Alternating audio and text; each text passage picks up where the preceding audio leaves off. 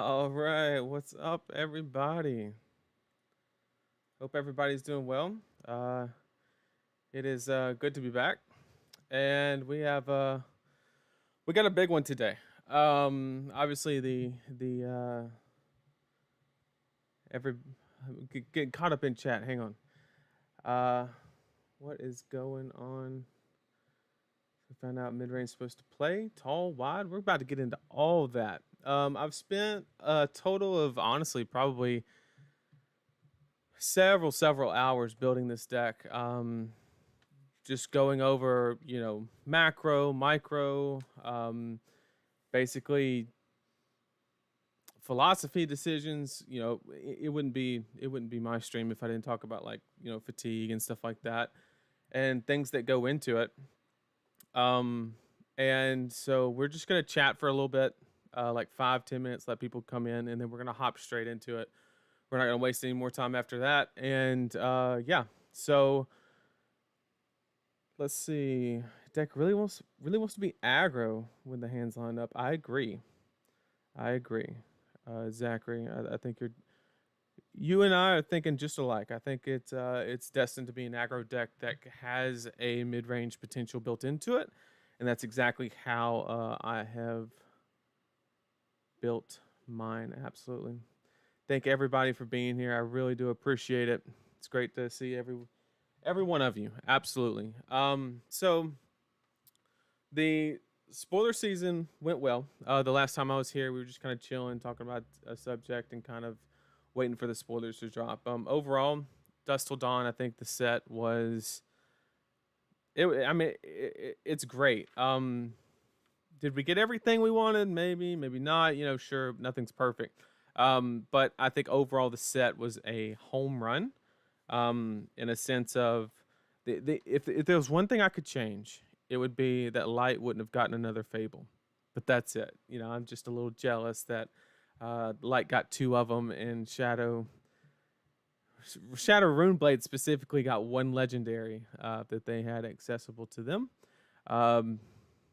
But we already have some very good legendary equipment, so we can't complain too much, right? So I guess we have to pick and choose. We can't win. We can't be the first place winner of every single set.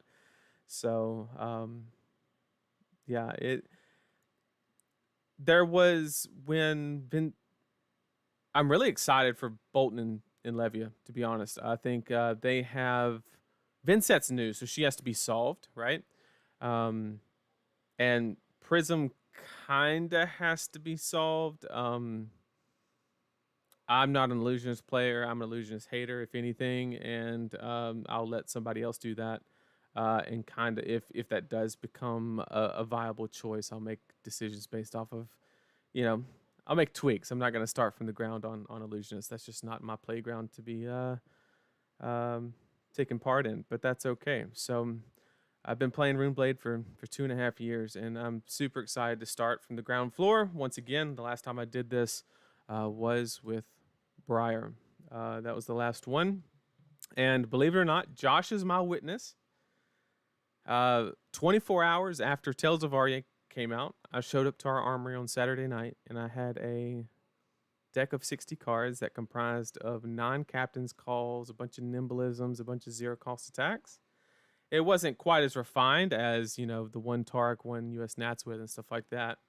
But I had the idea right? Like I knew that there was value in that type of deck and that type of construction, so we were able to do well there. So we'll go for a couple more minutes and let people kind of fill in before we jump in. So I'll talk about, I guess, the journey of trying to figure out Vynnset, because it was a doozy, to be honest. I got caught in all the spoiler hype, and I was like, oh man, this card's cool, and it's like the best thing ever. And I saw what was that card? Putrid Stirrings, and I saw that card. I was like, oh my goodness, it's like a Howl from Beyond on steroids, which it technically is, but like, I was like, maybe that's not the way the deck should be played. Um, and so I started really excited. And I thought she was like just way overpowered, right? But then, just like we always do after spoil season, we kind of have to we stabilize and we say, okay, what's really here? And we start digging, right? And my the first place that I started in deck building with Vynnset was it started on the control side, and I really because me personally, like if you know anything about my play style, especially with my Briar, I play way more 4 blocks in my Briar list than most people do. I prefer the ability to be defensive if the situation demands it. I'm not somebody that just likes to throw the cards down the combat chain and go as fast as possible. That's just not the play style that I prefer. I feel like I have more agency if I do something a little bit different. But of course, if something's so good, then you just have to play it that way, right? Um, so I started on the control side, and this brings me to my point of Vynnset and fatigue. Okay. This hero has to be built. Has to. There's no option. Vynnset as a hero has to be built with a sense of urgency.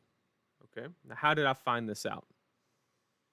Well, I built a deck with like reduced rune chance and a bunch of D reacts and I was like, you know what? I'll just like outvalue them. I'm just gonna play like technically 1 for 7s if you want to be but like technically it's not 1 for 7s because you're like banishing and there's external value that you have to incorporate into those calculations to actually get. If you play a read the runes in the next turn, you play like a big beefy 7. It's not a 1 for 11. It's a 2 for 11, and it's actually 2 action points and 2 cards for 11. But I started to go down the control route, and I ran into an issue. This was the biggest issue. Was you can't build your Vynnset deck with the mentality that I'm gonna force every one of my opponents into playing my mid-range game plan. Now, what do I mean when I say that? I'm saying that if you go into a match and your sole strategy is I want to block with 2 cards, play a rune gate. If they know what I'm about to say, you'll just lose. Okay? All your opponent has to do is swing their weapon and do nothing else the entire game. Okay? Now, I know that sounds, for some people, that might like, what is he talking about? That doesn't even make sense.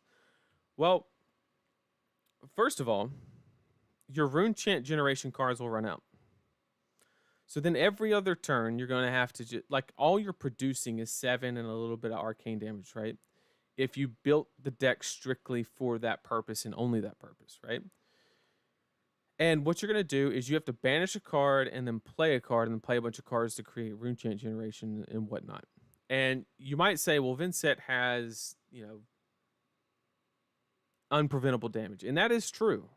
But it's only when you play a Shadow non-attack, which I believe there's only 9 to 12 that are even playable. That's my opinion. And with that being said, you're also walking your life down, right? So if you're blocking the opponent's weapon swing and sending a rune gate card for 7, then there's one card out in the middle of nowhere that's just being carried over, and you're not able to utilize that value. And you're having to banish every turn. It's a mechanic you can't get around. And they're just swinging a weapon every turn at no cost, right? Even if it's something stupid like a Rosetta Thorn or something, like it will eventually kill you. And so I couldn't find a way building that type of deck to combat that strategy. Your opponent just... Now, there's 2 ways to go around that, right? So I had to abandon the control strategy. So now you have 2 avenues that you can take Vynnset. You have 2 different avenues that you can take now, or that I think you can take. You can go pump the hell out of the rune gate attack, with like Howl from Beyonds and other. There's a few Shadow non-attacks that are worth playing that technically pump attacks, stuff like that, and they're fine. Or you can go more action point based Vynnset, right? But you have to be very careful if you go action point based Vynnset, because then you have to always ask yourself in your deck building process, am I just a worst Viserai? And to be honest, in the deck building process, that was the most difficult question to prove wrong. It took days to get. I mean, I realized very quickly that control was not going to work. But the not being a worse Viserai was the hardest point to prove to myself, and because if you think about it, there's a lot of correlation in Vynnset's hero ability and Viserai's, right? Viserai just gets value, theoretical free value from playing Runeblade cards, and Vynnset gets free theoretical value from banishing the card that she has to banish at the beginning of the turn, right? So it's very similar, right? But you have to say, okay, well, why am I jumping through the hoops that are RuneGate just to, let me turn off that autofocus. It is bothering me. Okay, we got that off. Okay, so why are we jumping through the hoops to execute this quote unquote RuneGate mechanic, right? What's the payoff? Okay. And it took forever. It took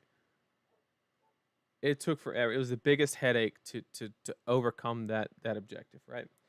And I think we got there. And the way that I was able to take an act. Okay, so let me step back for a second. So we're still on two avenues, right? The action point based deck or the go tall pump style deck, right? I didn't want to go pump style because of Illusionist, right? You do have a lot of poppers, right? But Dromai and Dragons, I mean, if you go the pump route, you're technically you're like playing Guardian that has to work for it. You're playing more efficient Guardian that has to work for it, right? Is kind of like the ball game that you're playing. And you don't have the same tools that Guardian has to combat Illusionist, right? Unfortunately, you have some poppers, right? But those are the cards you want to be playing, right? And it's very difficult to both. They come in handy in like a pinch, but like those are not cards you want to be popping with every single turn like a Guardian would. So I ended up going with the action point route. That's where I ended up landing with my list, and I'm still entertaining the pump route. I'm not completely abandoning it. I just think that the action point route covers more bases.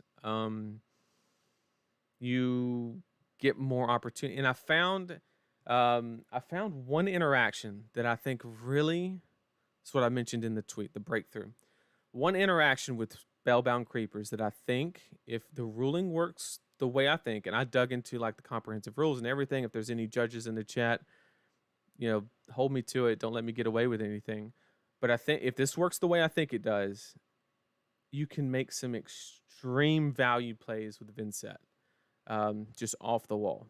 And it involves Spellbound Creepers and very specific cards.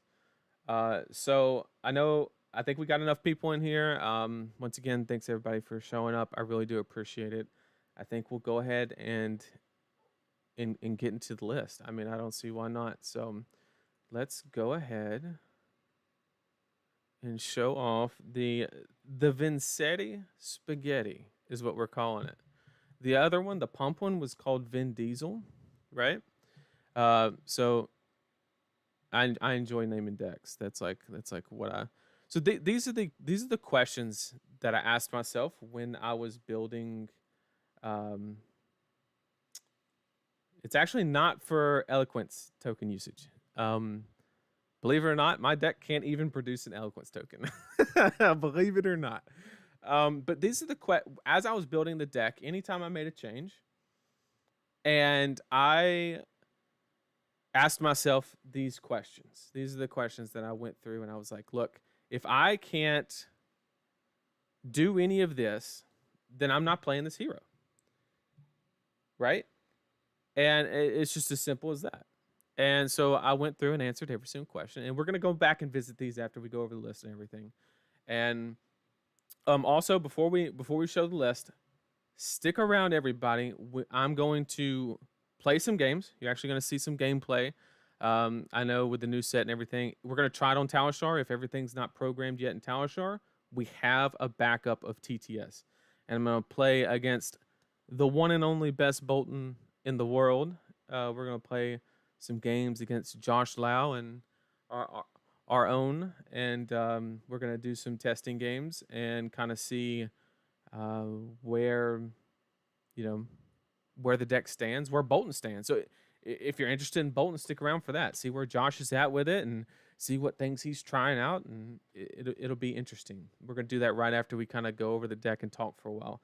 Probably be an hour or so before we get into any type of games or anything like that. Maybe even a little longer, depending on the discussion. Because I'm really trying to interact with chat on this one, because I want you guys to be saying, like, why is Seeds of Agony not in here? I want to go over that stuff with you so you can understand my thought process and why I chose to stay away from those cards and such.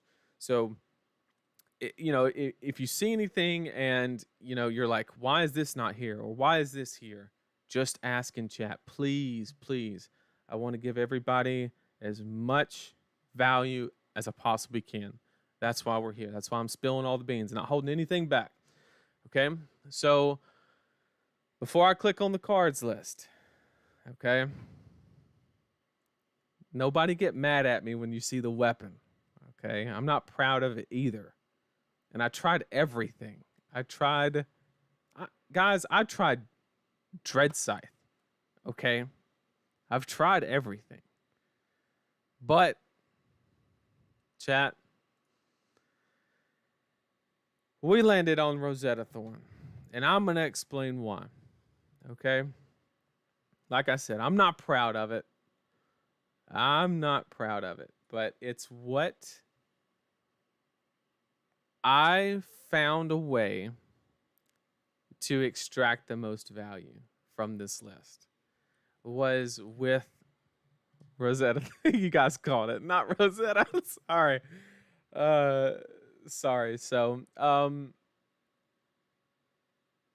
this is the reason. Okay.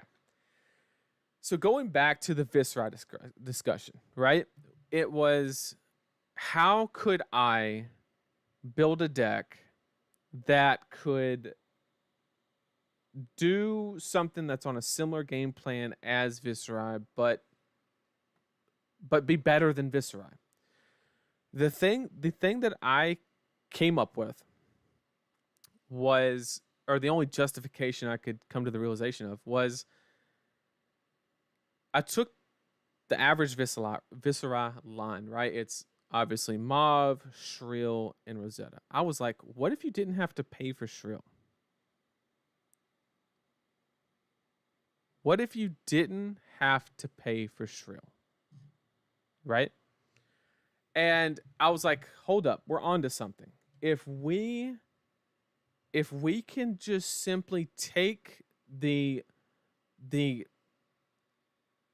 embodiment, no pun intended, right, of the Viscera line and just make it more efficient by reducing the blue card, then we have something that, can be more efficient. Okay. So, a good point, Zachary, on there not being yellow Deathly Whales, and that is on the table. Okay. The only thing in question is I have to get the ratios perfect before I start adding more 3 rune gates. And I'm going to explain the difference between 2 rune gate and 3 rune gate is astronomical.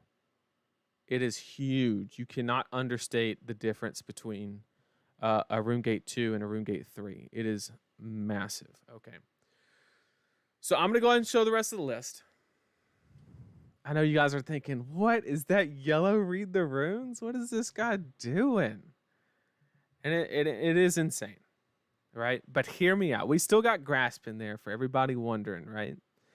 Grasp is chilling, okay? It's just a sideboard piece. And I'm going to explain all these decisions because I promise you, they have a lot of thought behind them. I guarantee it. I guarantee it. In fact, I was watching Vynnset stream earlier today, and I thought I was ready for my stream, and I was watching his stream, and I basically was like, just really impressed with like how much on-demand knowledge that man has on Levia. I mean, it's just so impressive, right? And so I went back. I thought I was ready for the stream, and I was like, I spent another hour just like going over everything and just like make sure I'm not missing anything. And I just wanted to.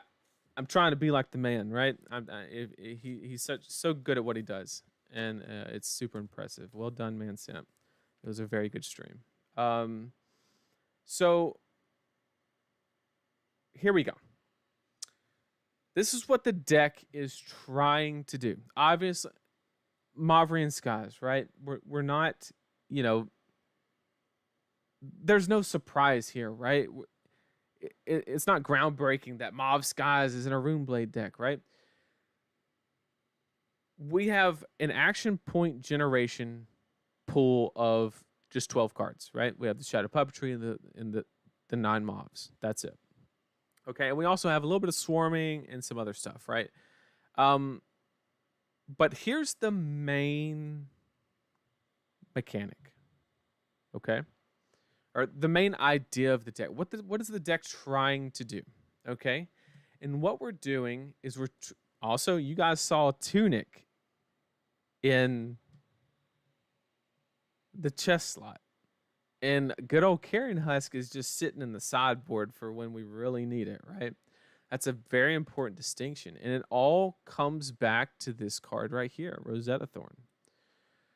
So when I was building the deck, I said, okay, I started where everybody started. You just put in like good blood debt deck and like go again, right? But I kept like running through lines, and I was like, why do I have go again? I had flail because the line of playing Maverian Skies into whatever Runegate card that you're throwing out at that moment into flail is like depressing. Like, it's just not, flail is not a terrible card. And technically in this list, if you really wanted to, you could take Rosetta out and put in flail and the offhand, right? Grimoire. You could do that, and it would still function very similarly, and you would just use the Tunic counter for the blessings and the incantations, right? And then also the envelops, right? That's what you would use your Tunic counter for. But I came across this situation where I kept having go again, but I didn't have a way to execute value from the go. I didn't understand why I needed go again. Dread Triptych was in the list. It got cut, and I'll explain that. I'll explain why. The idea of this deck is to never pitch a card the whole game, or very seldomly do so. I don't want to. That's the wrong way to put it. I don't want to. The idea of the deck is to not have to pitch for 80% of its lines. That's why we're only running, barely any blues. We're literally running 7 blues and about 8 yellows, right? The idea is we're not pitching. That's how we are being a better Viserai, is by saving on the pitch, okay? And then if we have any card in our hand after the transaction is done, we can always convert it into 4 damage no matter what. No matter what, okay? Here's the line that broke Vynnset for me. Okay, now I hope there is a judge or two in chat that can confirm this, but I dove into the rules and I'm going to show you exactly what I looked at and how I think this interaction works. Peter, if you're listening at locals, this is what I'm talking about with the creepers. Okay, so this is why I'm running Spellbound Creepers, and what it provides the most insane value I've ever seen in a deck. Okay. This is what we're doing. We're going to utilize Spellbound Creepers preferably 2 to 3 times per game. And there's a couple ways that we can manipulate that. And we're doing one certain line that involves Spellbound Creepers and the Rosetta Thorn. Okay? Here's what we're doing. We are going to play a Runegate card that has Go Again via Mob Skies, whatever. Say we had Rune Chance. Does not matter. We took a turn off, made a Rune Chance, whatever. We had enough to execute the Rune Gate, right? And we play a Deathly Delight or whatever the case may be for free. So we have not pitched a card. So we got Mob Skies or some source of Go Again into a Rune Gate card. Here's the value, okay? What we're going to do is we're going to activate Rosetta Thorn. Then we're going to utilize the layer step in the combat chain, activate Spellbound Creepers, play a Read the Runes or a Blessing, whatever they prefer. 9 times out of 10, it's going to be a Read the Runes. And what that's going to do is run a check. Even if we didn't play a Mob Skies and we played like a Go Again. See, we can do it with the Go Again off the Mob Skies, but even if so we have the Go Again, and we have the action point we have the action point after the Rune Gate is executed, and then we activate Rosetta Thorn, and we are going to activate we're going to Spellbound Creepers in or Read the Runes after the Rosetta Thorn resolves. And if you are in one of those weird situations where you have to like play a pump into a Swarming Gloomveil, this also works. And the key is we're executing value from the card in our hand, but we are also banking the Rune Chance for the next turn. Okay? Now, if there ever comes up a situation, one thing that I've been trying to play with is if there is a situation where you can play a card that gives Rune Chant on Go Again, or a card that gives Rune Chance that has Go Again, you can basically play the... Well, that one wouldn't work either. So that's the main line, is the Read the Runes into after the Rosetta Thorn. Okay, now what does that do? Why is that so great? Well, let's look at the line. So Mob Skies into Runegate, that's 2 card investment for anywhere between 5 and 7 damage with an on hit. Okay, and then we are going to pitch a blue card, or yellow card, doesn't matter. Or it could even be a Tunic counter in a red. And we're going to play that Read the Runes after the Rosetta swing. So we're going to get value from our pitch. We're not just ending with a Read the Runes on the end. Because that's not... that you could do that, right? You could say Mob Skies into Deathly Delight into Read the Runes. But you don't get as much value when you add the Rosetta Thorn. The ability to add the Rosetta Thorn and then flash in the Read the Runes... Because if you look at a lot of unless you run cards like Seeds of Agony, it's very hard to utilize creepers and give action points, right?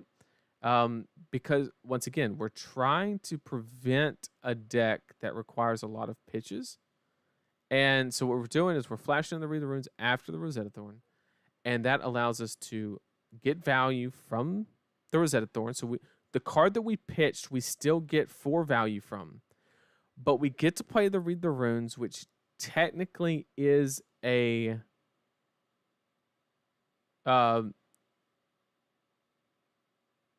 yeah, turns on Thorn and then doesn't pop the rune chant. What I looked into is this would be like a weird situation if you didn't have Go Again or anything, but you have like the layer step, right? And you can act the rune chant trigger. If you look at what rune chant says, right? It says when the ability, they did an errata on it recently, is why I had to look so hard into it just to make sure that it's niche. But because the attack has Go Again, this part doesn't really matter because you've preemptively played a non-attack, right? But where it gets hairy is if you play what's the RuneGate card that has Go Again built into it? I forget what it is. But if you play a Go Again attack, but you haven't played a non-attack, what you can do is you can still flash in the Read the Runes and still get value from the Thorn. And I'll show you how to do that. So the rune chant says destroy the rune chant, but it says when you activate a weapon attack. Okay, so when you activate the weapon attack, it goes on to the stack. Okay, but then after that happens, there's a priority window. Okay, and during that priority window is when you can flash in with your spellbound creepers, read the runes, right? And that would allow you. That would allow you to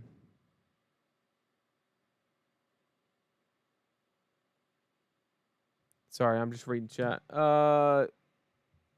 Yes, I'm saying 90% of the time you're playing Read the Runes at the end of the turn as an instant. Yes. However, there are niche situations where you have Go Again, but you haven't played a non-attack. And that's where this ruling comes in. Sorry, I kind of explained that kind of bad. But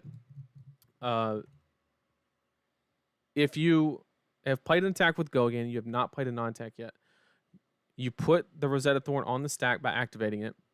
Then you have the layer step, which you gain priority. You flash in the Rosetta Thorn, and then you have the attack step, which is when it becomes an attacking card.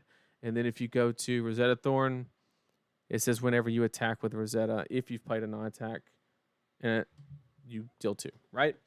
So you're not giving away useless information because, like I said, this ruling instance is only if you have a Go Again attack, but you haven't played a non-attack. I just stumbled at the beginning when I was explaining it. Yes, the first instance when I explained it is just playing Read the Runes as an instant at the end, right? But in this situation, if your attack has Go Again, you have the ability to, during the layer step, flash in Read the Runes. And the most important part is it will not run the check for the rune chance, right? You keep the rune chance. So you get the full 4 value from the Rosetta Thorn, and you bank the rune chance, right? I'm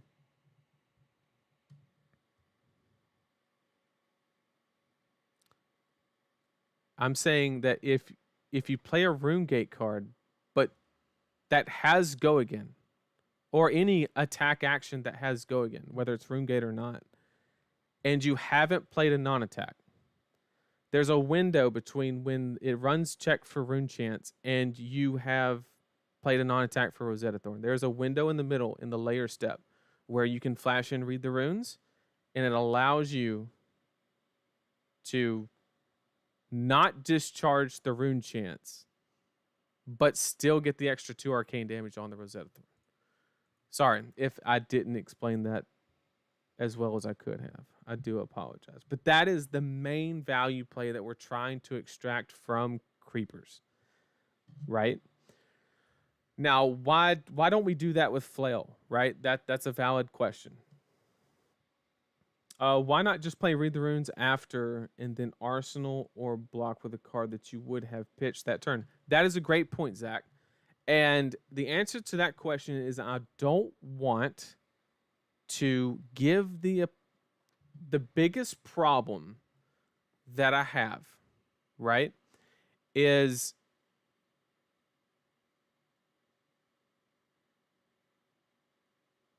Mr. M, only if you have Go Again RuneGate. Yes, I do not have Go Again RuneGate, but this also applies to anything non-RuneGate.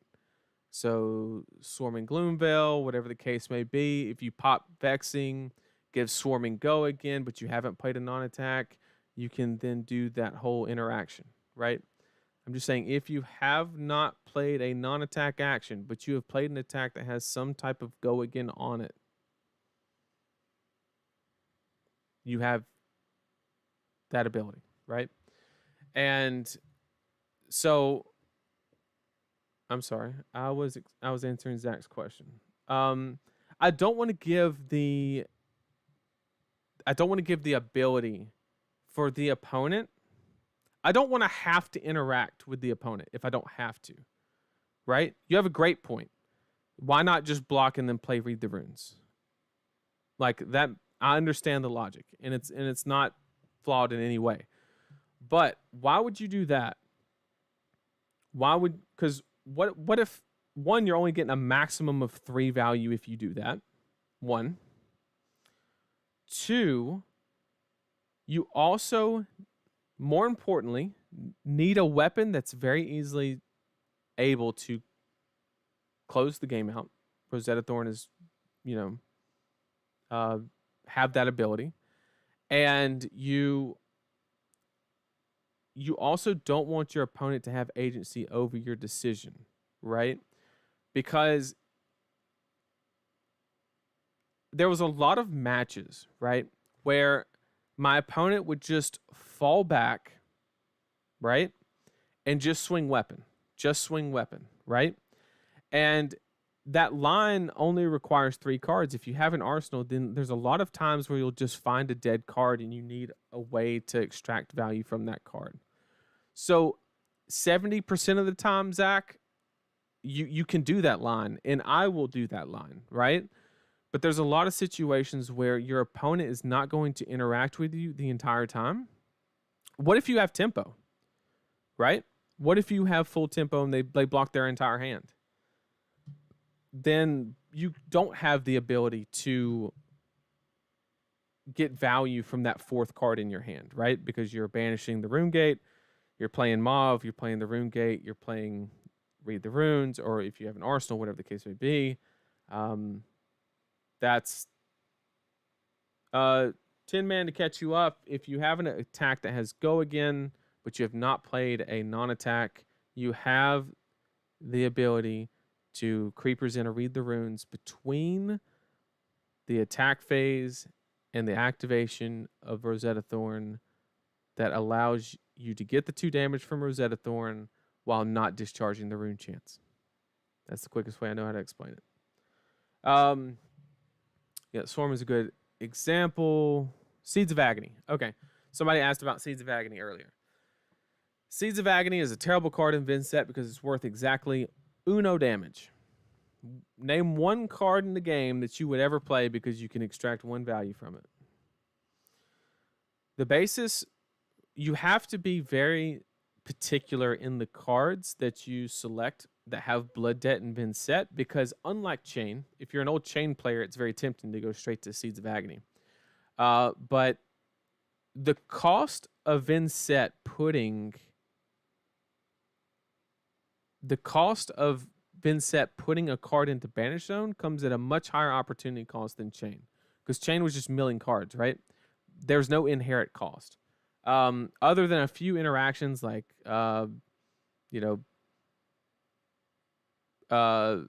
what is it? Shadow of Ursur, or I don't have that in my list, and I'll explain that one as well on why I don't. Shadow of Ursur, and you have Buku's Ways, right?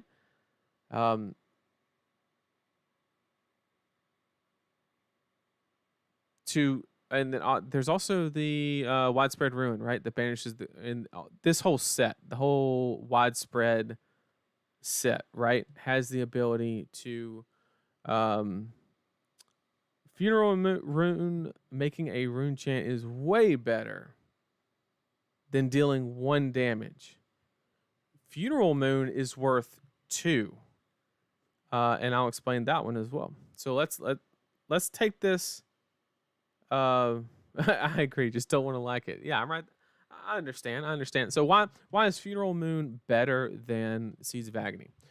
Well, Funeral Moon opens up the line where you can block with 9 cards. You can play this or not play it, but banish it with Vynnset, right? So 1 rune chant. You have not played this card. On the opponent's turn, you make sure you take at least 1 damage, you execute it, that takes you to 2 rune chants. And at the beginning of the next turn, you can banish from hand, and that is your 3rd rune chant, which turns on all of your RuneCape mechanics except for Widespread Annihilation, which does come at a cost of 4. Okay, so with another thing, somebody mentioned, what's the difference between RuneGate 3 and RuneGate 2? Okay, so you have the standard line in Vynnset where you can always take a turn off if your opponent allows, right? You obviously don't want to do this if you have tempo.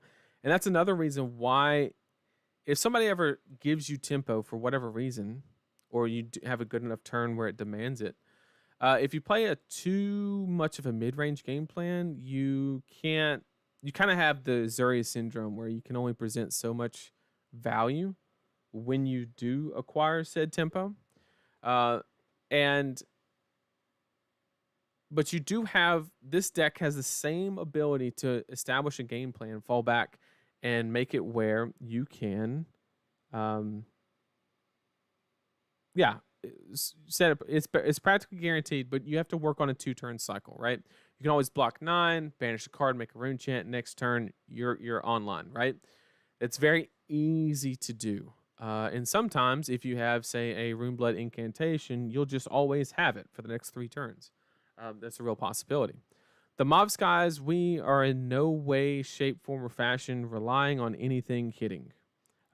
Grasp. Okay, let's talk about that. Let's talk about why I have Vex and Cool Hand sitting there over Grasp. And the answer to that question is interest in a Wild Oblivion. Turns out they're for the exact same reason. I don't play Vexing for Oblivion. It's just one of the lines, right? Grasp is terrible in Vynnset because you never want to spend a whole card. Never want to, because the hero ability is not a May, right? So the only way that you would use Grasp is you have to pitch an entire blue so you can never get to RuneGate 3 off of 1 blue unless you don't attack, right? So the line would be do the banish with Vynnset, make a rune chant, pitch a blue, make a rune chant, and then pass, right? Because if you do anything else, you will discharge the rune chant, right? And that cancels out everything you're trying to do. And you made a whole 1 damage off of 1 card. It's just not the value that we're looking for. And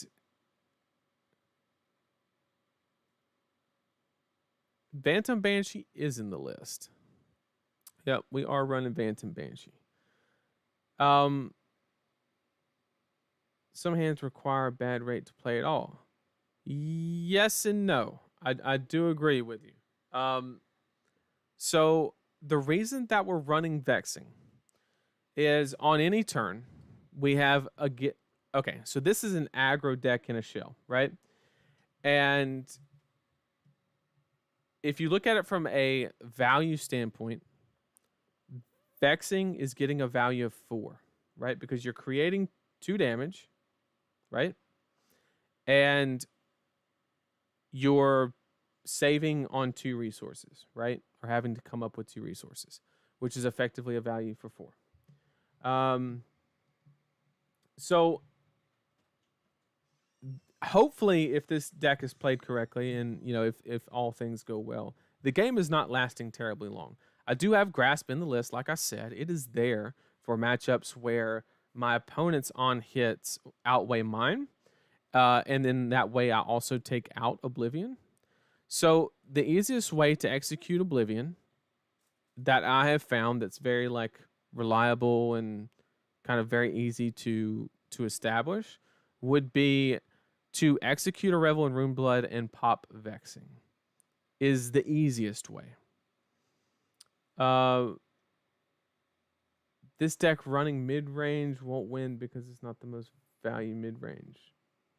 Right, correct. Yeah, this is an aggro deck that has the option to take some mid range turns where it blocks down, sets up a little bit, and keeps going.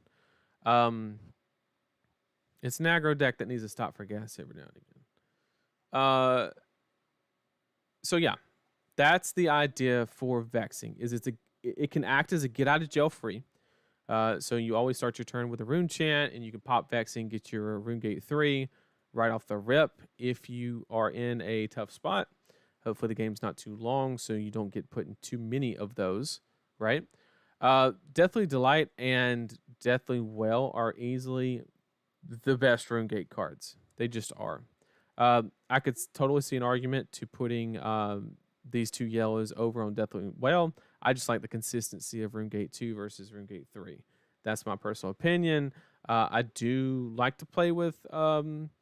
also, because I'm running Thorn, the value on Deathly Well is diminished because it's going to be very rare that I'm going to be able to play this Rune Gate card, get the Rune Chants, right?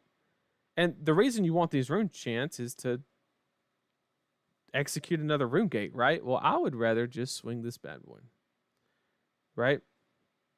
That's just better. So Quill Hand into Creepers plus read the runes with an attack on the layer step also works, right? That would be 2 with an attack on the layer. Yes, that would work because you would have to do it on the rune chant. The rune chant becomes a trigger before before you are attacking. It says when you have attacked. So the rune chant trigger happens before you are officially attacking, which means that would not work, Reese. I'm sorry. It would not work. She feels best when played as a guardian. I've tried that, and it's not bad. I've just had more success with this. You attack when you reach the tail. Yes. Cool hand in action. Yep. Okay, so we'll keep going. So this just acts obviously as just a way to push a little bit more damage.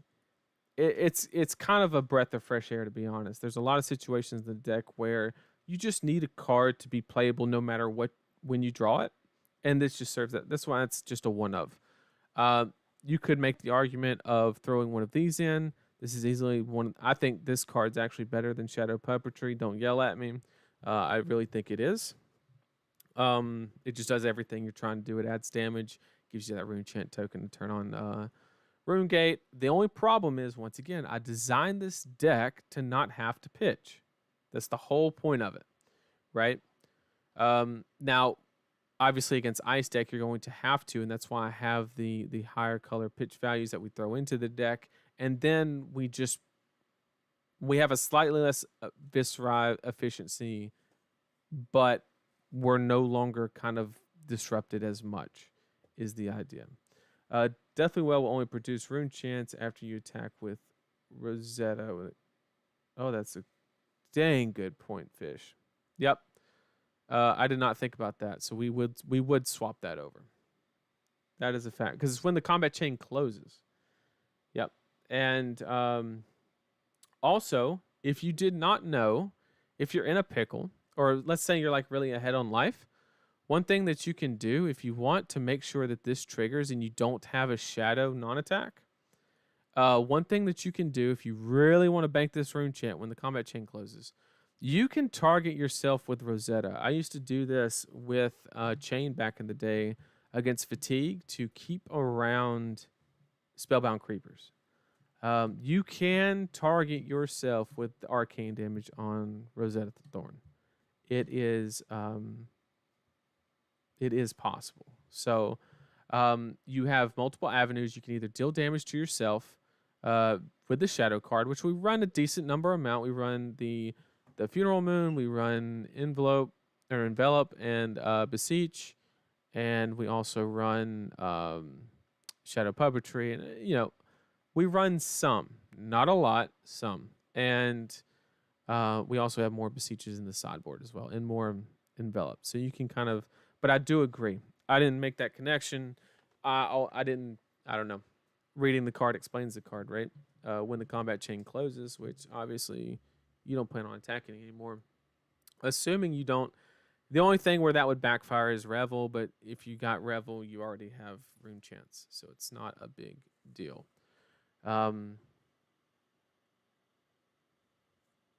Actually, that's kind of hot. I just thought about it. Deathly Well, creating 2 Rune Chance, Revel into Oblivion. That's kind of neat. Let's see. Let me get caught up in chat. You need to deal damage to yourself to get both. Yeah. And you can do that with Rosetta Thorn. You can do it by playing a Shadow and activating Vynnset. Yeah, you only get 2 damage if you damage yourself. Yep.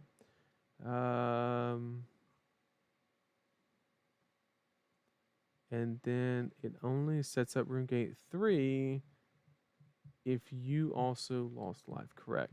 100%. Which is kind of why I prefer Runegate 2. It's just so easy, right? And actually, no, it would... yeah, you're right. It's definitely a better line if you used Shadow Puppetry. Free to go again. Yep. Agree. Thoughts on Art of War and Vynnset? I'm not a fan, right? Well, okay. Let me give you a better answer than that, right? Art of War in this deck, I don't like it because once again, the whole premise of this deck is to take the value of what would be a pitched card and extracting value from it without pitching it. If you play Art of War, you are pitching a card. That's not what we're trying to do. Our bread and butter play is going to be Mauve Skies, Runegate, Tunic Counter Rosetta. Mauve Skies, attack, read the runes. Mauves, you get the idea. Like, we're trying to play the efficiency as efficient as we possibly can be.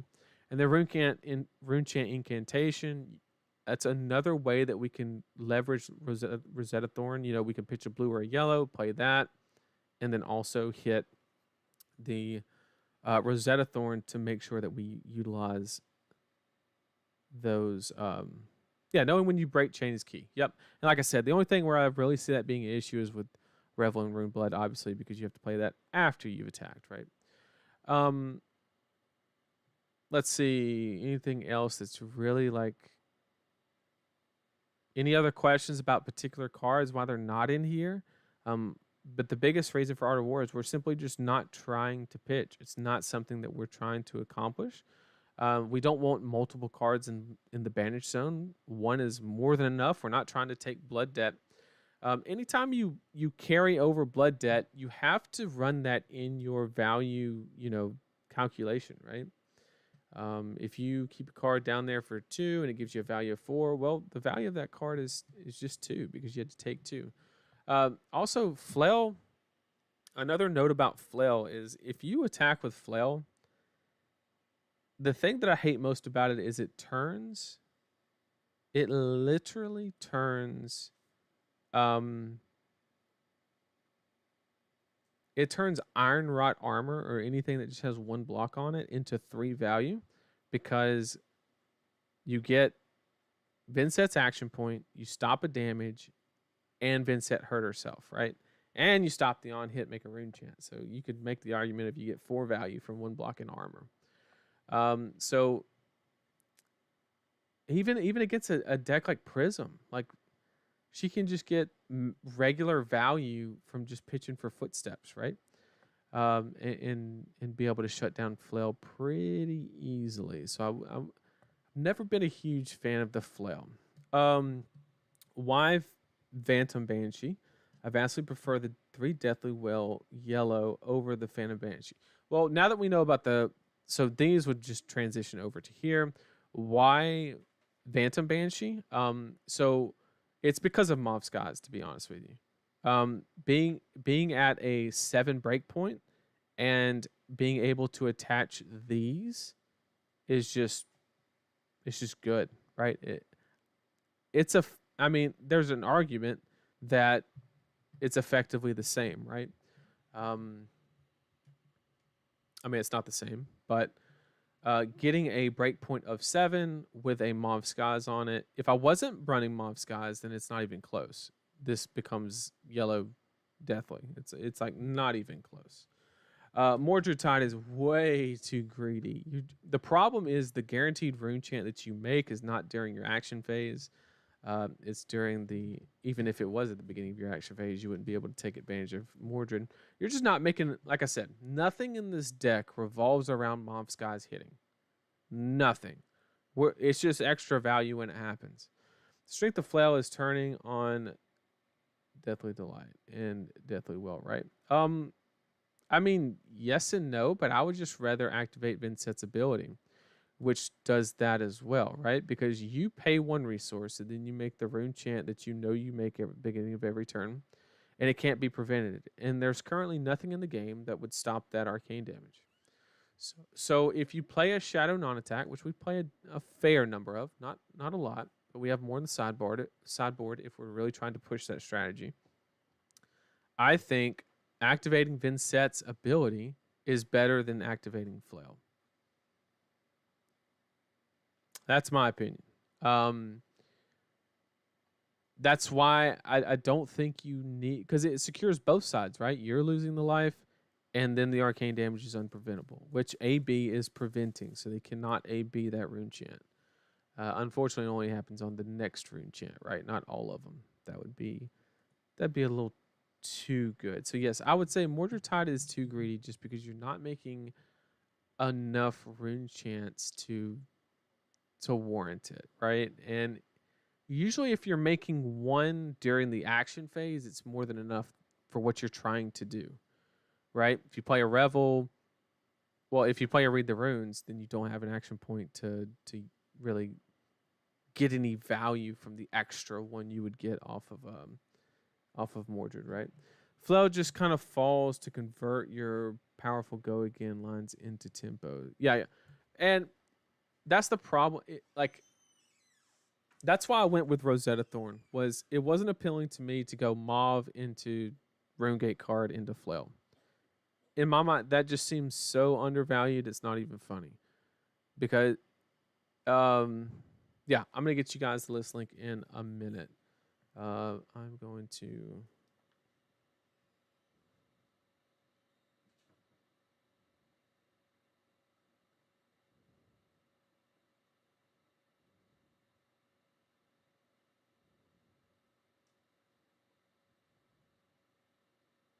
Yep, I'm gonna post the link in a little bit. So yeah, are there any other questions on the list? Ask me. Why are certain cards not included? Why did I go with this, not that? All is welcome.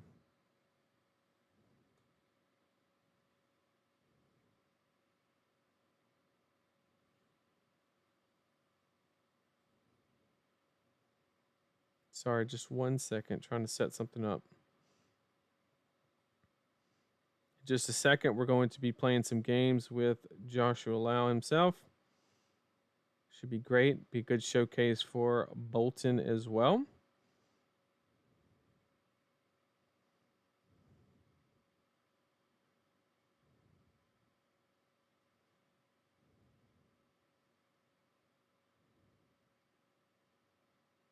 Okay, almost done.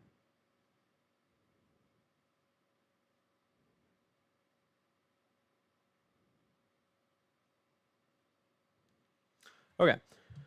Reduced to rune chant. That's a great question. Fantastic. And it was in the. Sorry, let me start at the top so I don't get lost. When can we see some gameplay? We're about to do that here shortly in about 10 minutes or so. We're going to do some games against Josh on Bolton. He's going to be trying his new deck. I'm going to be trying mine. There is the list link if anybody is interested.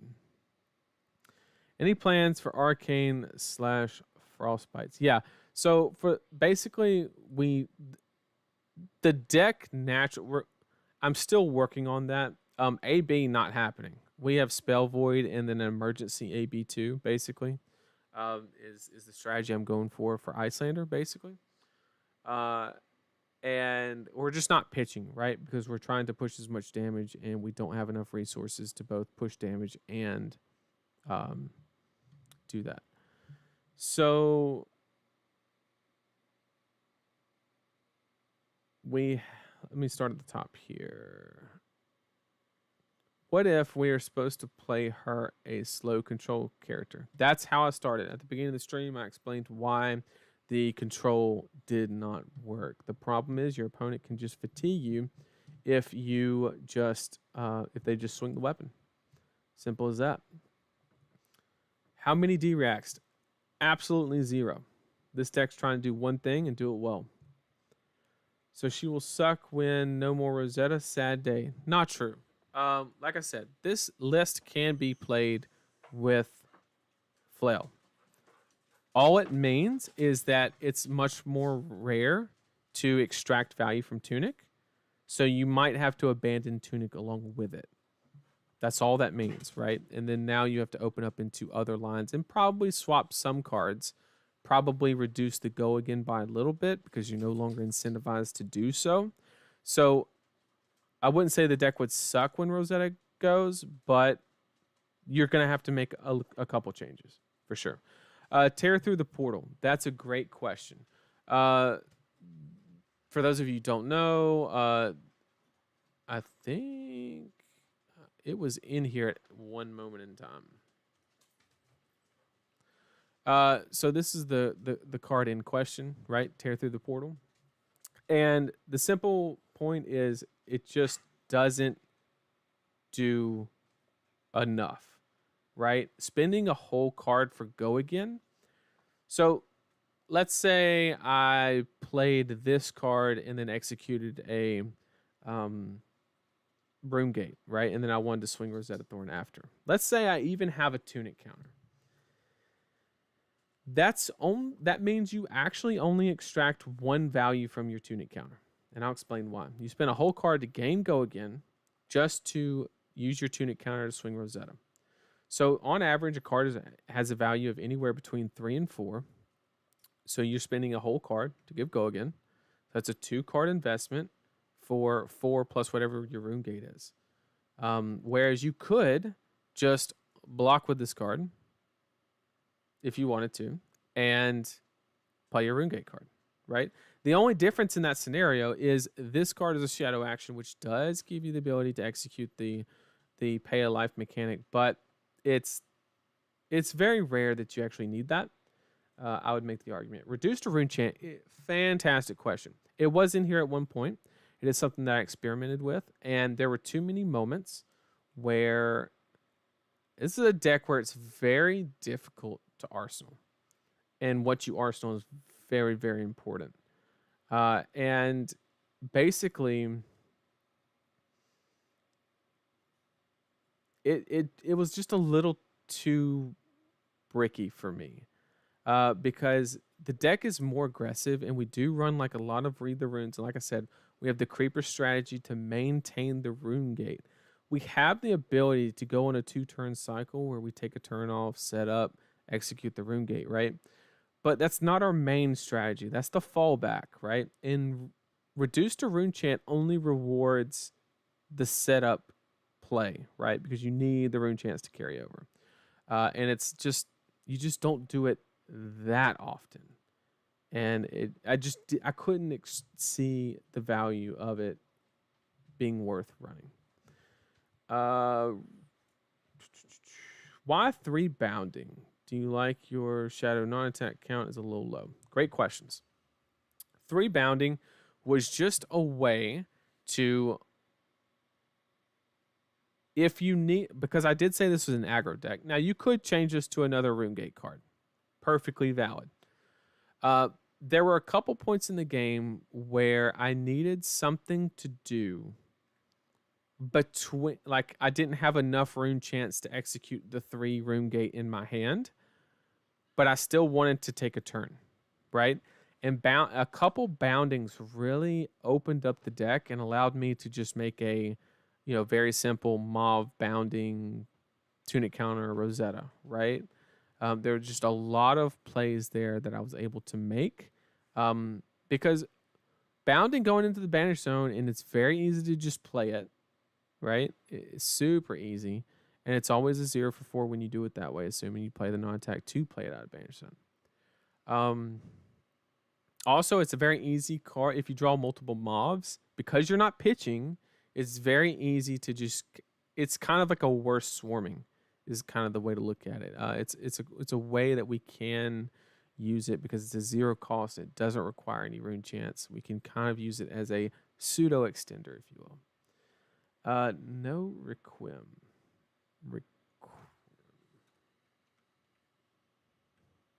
Yes. So why are we not running this card? And the answer is that, okay, so basically why you wouldn't run this card is basically why do you not want an elegance token? It's basically the same question. And the answer to that question, and I know it looks bonkers because you see that I have 6 copies of Read the Runes, right? And the idea is, well, that was good timing. What's up with the bounding demigod? I just went over that. But we don't want these cards to have go again, right? Because if you play the only way that you would want the go again is if you played it before the rune gate. But the deck is designed to have the rune chance there in a way, whether it be blessing or the incantations or the multiple read the runes, right? And it wouldn't be a bad addition. And I did try it. The problem was there's a lot of lines where it just simply doesn't require. And what I found myself doing was putting this card in the banish zone. Like, oh yeah, man, when I draw this read the runes, like we're going, right? And I just wouldn't draw it. And it would just sit there and tick away at me. And I would just have to burn it, right? Or lose life. And I never found, because the problem with Vynnset is you need to draw the hand and be ready to go. It's very difficult to set things up in this deck because how long we've been going for? About an hour or so. What's up, DM Armada? Good to see you, boss. Let's see. So that's the idea on Requiem. It was just a little too situational. Is it a bad card? Absolutely not. It just got a little clunky, just like DM Armada said. And not only that, but the way my brain works, I get too married to that card, and I'm just like, man, I want to, keep it there because when I draw the read the runes, and it just never came. That's the problem. So, let's see. Yes. So Valrek, good point on you could just convert the Rosetta to Reaping Blade. Before I get there, Valrek, let me, yeah, Tremor is just worse. Phantom. Yeah, Fish answered that one. It's just worse. Phantom Wraith. If you couldn't use Rosetta Thorn, what weapon would you use? You'd have to.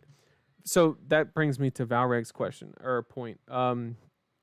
With the same pitch curve, which is basically a non-existent pitch curve, you could absolutely use Reaping Blade as another strategy, which is an extremely valid point. The only difference, the main reason why I'm leaning on Rosetta Thorn so much is the ability to close out a game. I'm predicting that the meta slows down a lot, and I need the ability to close games out. I really think Defensive Ninja is going to make an outing, and Rosetta Thorn I think is going to be a great way to kind of just deal with that. I am going to be playtesting some games. DM, are you going more wide with this version? Absolutely. We're all about the action points. Let's see. Tear looks like a commoner card. So that is, I kind of mentioned it earlier. Tear. That's the one that we've already went over. I thought you were referring to Besiege. Sorry. Yeah, it just wasn't worth it. I don't like spending the whole cards for action points. Mob is the exception because you also transition into an on-hit effect, which you can extract value from. The bounding, already went over that. It's a good pseudo extender. It's also if you ever get in a position where you need to block a couple cards, it's very easy to give up 2 Mauve that Tunic Counter Rosetta. Very good value. Time to dust off the Centauri Sabers. Yeah, just to get flick-flacked. Just to get flick-flacked. What do you think of Revel? Sucks to kill all your rune chants for the next turn. That's a fact. That's why there's only 2 of them. And I started at 3. I went to 2. I went to 1, and I went back to 2. So I'm very divided on Revel. I think there's been too many times where I've been able to execute this card off of the Revel and Vexing Pop line, and yeah, so that's kind of why we're not cutting them. But it's the best Arsenal card in the world. Holy cow! Just being able to just sit on it, like the deck's not in a hurry to swap out the Arsenal for anything. Like there's no like super high value targets that you're trying to set up, so like you can very easily sit on the Revel for like quite some time, and not really get punished unless CNC comes or something like that. Invert Existence is solid. I don't hate it. The only problem with that one is it's a no block. It's a no block and it costs 1.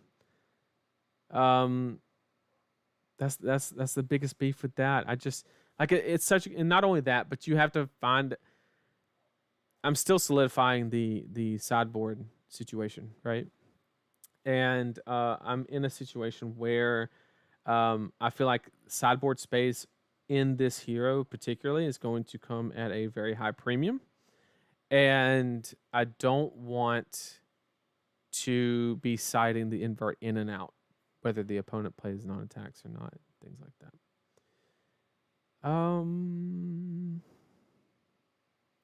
I guess you could invert yourself, but once again, we're not trying to do that. Defensive Ninja, yep. Centauri Sabers, good luck with that one. Flick Flax a card. Cool. What I've been doing with her, the fast pew time. Yep.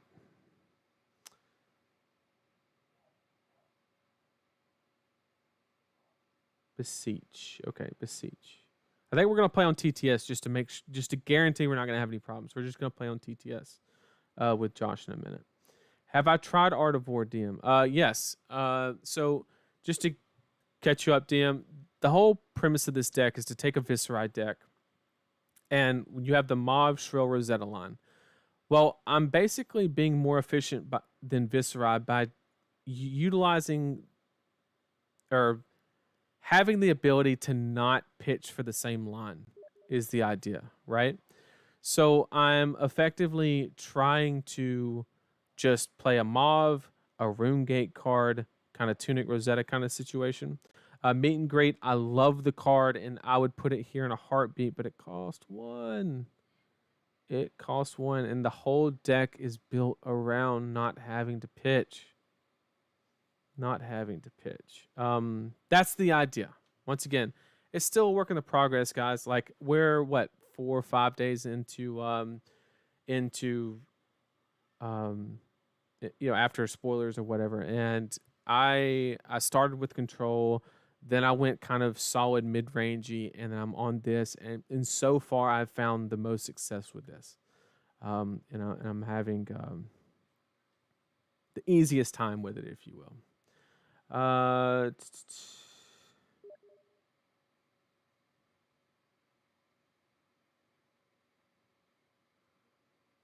Let's see. Did you consider Chain's specialization, aka Charter War? Yeah. We already went over Art of War. It cost a pitch, and we are trying to so with Vynnset, it's not just rune chant generation, but the point in which during the turn you actually generate said rune chant. Um, anytime you can generate a rune chant after the combat chain is closed, it comes at a premium versus anything generated during. Or if you extend past when you generate the rune chants, then you get diminished value.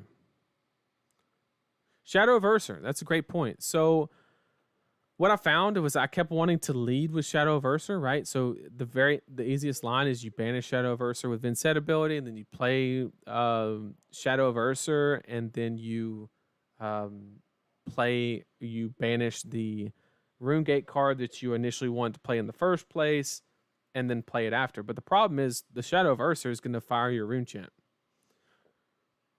So there's like a conflict of interest there. Can it find its way into a deck? I mean, it's a blue block 3 that has a solid ability. I think if you really wanted to make it work, you can. I just haven't found a lot of success with it, to be honest with you. Tried Go Away, tried Art of War with generic attacks, and neither of them felt good enough. Yep, that's where I'm at. I tried everything before I touched Rosetta. I said I'm not gonna just do the most basic rune blade thing ever, but unfortunately, this is where we fail. I apologize, but it is what it is. It is what it is. Okay, so we are going to hop into some games with Josh. Let me get that set up for everybody and get that going.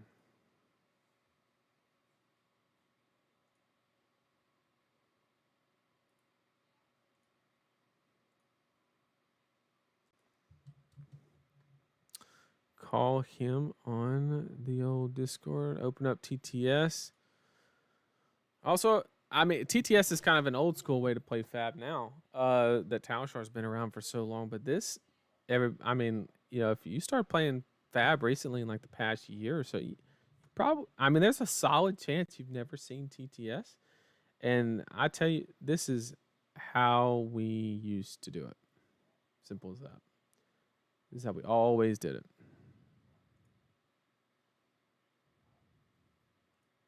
Hello, hello.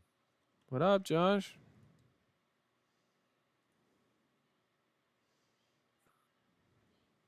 Oh no, I can't hear you. What's going on? I can hear you. Sorry, Josh has got to fix his audio real quick. He can't hear me. This happened earlier when we recorded a video.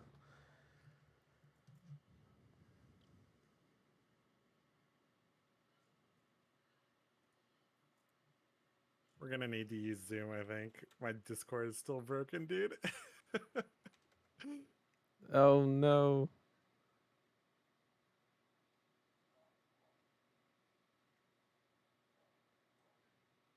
One second, stream. We're getting Josh's audio solved. I think we're gonna have to go into Zoom so he can.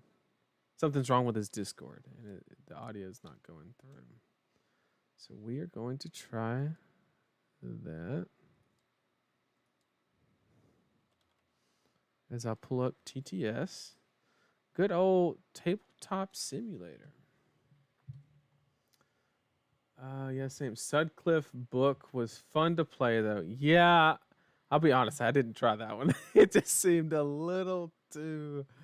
He 100% muted you. No, we did a private call, and we recorded a couple YouTube videos earlier today, and it was the same problem. We had to go on we had to do a Zoom call to get it working. So we're gonna try that. We're gonna try to go into Zoom.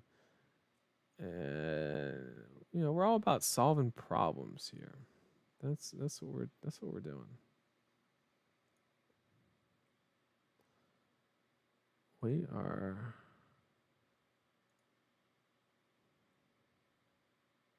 recording in progress. Okay, can you hear me? Yes, I can. Okay. Great. Let me see if OBS is Everything works. Okay, and OBS chat, just confirm for me if you don't mind that you can hear Josh's beautiful voice. Hello, YouTube chat. Yeah, How's it going, YouTube? OBS hears him, but I just wanna double check. I'm not exactly an OBS expert by any means. Mm-hmm.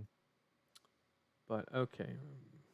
I remember the days I used TTS, but those were the days. I tell you what, all those online armories and stuff, and we would either do webcam or like TTS. And okay, everybody can hear you. We are good to go. Great. I just need to change what screen Okay. I'm sharing.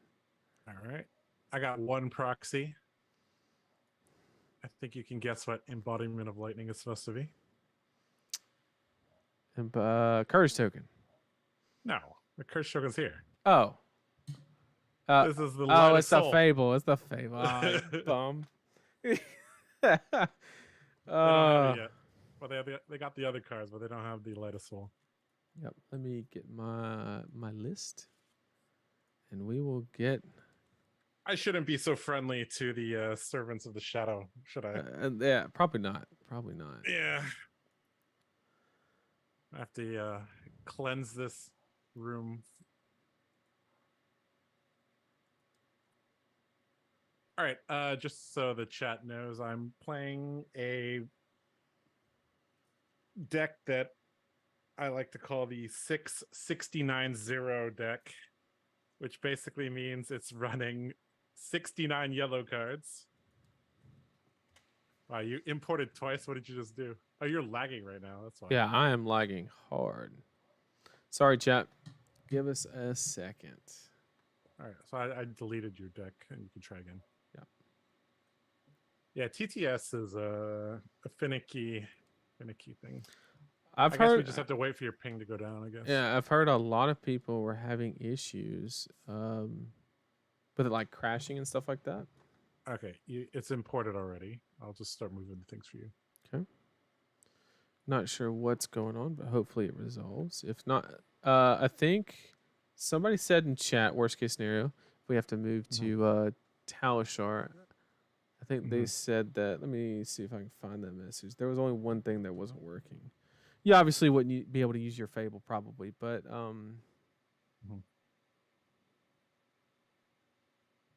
I don't know. Somebody said there was only like one card not working.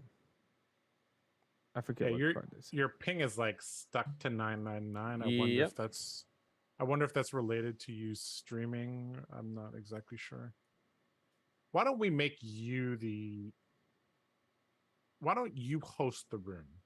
Sure. I could try to give you host, but we could try to give you host, but try it. What's the worst that can happen? I think you might just have to host the room yourself. Okay. Well, the worst that can happen is the room freezes. Do you have the mod? The mod is the Flesh and Blood Ian TCG mod. I have the one I used forever ago not the one with the Katsu, the one with the Dustil Dawn. Here, I'll send you the link. No, I don't think I have. You think that's the problem? No, I don't think that's the problem at all. Copy. Oh, we're back. Okay. Oh, okay. This is fine, actually. Okay. So the problem was I wasn't still host. I'm still the host. It says. I don't know. It's stabilized. But okay, your ping is fine. So we'll just. Oh no. Nope. Nope. Let's try it again. All right. Hold on. Okay. Here is the link to the. 1 second, chat. We're gonna get this. All right. There's the link to the mod. So go subscribe to that mod and then host the server, and then I'll join the server. Sure. I'm just chilling in the main menu right now.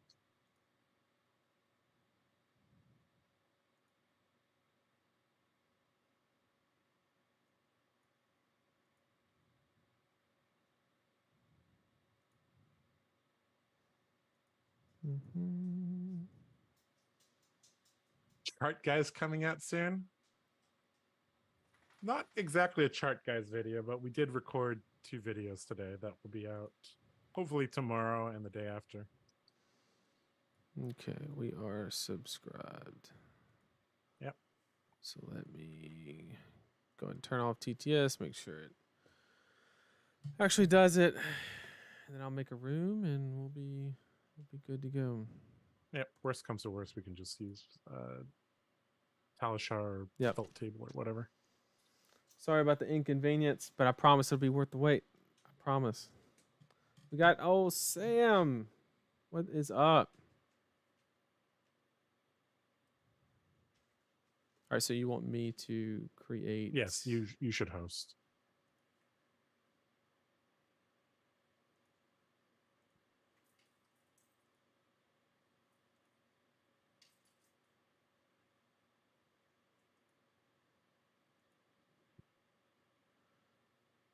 Okay. Is Bolton A tier now? I have no idea, but there's like at least 5 different decks that are running through my head right now that I need to test. Right now, I'm testing the yellow-based build, which I think is the build that probably will be the most popular build. Oh, the difference is the tokens and everything. That is way better. Holy cow. Yeah, and the guy updates it. Fabadab Way. dab, I see it. That's it. Fab dab. Connecting, it that one. says. Oh, there we go. Okay, great. Except I'm on the wrong side. Get up. I'm not playing on Shade's side of the table. What is happening? Why is it not? I see you as a 93 ping, so it should be okay. It's Top not. right, It's not change your showing color. TTS. It is not showing TTS. I don't know. Let me refresh your stream. Oh, under OBS, you're going to want to show the either window or display, depending on what you're doing. Which mod actually got updated for TTS? That is the Ian TCG mod. Sure, I will post that in the chat for you guys. There you go.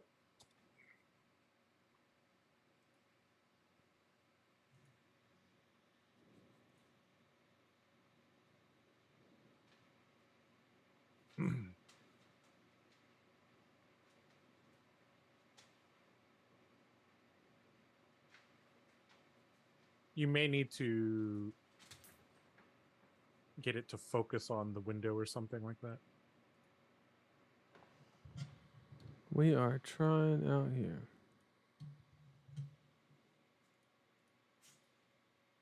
We learning today, chat. We learning.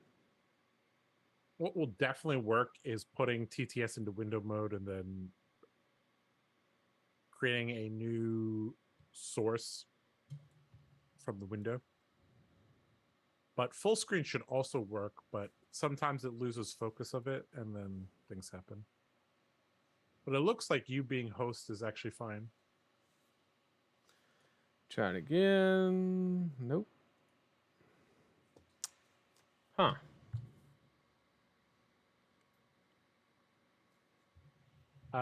So what you guys can do, what you can do is put the game into windowed mode and then create a new OBS source, which is a window capture, and then resize it.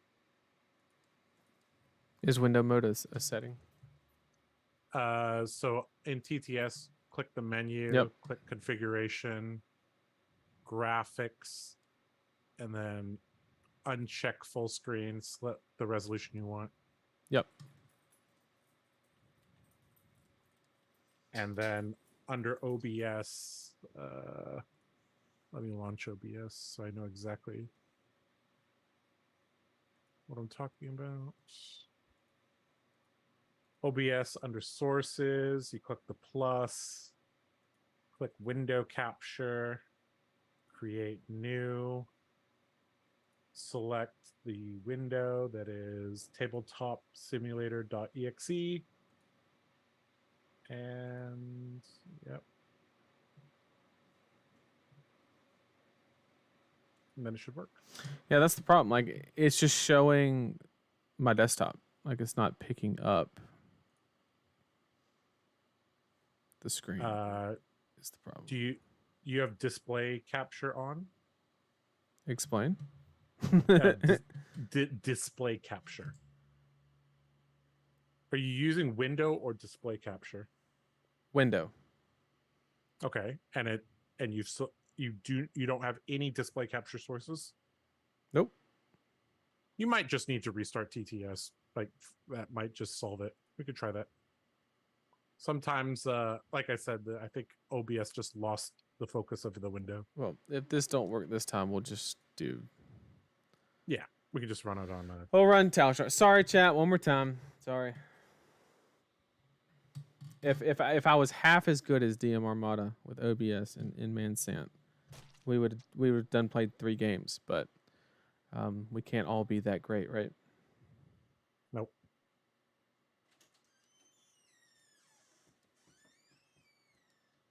Okay, the game is created. Let me try to share.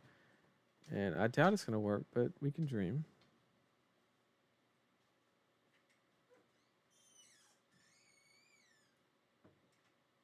Make sure you've selected the correct scene and the correct sources are visible under OBS. Yeah, now it's showing, but it's just showing Berserk games, like the like the intro when you pull it up. Doesn't make any sense. You're running it in windowed mode and it's still doing that? Yep. That is very weird.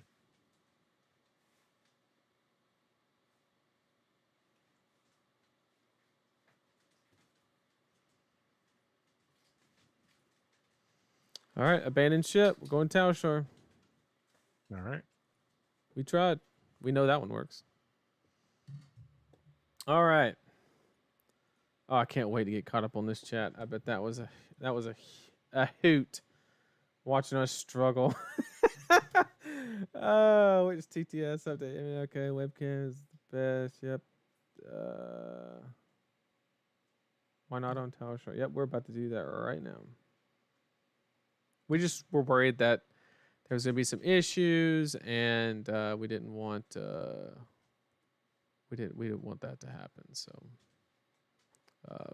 but we will figure that out. So, just send me an invite, and I'll send you one. Yeah, that's fine.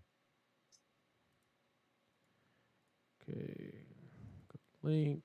You said there's gonna be no Light of Soul, but that's fine. It has to be open format, right? I'm assuming. Yeah, I think so. It would make sense. Best efforts. There's so many people testing Vynnset compared to the other 3 heroes. Oh, There's only 3 people testing Bolted. Oh no.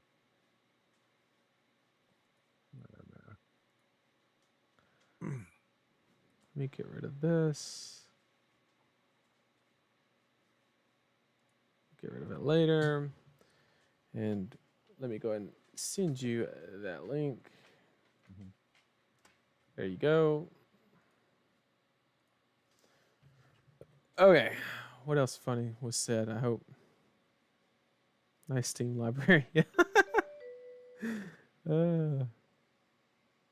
Which mod? The combination of Soulbound and Versus really gives new legs to Bolton. Absolutely. All right, chat. I don't think I'm supposed to run 64, but I don't know what to cut, so we're just gonna run 64.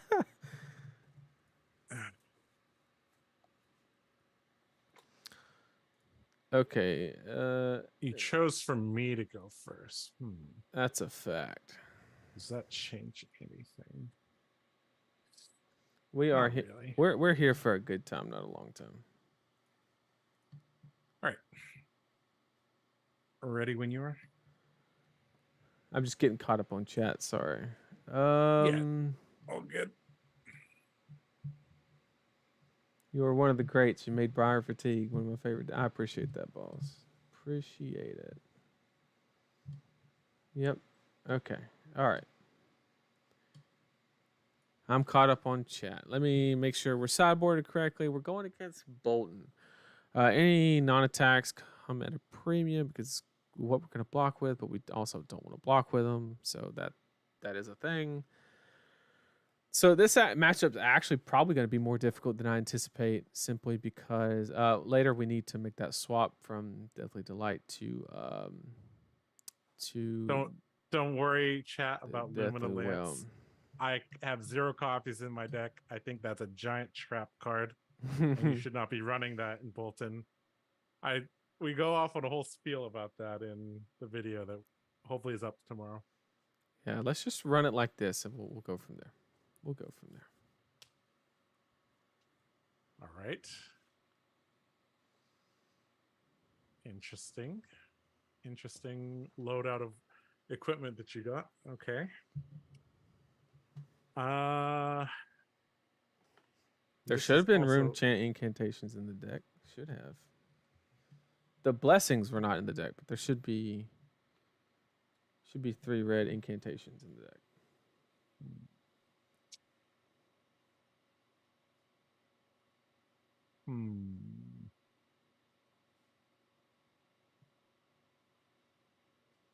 Okay. We will. All right, we'll play V. We will pitch a Beacon of Victory, and I think we're gonna double charge. Double charge. Yeah, we don't need an arsenal. I'd rather have 2 soul. Joke's on you. My hand's trash. Well, Bolton is forced to attack, so. All right, and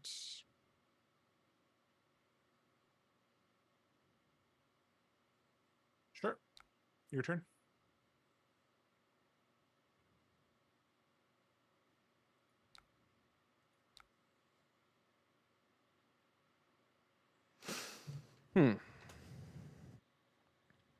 Oh man, all these hands are new. I gotta think about what to do.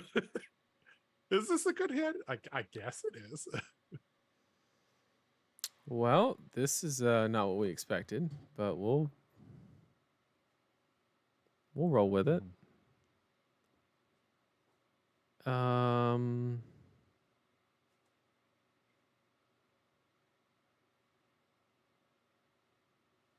Don't have an arsenal, so it's like actually not the worst thing in the world. Okay, so you banished a bounding demigone. Okay, good old chain card. Obviously, we want to play this, but at what cost? We're giving up this, and we want to play that as well, but this doesn't have go again, so we're kind of go again starved here,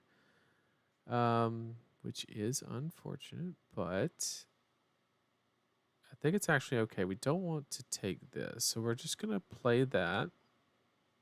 We're going to play this. Yep, I'll take the rune chant damage. Not the most exciting. He said most setup hand of all time.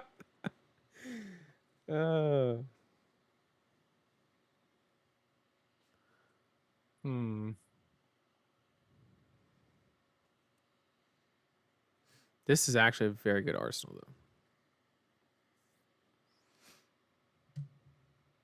Well, I probably shouldn't be telling Josh that, I guess. Nah, it's all good. I wonder if I should 2 plus this, charge this, and play this, charge this, and then this into this, into this. All right, yeah, let's try it. Let's go like this. Let's throw this at that. Oh, we're using new cards here.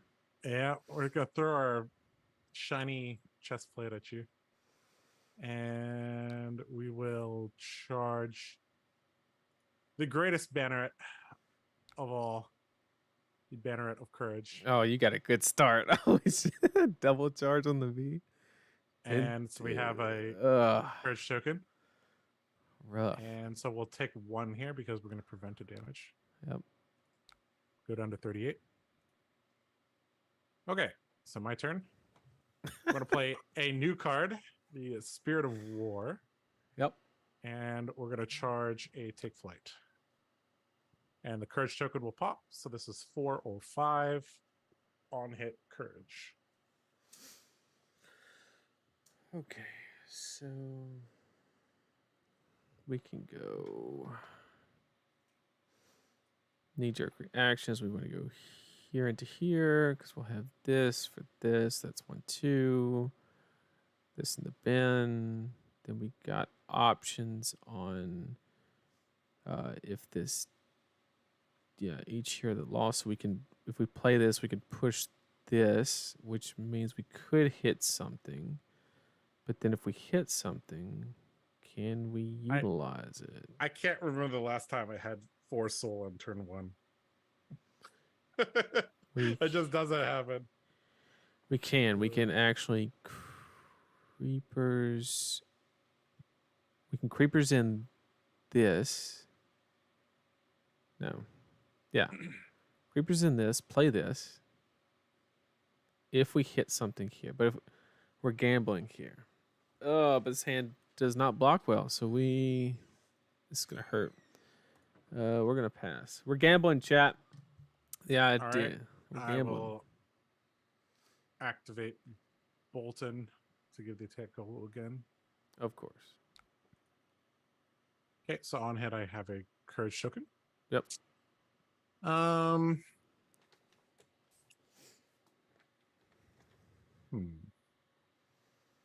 Okay.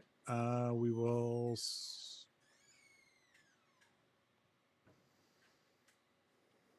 All right, we'll swing with Raiden for 4 or 5. You got it, boss. Banish a card from Soul to give it a go again. Yep. Okay, then we'll play Beaming Bravado for 2 or 3 on hit. Courage.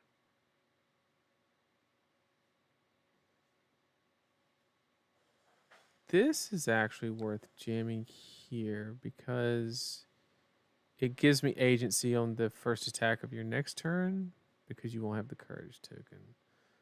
I don't really need to get rid of that, but we're going to do it anyway because you don't really threaten Arsenal anyway. So I think that's a good opportunity.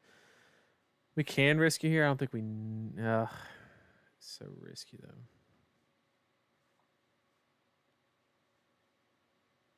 No, we have lines. We have like backup lines, so we'll keep the way we have it. Although it's not the most enticing. Okay, we're gonna obviously banish this, and we're gonna go straight into a shadow puppetry. Do I want to pay 1 life? I would love to pay 1 life because I don't want to give you the opportunity to deny it. And wait, yeah, because I need to lose life, so I banish the top card of my deck, which I hope is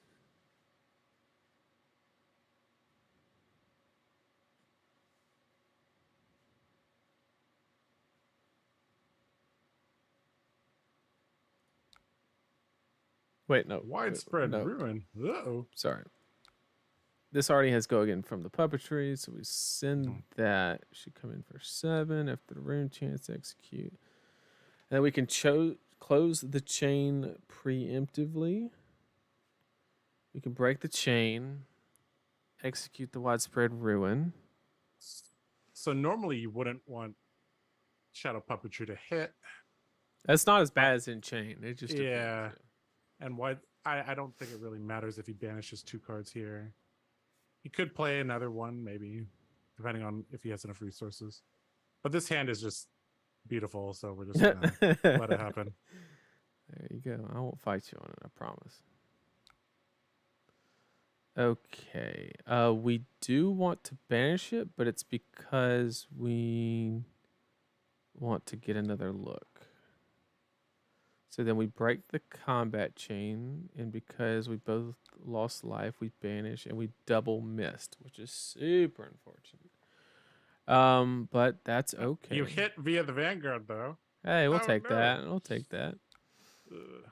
And we will default to our other game plan, pitching for the old Rosetta Thorn. Yep. I'm going to throw Valiant Dynamos in front of it. Alarm bells should go off in your head.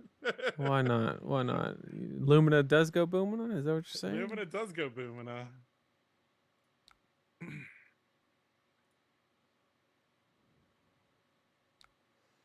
All right, for the chat, we just flashed in the Read the Runes with Creepers, so that way we are set for next turn is all we're trying to attempt here, and go from there. Okay, we're gonna play Beaming Bravado, charging Banner of Protection, which is kind of like gaining a life against Vynnset.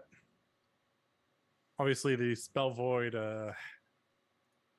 is pretty useful against Vynnset, actually, I'd say. All right, we're gonna give this go again. Somebody in chat asked, "Is Josh on a Switch list?" Yes, He is. I could play combo from this list, but I don't think the chat wants to see that because that's gonna be really dang boring. Right. All right, so we're giving this go again. Mm-hmm. So it's going to take 3, go to 28.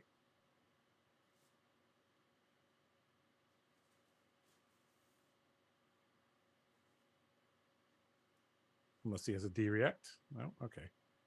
Okay, we will play Lumina and we'll swing Raiden.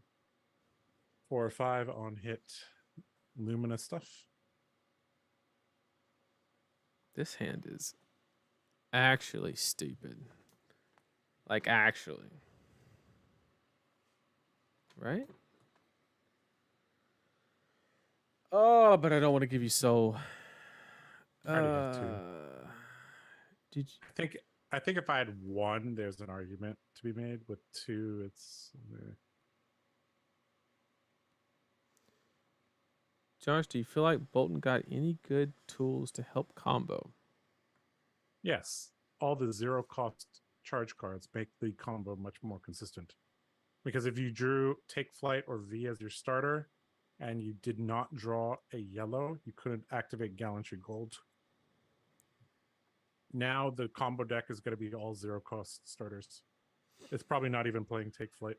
Oh man, if you hit a banneret, bro, it goes into soul. It doesn't count as charging, right? So you wouldn't get the effect. That would be disgusting. Yes. Correct. Okay, that would be so great. Okay. If it hits a Spirit of Arena, it'll go. It'll gain life and go into the arena. That's the only special case. Mm-hmm.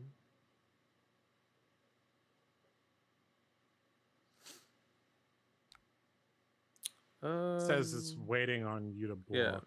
Yeah. And it says you're inactive. I'm gonna pass. Okay. I was just All thinking. right. I was thinking. Sure. We'll give it a go again. So he's going to take 4 here. I'm going to heal 1 because my whole deck is light. Yep. Banishing yellow Battlefield Blitz. And then we will swing again. You got it, boss. And we will pass on this. And we'll go to 20. We'll go to 28. And we'll have 3. It was just too good to walk And we will away Arsenal this. Oh, yes, you will. Yes, you will, Arsenal. All right. Rune chant ticking up. Sure. The question, so the problem here is I don't have a valid way. Also, Dynamo's reset. Lots of value. I don't have a way to rune gate the second is the problem, but we do have that as a backup. So we have to go.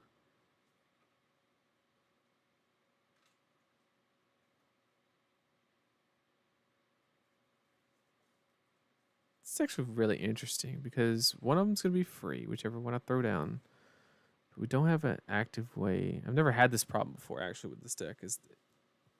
I mean, obviously, we could go bam, bam, play that tunic. Yeah, that's probably the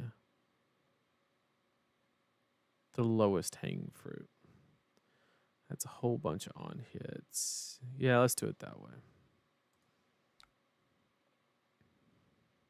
Okay, so you banished a Deathly Whale. Okay, and this is the one creates rune chant tokens equal to the number of heroes who've lost life. Okay. Red Mauve Skies. Oof. All right, here comes the army of rune chants. Choose if you want to use Spell Void equipment. This is interesting here. You know what? There's no stipulation. Like, if I charge 3 bannerets of protection, I could actually have 3 Spellblade Aegis tokens. Mm-hmm. I don't know if that matters though. I don't think it does. I think we just hold this though till something more relevant comes. Yeah. Yep. So we'll take all this arcane damage.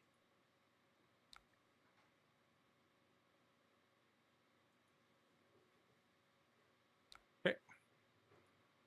So we took what was that? 5 arcane damage, right? Yeah, I think it was about 5. Yeah. Okay. So we got Mauve Skies into Deathly Whale. We have a soul shield, so we're going to pass on this. Play soul shield, pitch that. Yeah, you will. Covered up. Okay. Mauve Skies, so the soul shield will go to the soul.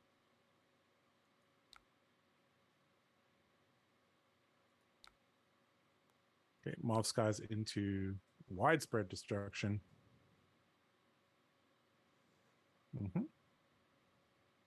Well, looks like our arsenal's getting blown up. That's sad. Yep. But that's okay. So why is it asking if I want to use spell void equipment on this? It's Is there- coming. Yeah, it came with there- an enchant. Yeah. Oh, okay. That's fine. We will take a Because I closed the chain when I played the Mauve. Yep. Well, this hand is not good enough to keep. So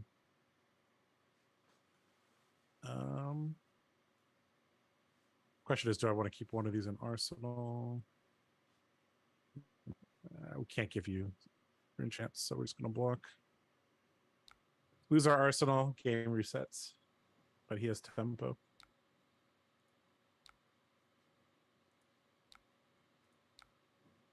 Oh, it feels good to tunic counter Rosetta. Oh, it feels good. It feels good. I'm back, baby. How did that have go again? I played 2 mobs that turn. 2 mobs, guys. Yeah, Oh, okay. yeah. All right, playing 2 red mobs is good. It's not All right. the worst. We put him on notice. Point our sword at him. This is how legends Raiden for die Zed. right here. This is how we die. Raiden for 0. Oh no, not like this. Oh.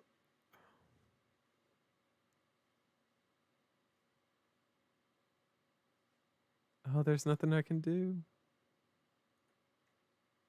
No. Oh no, the brick. The rune blade brick. Oh. It's set up. We got IP'd. We got IP'd, Jet.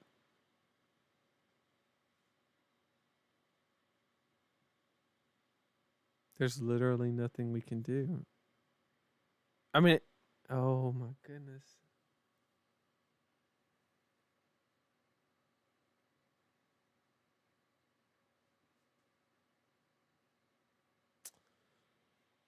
Oh my god.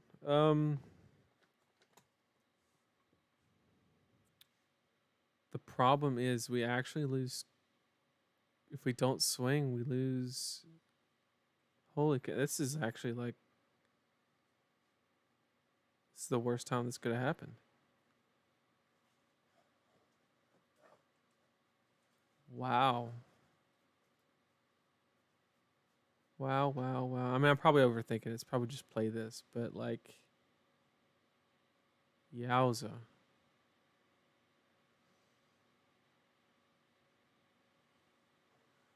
Don't worry. Bolton is still Bolton. Maybe Bolton will trip too.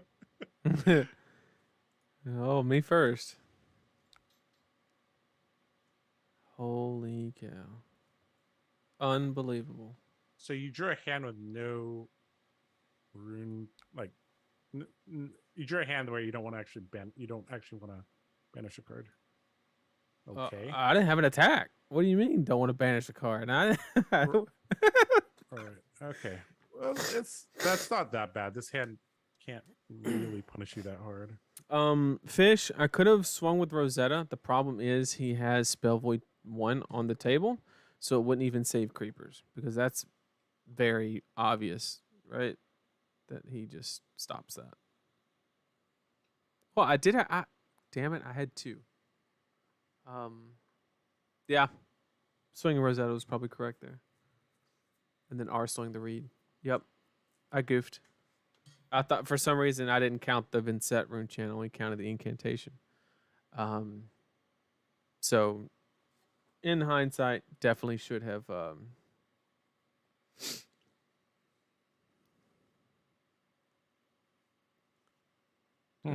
definitely should have done that. This hand's not super obvious what to do here.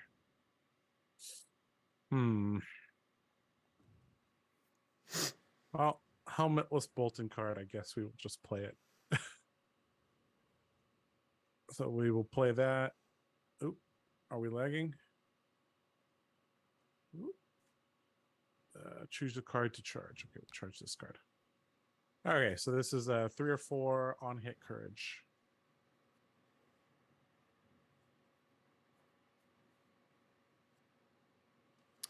Three or four, you say? Mm-hmm.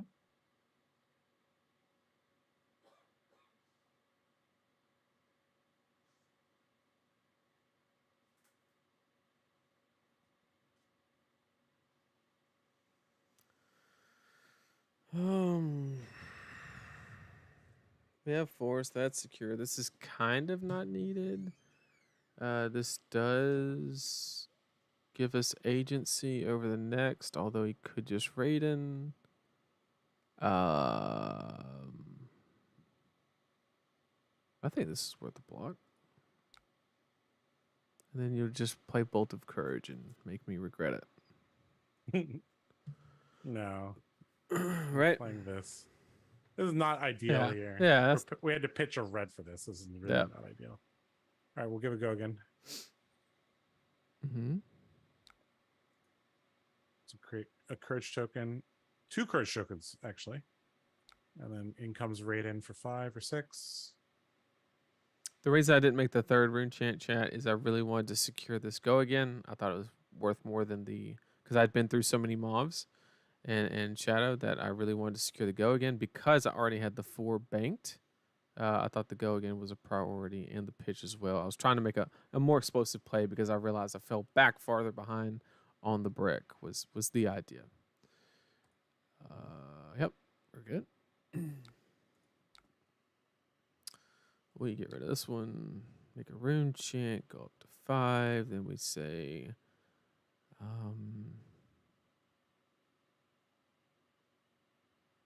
can't block all 5, so it is preventable no matter what, but we might as well use the ability because we gain life anyway. So we don't let you use it. Is there any value in that? And then we can utilize this for Rosetta. I don't hate it. Or we can just transition this to Rosetta and bank the... Either way. Either one's pretty okay.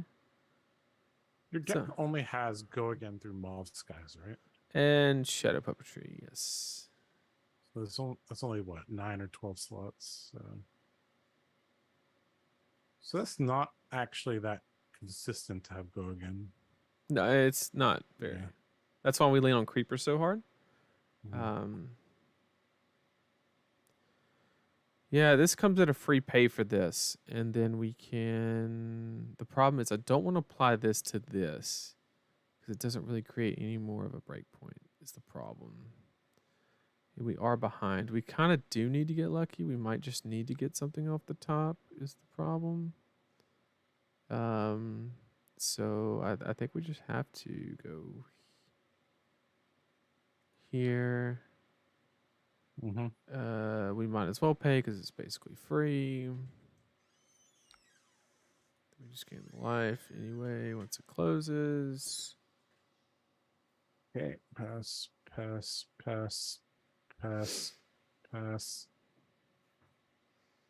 Okay, 6.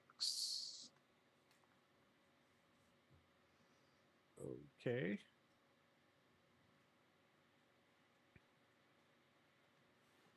Just want to say 6 thanks to billion. everybody for being here. Really do appreciate it. All 135 of you. I really do appreciate it. And Jeez, that's a lot. yeah, we're doing all right. We're That's doing all crazy. right. All All right, because we're we gonna got throw the these 2 great cards. Josh Lau in the building on Bolton. That's who we're playing against right now. Giving us a run for our money. No, I'm playing on my Smurf account. No. Yeah, the not James White. Oh no, people are gonna know now. Oh no, that's a disaster. Oh, that's a disaster. Oh no. You got. Okay, we've only made one rain chance. That's like not the most exciting, but you did give a card already.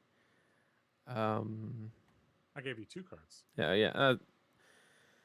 So I think it's just trying to do a zero cost charge Raiden, so we can push damage here if we wanted to, or we could just set up and make sure we're good. We still have this that go against value, but I think I'm just gonna take the safe route.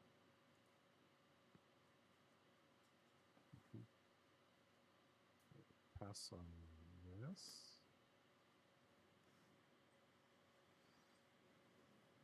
Exposed. Yeah, the deck's not great against Wizard right now. I mean, let me correct that. I have not put in much effort to attempt to solve that problem yet. I'm trying to get a very fundamental understanding of what this hero needs to be doing. And then from there, we're trying to solve those individual problems. I've put not a whole lot of thought into the sideboard, to be honest. Okay, so good call on pitching the swarming instead of doing swarming and then rosetting with this. Now we get to bank while he tries. Do some. Yep. You gonna beacon me, Josh? I gotta figure out. Not for 4. If you were lower, this would be threatening.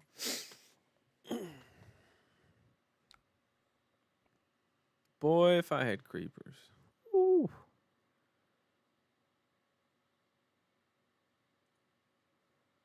If I had creepers. I would have done broke the game. Okay. I think we have to go here. Pitching here. Do I want to pay? I think the answer is no. I feel like against your deck, I actually want the game to go pretty long. The more I think about it. Okay, we only have 2. We need 3 to execute this, so we are going to go ahead and pop this. Turn this on. Chat, don't remind me that Grasp would have been better in that spot. Don't tell me that. Don't tell me that, chat. Insane, but we lost it because we bricked. We had the hardest brick in the game. We had the hardest still gonna brick win, in the but game. yeah. Well, we're gonna try, but this is Jesus. This is a good attack. It has go again too, right? So wait, did I play the go again? Oh, I didn't play. Oh, no, you didn't. Go back. You need to rewind something. Yep, start a turn. We didn't play them off. We're playing them off. Trust me. Okay, banish this. Same thing. Play this. I pitched it. I didn't play it. That was the problem. We don't pay. We pop vexing and play mauve is what we do. Because it's the go again.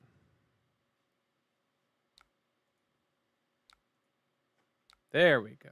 There we go. You're right, Kyle. We done goofed. We done goofed. Go again is a thing, chat. You have to secure this so-called go again. Very important. Very important, chat. All right, so we're definitely blocking with Soulbound Resolve, and we're definitely charging this card. And what are we doing? None of these actually seem very useful. This into this. It's not very powerful. That's the thing. I think we'll go like that. This, charge this into this. That's okay, I guess.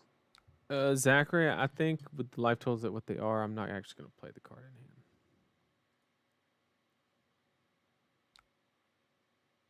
Because I'm putting so much pressure, I'm getting the hand anyway. So I think I'm going to go with this. And then just bank this. And then, because another thing is, a lot of the Rune Gate that we've played are our 3 cost, right? We've only played, what, 1... well, a couple 2s at the very beginning as well. So... actually, hold on. We need to keep our armor just in case. Sure.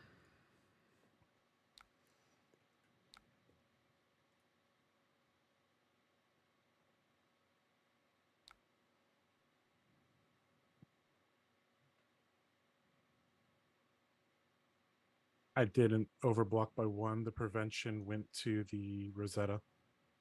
All right, chat. I guess we should have kept them off. I guess we should have kept them off.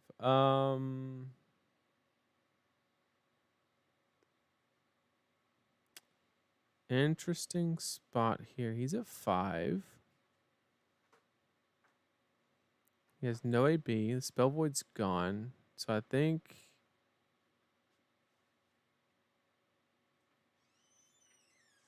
we don't want this to trigger. We might have to let it trigger.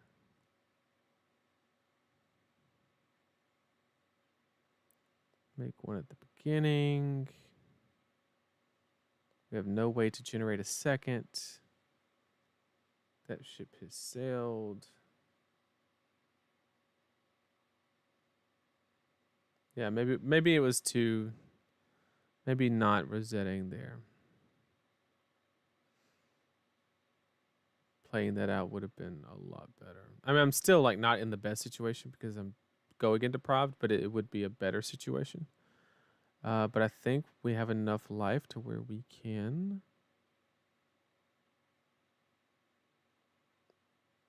just go.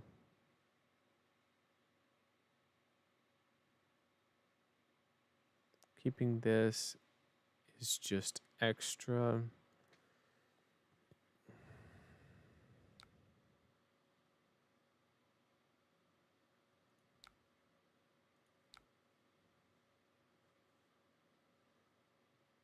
Seems decent.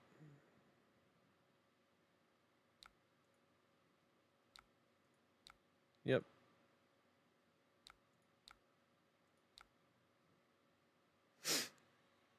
Uh-oh. I drew a Rune Blade hand. Uh-oh. Lumina, Spirit, 2 Bannerets. Uh-oh. Well, it's your turn. I just lose here. Drawing this hand. Lumina, Spirit, 2 Bannerets. I just lose. Yeah. Okay. Okay. All right. We will just concede. So, one... Oops, all Rune Blades. We're both Rune Blades. Yeah, we'll just do... let's do new sideboarding. Then it'll also, like, re-roll the... Oh, I already left the game. I'm not in the lobby anymore. Why? Oh, sorry. No, you're good. Let me go do that again. Oh, wait, no, that's the wrong. I got to get out of full screen, go here, go ahead and copy that, and go here. Copy that link. I accept that I am responsible for some mechanics, and I will send you that link.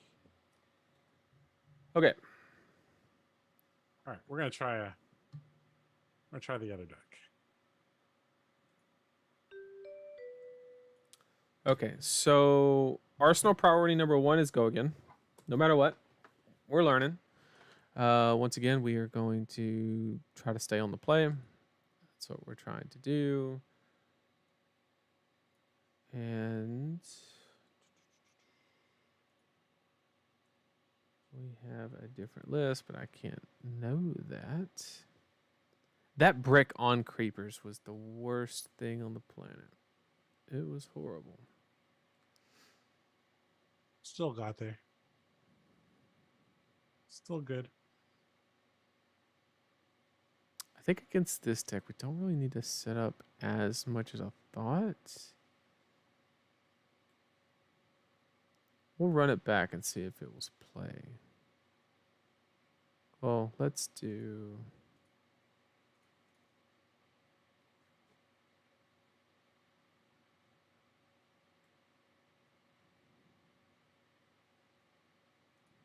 Okay.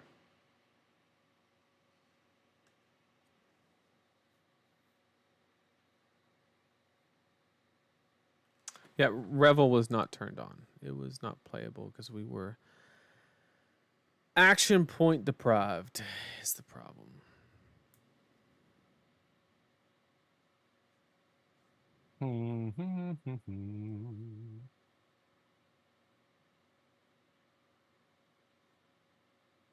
Well,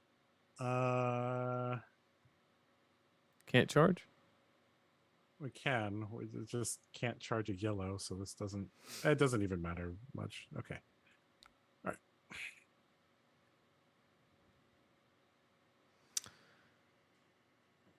Oh, why did you attack? I have to. That's the downside of Bolton, is he's forced to attack on turn 0. I had the most insane hand. I had a turn 1 Nazareth. Oh, jeez. Turn 1. Chat, for those of you, I'm gonna have to block with it, so it's not giving away any information. The line would have been, if Josh didn't attack, you play swarming. In reactions, you activate creepers. You flash in. Oh wait, I need the pitch. So I was short, but it was so close. What I was thinking was, if I could flash in the read, it would turn on go again for the swarming, then play the other read and respond with the instance. But we're one resource short. So never mind. Not that great then. You actually saved us. But so close. So close. Let's see. If a yellow card was charged this way, whenever you attack hits, you don't have a graveyard, so that's blank text. And we could possibly not go again. I don't mind that. Not that you're actually gonna use it. I don't think you will. Well, I don't think you will. I'm definitely not going to. Oh, Quill Hand. That's what it was. Yeah. You pop. No, because you need to play both. Is the problem. Yeah, it's only 4 with Quill Hand.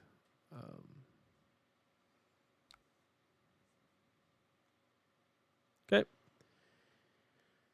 What we got here? Well, we have a couple options.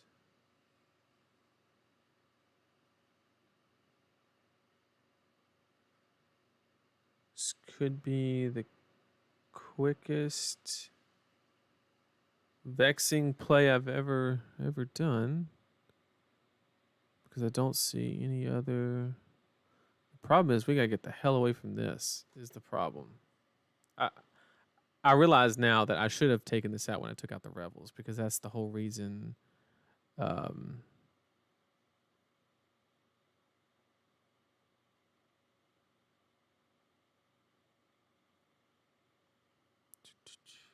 Both of the reads were yellow, just to FYI. So I didn't have it. Let's see.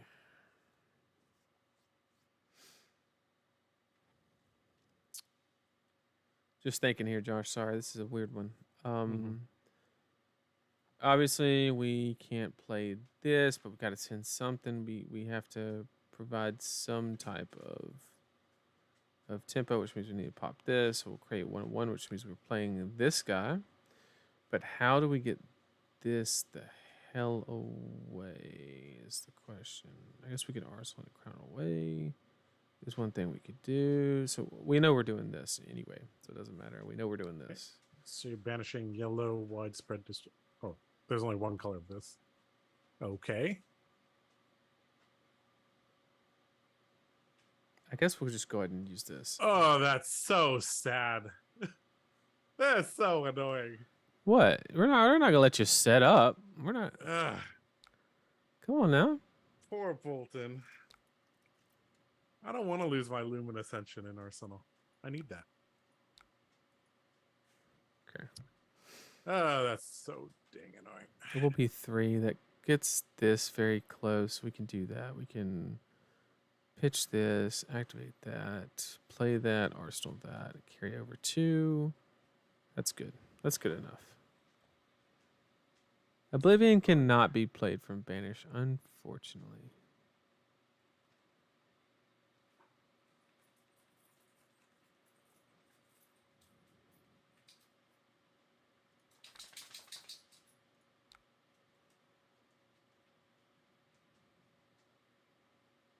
I guess if we're being specific, we need to break the chain, get rid of your Arsenal. Oh, that's a good one. Yeah, of course. Yeah. Creepers pitching this card that we no longer need to execute this card. And then we'll Arsenal this card.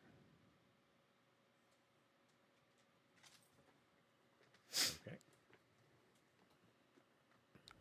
Well, that's very sad. Well, Josh, it just so happens that I have an Arsenal that I don't want. So there's no better opportunity. Let's see. What's our line? We're obviously going to rip this to turn on this, but we can't get another one in Banish. So there's no value there. Is widespread destruction 4? Oh, 3. it's 3. 3, yeah, 3. So having a blue in AB1 actually does protect yourself.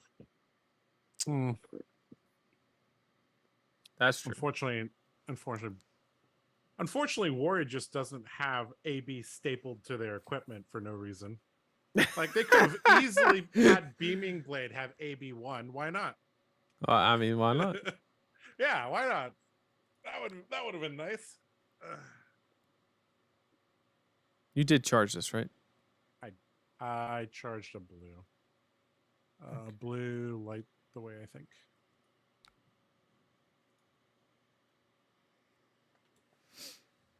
Okay. You earned it. Give me a blue, please. Come on, deck. Give you a blue? Oh, no, that's not a blue. Oh, no. Ugh. Oh, no. Well, okay. I guess we have to set up, a bit. Pitch the Lumina. Don't tell Josh chat. Wish it was a blue. All right. Swing. Okay, now we have a choice. That's so sad. If that was a blue, I could have played my Lumina. Ugh.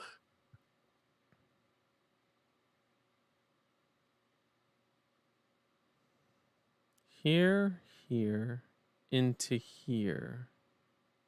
Pitching here, which means this going in Arsenal is not like I don't know what that does in Arsenal. Like I guess I could pitch it on the blue. Doesn't seem that great. I might as well just get 2 value here for it. I think it makes the most sense.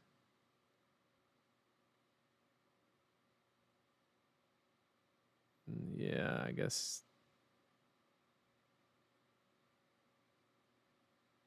I could double block and not reset, but that seems yowza. That seems yowza. So we'll do this. Get 2 block effective out of it. Sad day, I know. Okay, very few heroes can defend such a large Beaming Blade. All right, we will Arsenal that. Tell you what, if I had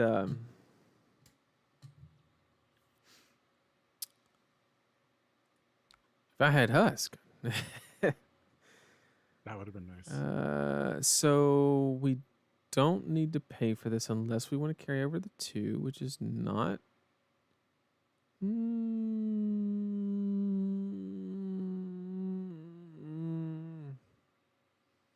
Is it worth it? It makes.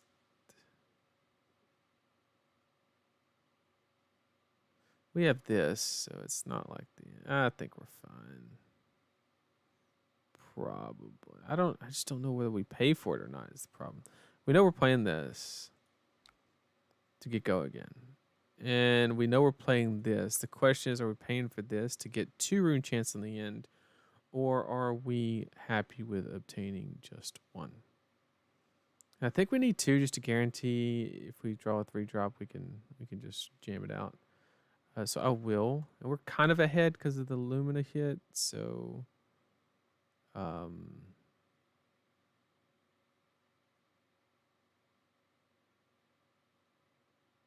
what just happened? Rewind a bit. You played Beseech, and did it not give you an action point for Beseech? Oh, Beseech doesn't work. Okay, just play it and manually Yeah, add an action point for yourself. Okay. So play it. I would like to pay. We'll go. Yeah, right now you have 0 AP. So Yeah, do you want to do it real quick? Full control, and then what? It should be what by do we the do action from full? point, right? So I just click the action point. Nope. Manual. Nope. Yeah, there. I have an action point. Okay. Good job. Oh, we need to do it before it resolves. So we need to go into manual. Where is this manual mode? I see full control, but oh shit. Manual. Oh, I see manual mode. Okay, I see. And then give me 2 action points. And then that way when I play this, I go down to 1. Mm-hmm. Hit yes. And can we manipulate the attack of a card is the question. I don't know if this should be coming in for 9, so we need to go back to manual mode. It's fine. I'll block it for 9. Okay, that works. We don't have to worry about that.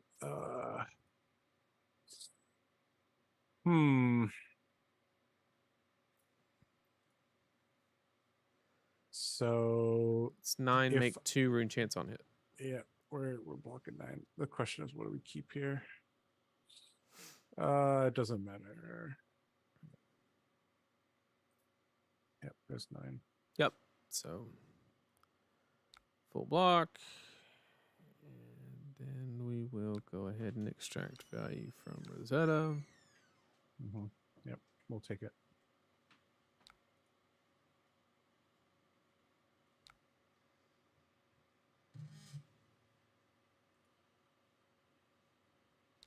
All right. A little bit sad we don't get good courage value out of this, but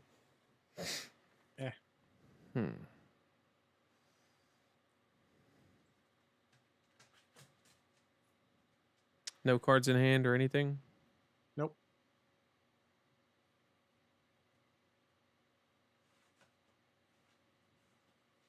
I'm going to be very disappointed after testing all of these Bolton games. I'm just like, well, guys, combo is just better. Sorry.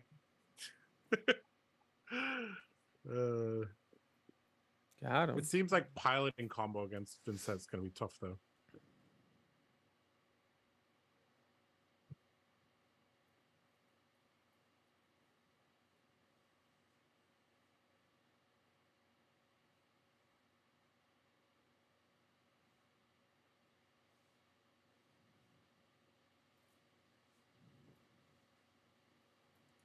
We know we're taking that, like, for sure.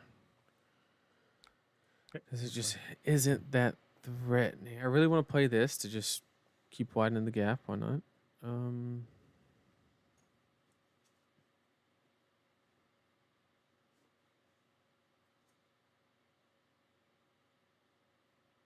we know we want to play this, which we're already set for. The question is, we know we're playing this. The question is, are we tunic countering this and pitching that for that, which is probably what we end up doing. Because there's no other way to really bank. We could bank this. We could just go here, here, and pitch here, and then bank. Which, because we don't have rune chant generation, I actually like that line. The only problem is we're kind of sitting on tunic counter, but that's not the end of the world.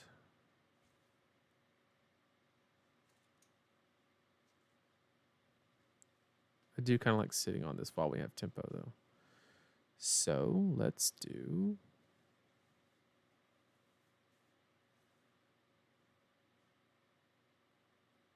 I don't know. He blocked last turn.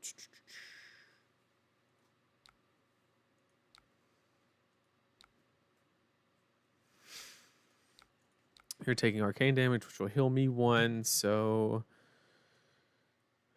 basically still a 6. Just widen the gap.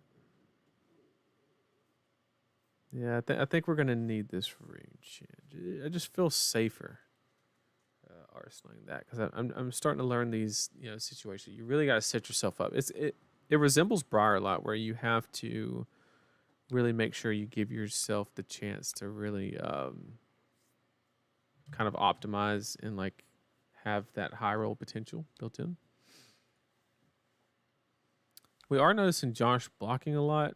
He doesn't have AB, so we're not really worried about fatigue. I think he's just waiting for a big old hand. Yeah, they haven't been coming. These bannerets are a little bit more clunky than I thought they were. It's very possible that Bolton should just be relying on V turns like the past. Tell you what, chat. Thank God we kept that card. We would be screwed.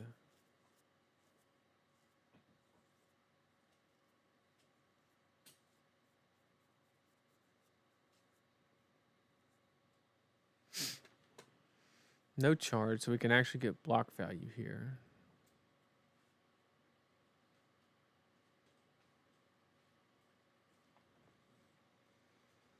Which one do we want to play? This one or this one? I think this one's actually better because we don't have any like real on-hit effects. We don't want anything in the banished zone. Tunic, this.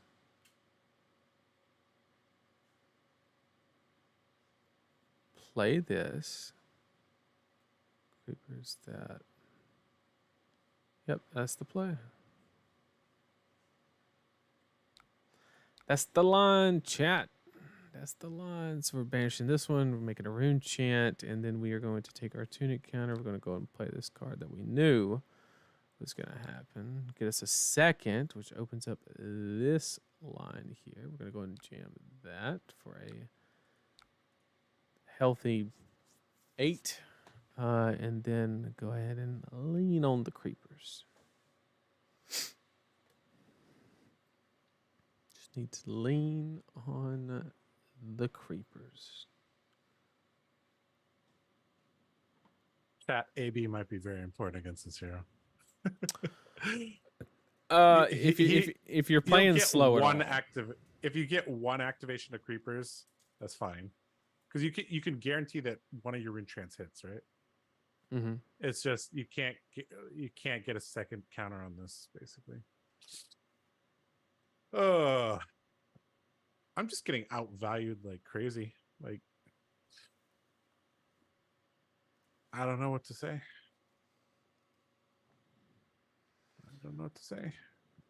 I got 3 of a kind. Look at this chat. We got 3 of a kind at home, boys.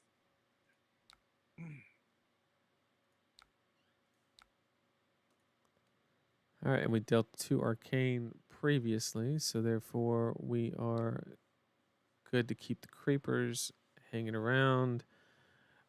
This isn't actually a very interesting hand here. Lot of possible. We're obviously going to ditch this one. We're going to go here, here, pitch this one. So this is the extra card, but we can actually hang on to it and play it after, which I do like.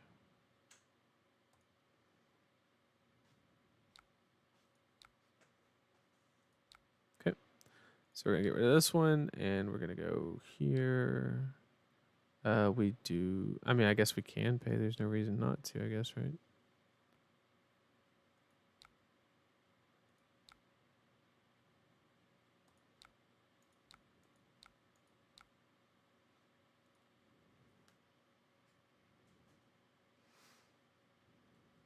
Uh, 5 on hit, banish a card. Mm-hmm. I think that's fine.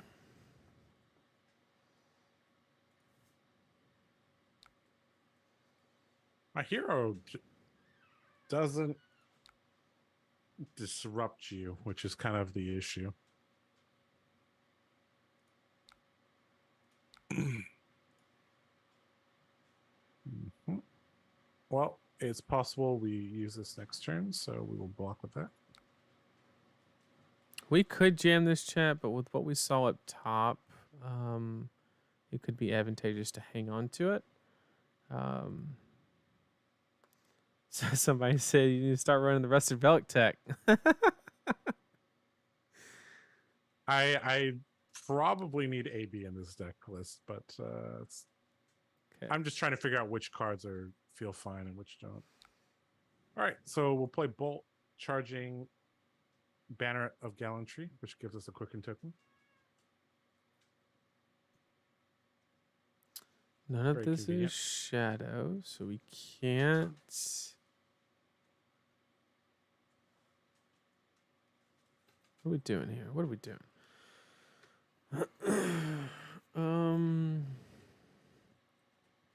We obviously want to stop the draw here.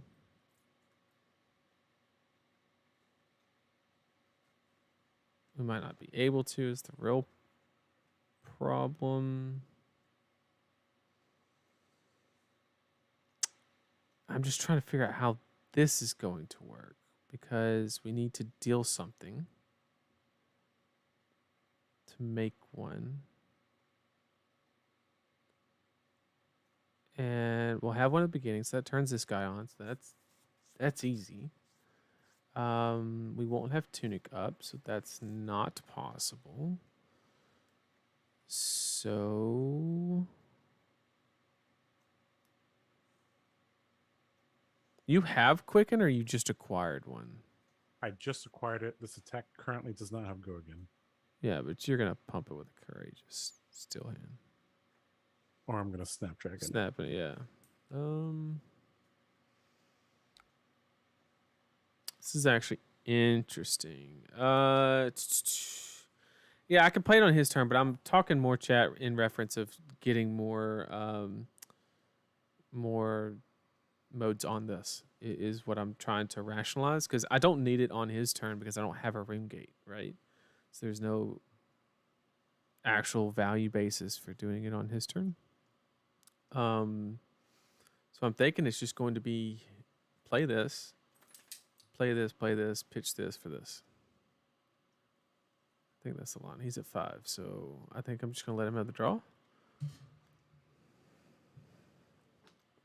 Okay, we'll Steel Hand. I knew it. I called it, chat. I seen it. And do we give this or this?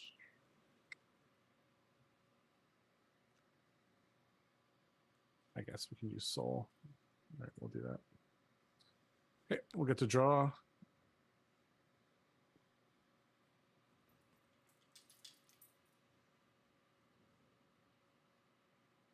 Okay. Not exactly what I want. Yeah, this is really not.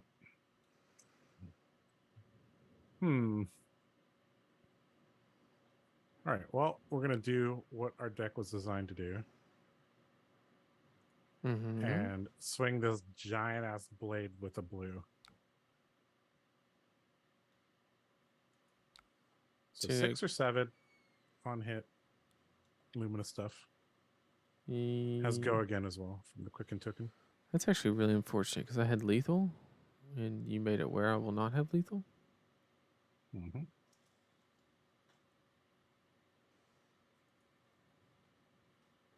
Can't block now. Hmm.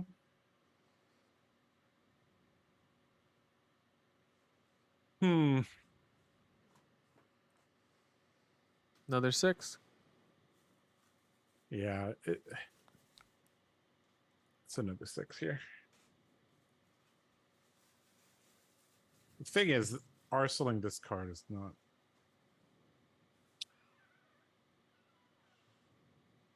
You know those 2 majestic reds? They basically have to be your starter. If you draw into them mid-chain, it's really not good. All right, whatever. We're just gonna arsenal this then.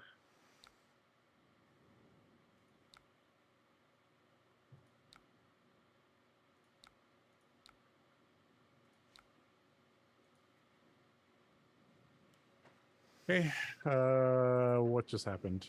7 You go played again. this, you played this, you played this. So this is on hit rune chant. Okay. All right. Well, then we have to block a bit. So we already we used Illumina, we lost Illumina, and we put Illumina at the bottom of the deck. So this is no longer useful. And if we go this, charge into this.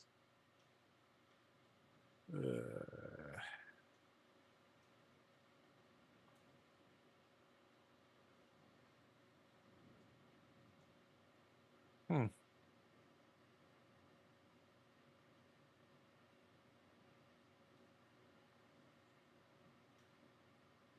Man. Beaming Blade not being raid in here means I have to keep an extra card to swing it, which is very difficult for this deck to do. So I need to keep this, Justin, this, you don't keep play that first because I'm not playing it. Ugh.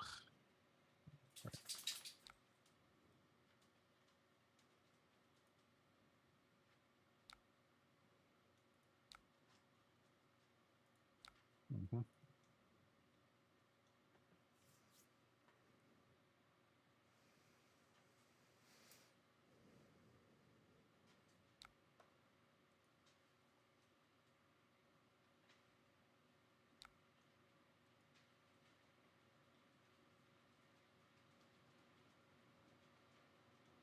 All right.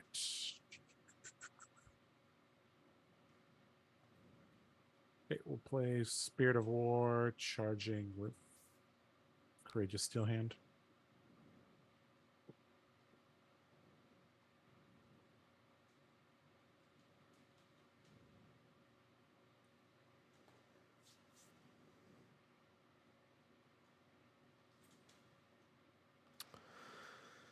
This will be live, so we can. This will give courage, so that'll go up to. No, that was not a yellow card. Oh, this is not a yellow card, so this is just 3. Yes. Oh, well, that changes things. Okay, so tunic into this means I can pay. I can actually also not pay. That's cool too. So banish this. Action card, though. So there's no Creeper's Line to gain go again here. Unfortunately. I'm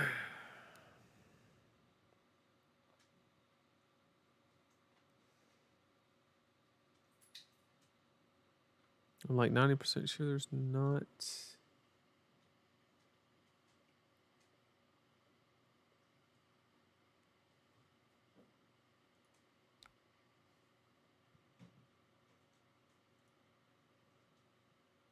Interesting. All right. We will give it go again. Mm-hmm. Okay, we'll swing our giant ass blade. Yep.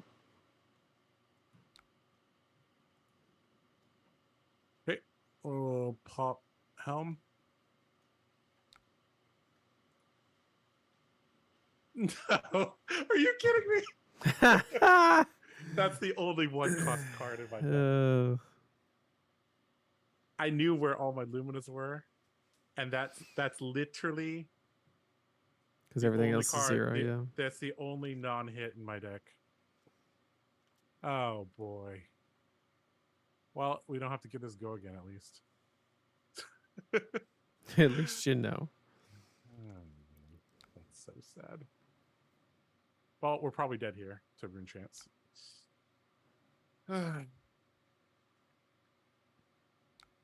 Because if we actually hit something here, we actually can threaten lethal possibly.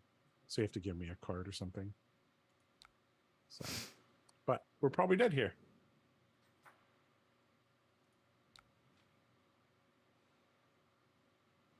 Mm-hmm.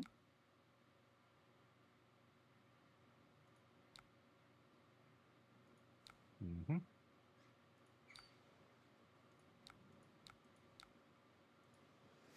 Not dead, but Effectively dead. Oh, that's so funny.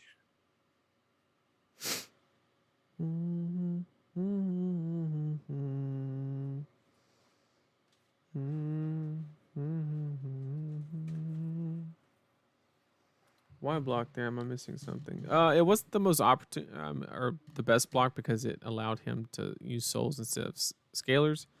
But he was going to go again regardless.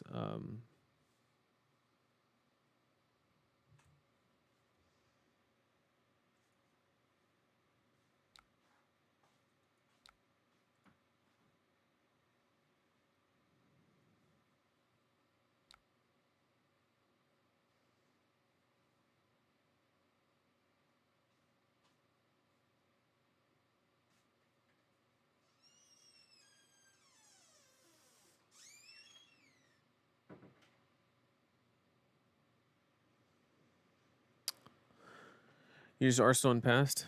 So we need to go again. So it has to be this. I mean, I'm at 1. You just have to make a rune chant and I die. Yeah. You just banish a card and I die, right? Yeah. It doesn't matter what happens here. Yep. Good game. Gee.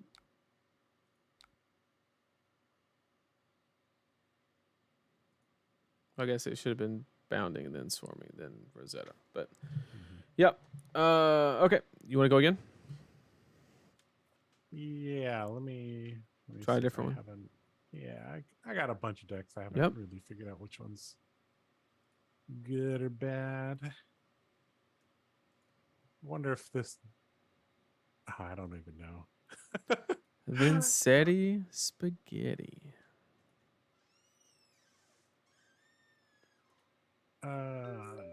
Jesus. I named the two Vynnset variants: Vynnset spaghetti and Vin Diesel. Mm-hmm.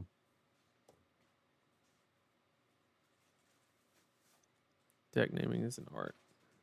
Okay. Send me another link. Sent your way. All right. This is the most experimental of them all. Banish Demi, play Demi, activate creepers, envelop. So that would have cost 2 resources. I would have had to pitch the big attack to envelop, play Demi. Is that not the same amount of before what? Bank. I presented 9 plus the extra arcane. Yeah, I think that would have done about 2 more. Yep. I'm unsure if I'm supposed to go first a second here. I think I'll go second. I think this might be a little bit better. And we're also going to, because we're taking Revel out, we're also going to take out the Oblivion, unfortunately. As fun as it would be.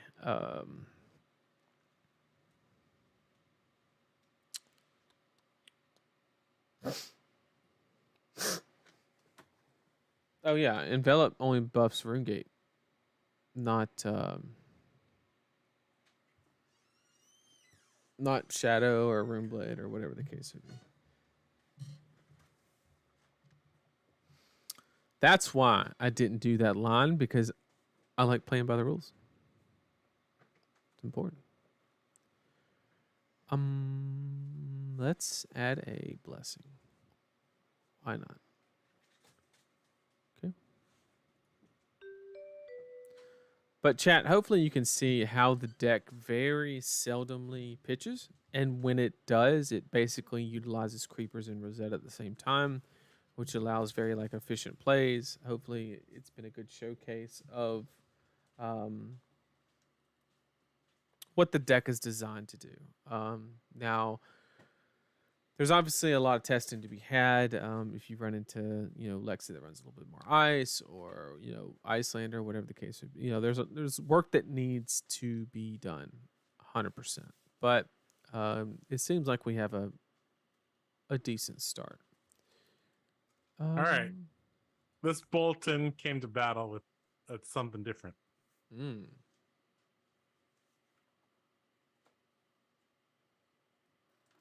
I'll tell you what he came to battle with. A whole bunch of cards. Yep. Let's see if we can fatigue you. Or at least kind of do the axe thing that I don't actually know if you're supposed to fatigue with the axe or not. Well, in theory, the shield would be better for that, but you loaded a bunch of cards that would tell me what you're attempting to do. Well, I think you're reading into it too much. This is me not knowing what to cut. Okay, so we might as well just go.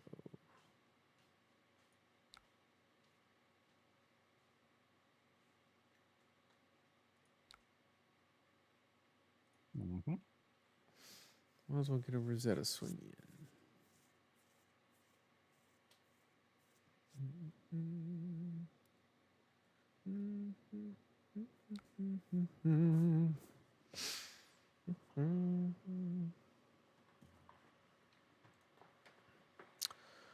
Yep, so we got bounty. Going first with this deck's kind of weird. You have the option to bank the rune chant. Totally reasonable.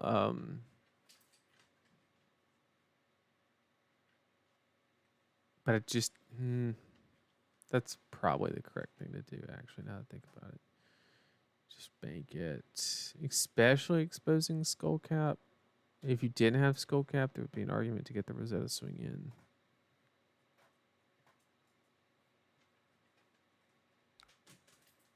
But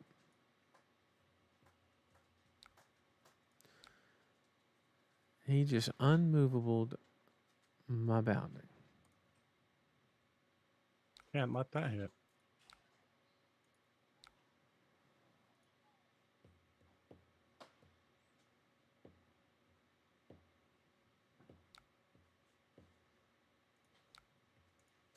Well played. Okay, so basically anytime we can trigger Vynnset's ability, we kind of need to. It's going to be like a very, very high priority.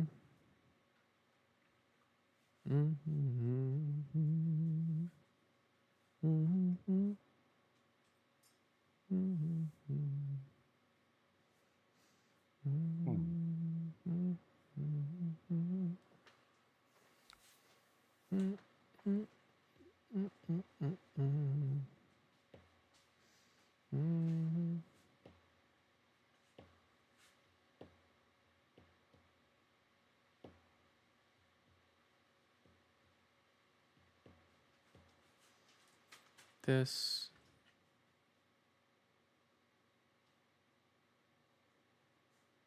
Banish, pop. This, pay, flash, this. Now people won't ask who you're playing anymore. And I can keep my Smurf a secret. Oh, it does say Joshua Lau this time. Mm-hmm. Yeah, we're gonna take it.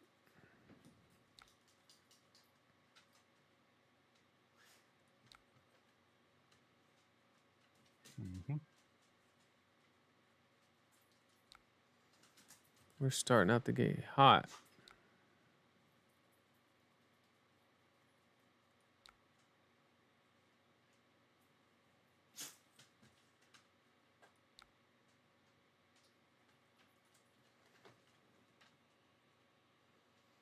Okay. Well, this has go again. That's a fact. So this is probably not a creeper's turn. This hand is actually pretty good. I'm gonna fatigue you, but this I hand don't slaps. This hand is good. So you know what? We ain't blocking. Sure. Anytime I can get my axe to literally 13, I think we take those, right? I mean, why not? You got nothing to lose, Josh.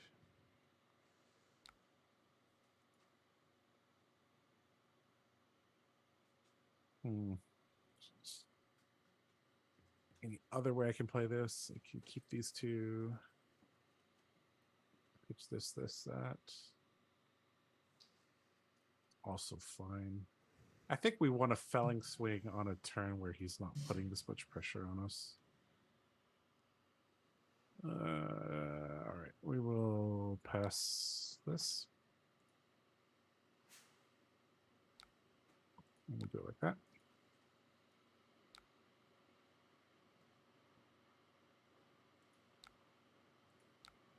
Yep, and we'll let this hit.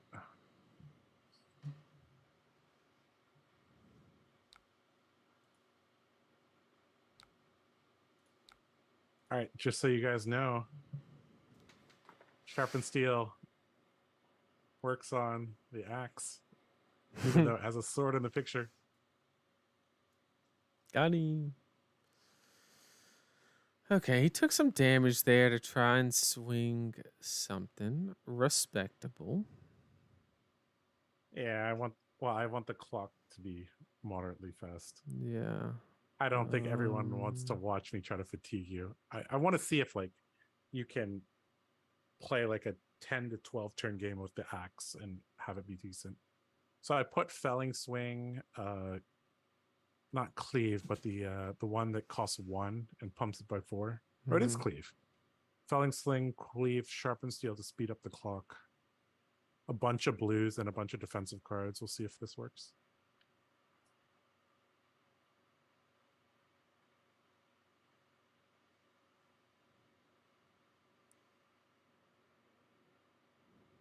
Hey, it's Basil. What's up, Basil? Got a couple options. options. Sharpen steel is OP. I got a couple options here about whether to. So we could we have a couple. We can play this, pitch this, play this into this into this. This is just left out in the wild. Or what we could do is go here into here, see what hits off of either this or this, and then we can kind of like analyze from there. We could also just jam that. That's not good. Yowza. I don't know. I think I'm fine to block a little bit if you're willing to like entertain it. And I also don't want to be just banishing random cards. So I think I'm going to play it safe, Chad. I'm sorry. Blocking the whole 2. Because the axe is broken. Yeah, value down. It's like, who needs Bolton's hero ability when you got it on an axe? I went from hot on Vin to cold, and now I'm back to hot after putting hands on this. Yep.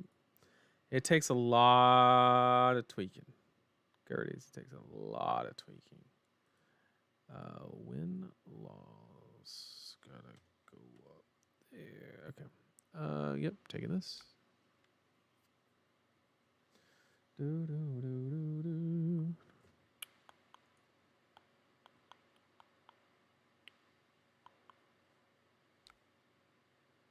Oh. Oh no. What? Oh no. I drew 3 of a kind again. You shouldn't do that. You gotta quit doing that, Josh. Oh no. This is bad. This is bad chat. He said not pointing fingers, but could have been done better.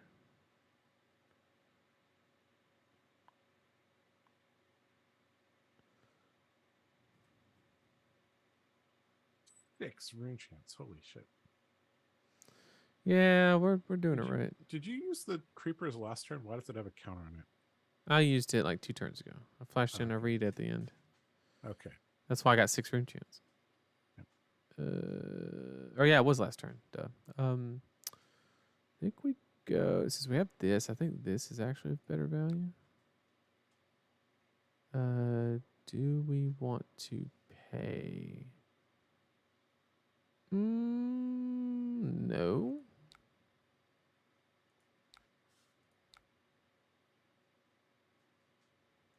Six Rooney boys. 6 of them. Well, we can't block these Rooney boys, unfortunately, with this hand. Good thing I didn't pay into the shadow thing. So we're just going to take all this damage. What about the 8? That's So it was 14, and then this will be another. Yeah. block like that. Go and play your direct. Full soul shield. Double-edged shot. Yeah. At least you got a pitch card. That's nice. Oh, I was supposed to block one of those Rooney boys, I guess. You will have another Whoops. opportunity. Yeah, I guess Rosetta's coming. Yep.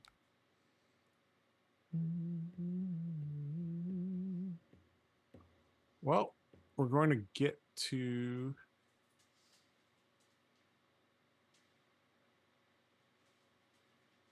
play That's All You Got and pray we draw blue. That's all you got. What is this? Pro Tour 2? Yep, Pro Tour 2. Or Give what? me a blue, please. I guess it was Worlds where 5 was really Oh, big. God, it's not a blue. He said, oh, God. It's a sharpened steel. It's still good enough. It's good enough with Tunic, I guess. I believe in you. All right. There we go. If that was a blue, it would have been a much bigger number, but it's not. All right.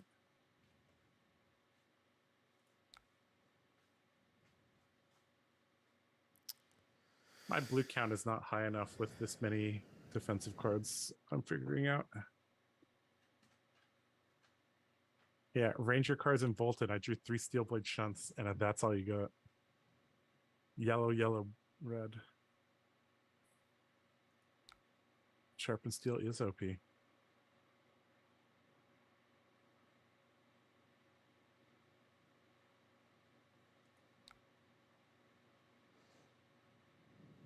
Envelop in Darkness, good card. Okay, we need to go to manual mode. Okay. Do what you need to do. It's the card. Getting an action point. Playing +3, not paying. So this is coming in hot for a total of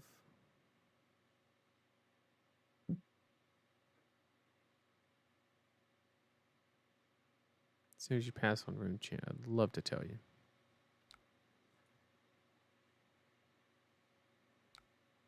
It is coming at 8. It's coming for 11. Yep. So 11? Okay. yeah, I played Besiege, and Tower Shard doesn't pick it up. So You played one beseech, so No, 5 plus. I 3. played Beseech and then also Envelop in Darkness. So both are +3. So it's 6 on 5, which is 11. Oh, okay, 11. Okay. Mhm. All right. This plus 2 sync blues then. That seems like a full block to me.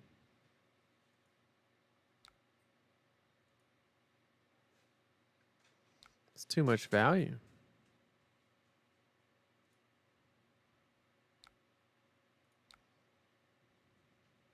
Mm-hmm.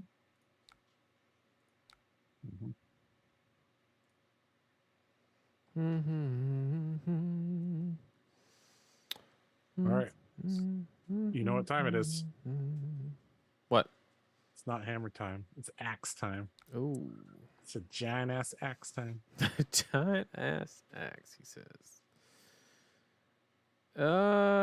This is a weird one. I'm gonna be honest with you.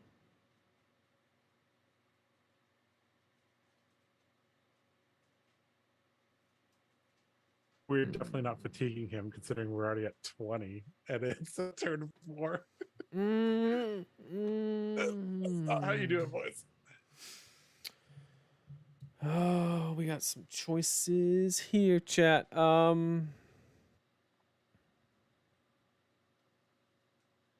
right, chat. I think I got it. We're losing this race, but we're Yep. The more cards you send to their 2-block death, the better it is for me. All right, Deathly Delight. This is tough to stop. So only 3 rune chants here, so I could actually shut this down with 4. 4 rune chants. Yeah, one's already resolved.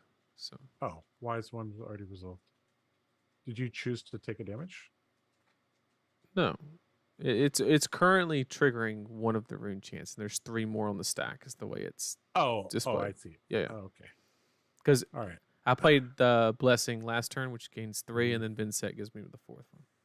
Okay, so let me think. If I can block 4 rune chants, does that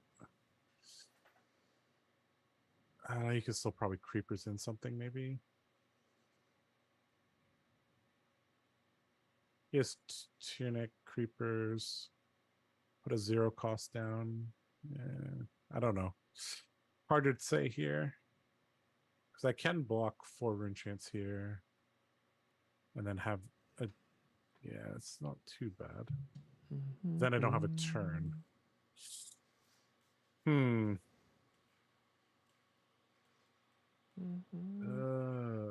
It's not good.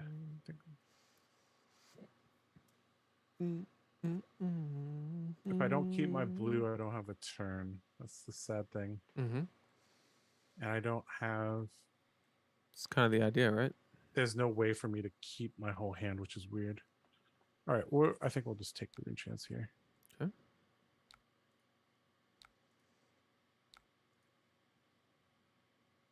Mm-hmm. So this.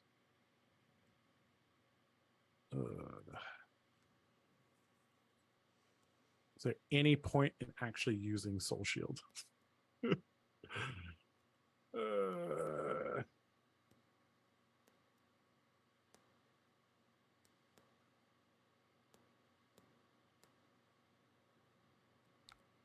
This feels bad. This doesn't feel good. Mm-hmm.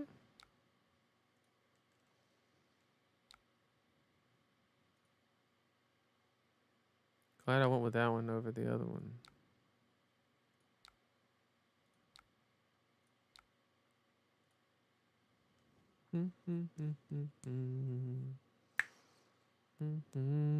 Well, this is the opposite of value here, boys. Pitching 2 cards to swing for 4.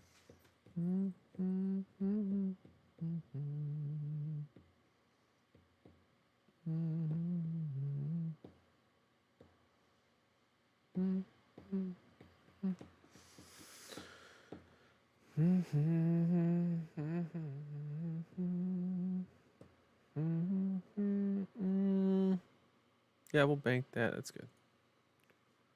We take it. We take it.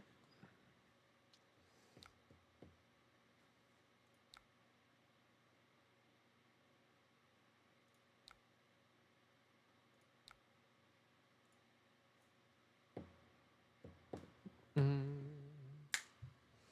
Mm. Mm. Mm. Mm. Reese, I did see that, but the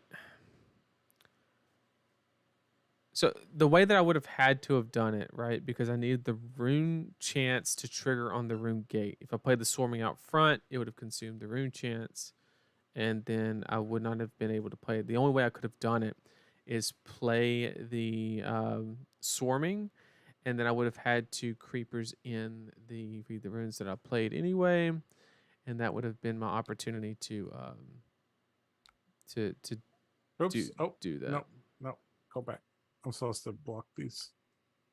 Oh, okay. We'll just start turn.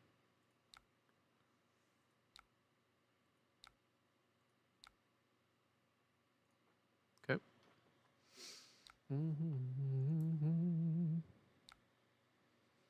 This widespread destruction card is really good. I like it. Yeah. I mean, I can't prevent this thing from destroying my arsenal. Brian with Gottlieb Rosetta put it Thorn. around macaroni. I mean, it has to be good. Yeah. If you play another, can we get a grasp game as to see how that goes? Absolutely. I'd love to. Assuming Josh is for it. I'm down to get my ass kicked a bunch. Mm-hmm. I need to figure out which of these bolted decks is remotely viable.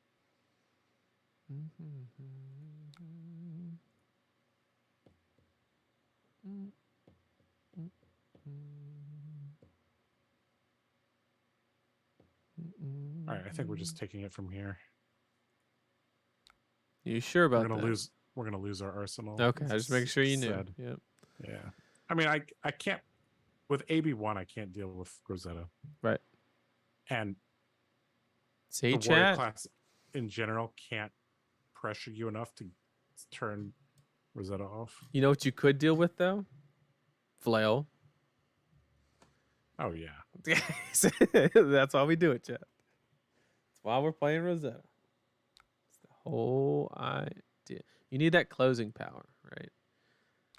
So it's all. I need to figure out how to deny you value from creepers, because this is ridiculous. Oh, it was so good while it lasted. You shouldn't get 3 value off of it if I'm playing correctly. All right, we're gonna tunic and do the thing that we wanted to do, which is swing a giant ass axe for 8. I mean, that's pretty good. Like, that's a respectable transaction.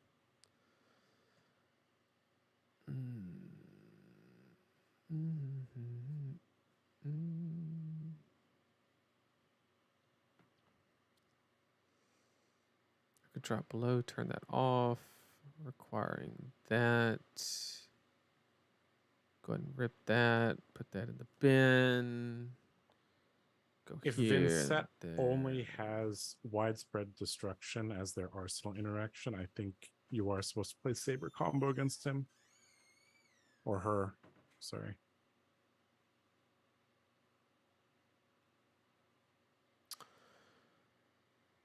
I think it's just the question is like we're obviously going like here or here into that, and then the question is which one's better, that or that? I don't know the answer to that question. I guess with this it's that. I guess it also depends on how he blocks. Yeah. Okay. I think we're good. Yoink.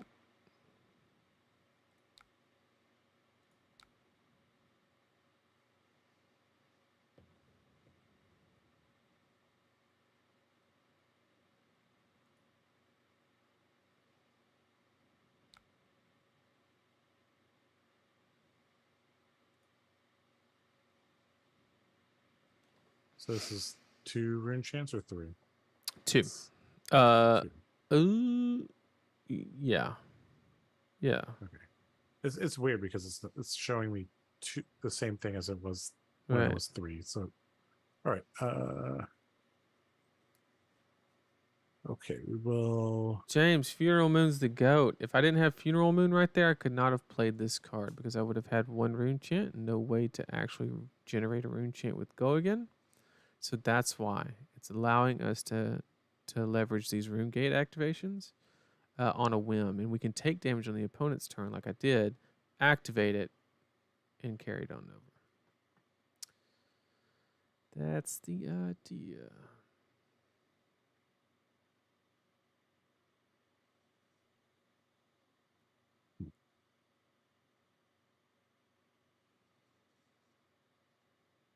Am I supposed to Oasis this, or am I supposed to card plus Tunic block this? Life is full of choices. I think Tunic might come around, so I think we'll just Oasis this.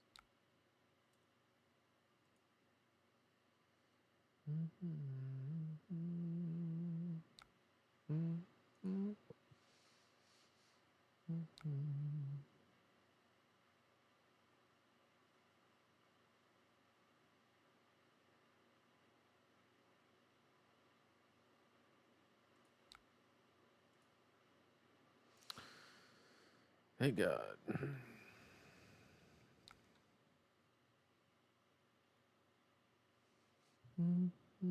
Dynax.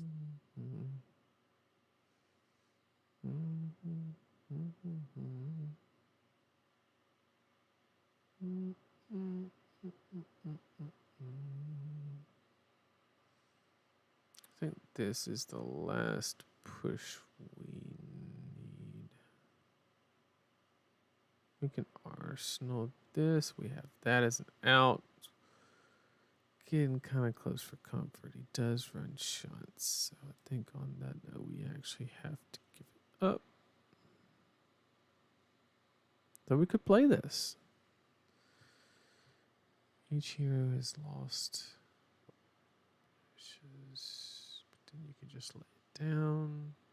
It's actually not a value, unfortunately.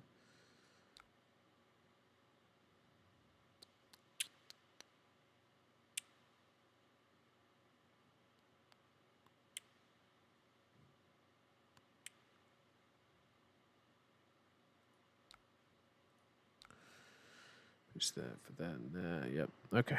We'll do it that way. Mm-hmm.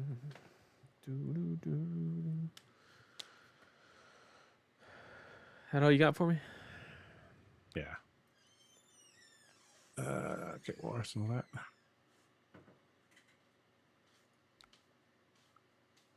Good night, Basil. Good night. Let's go here. Mm-hmm.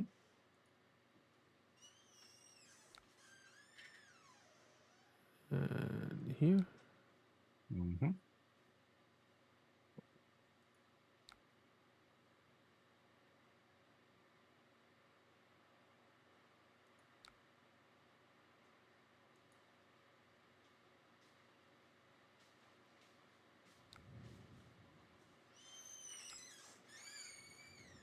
Four rune chance. Is there? Is that correct? Mm-hmm. Well, we can't prevent 4 rune chance easily. So this has Go again. No cards at hand, no arsenal. So this is going to be a Rosetta. So how do we use the hand to block this effectively? Comes in for 6 with Mauve trigger. Not a clean block, but we can 2-card block the attack. Then we'd still have to pitch for the Oasis. That's not good. We 2-card.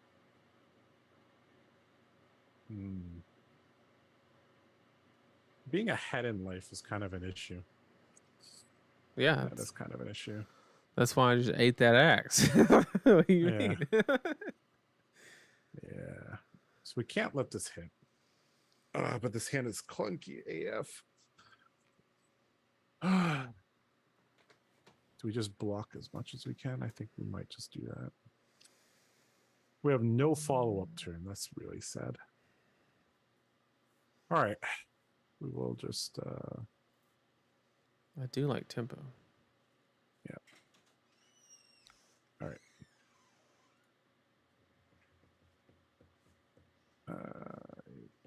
Yep. Prevent. I think we take these, block with these, and then we yeah. Okay. That's sad.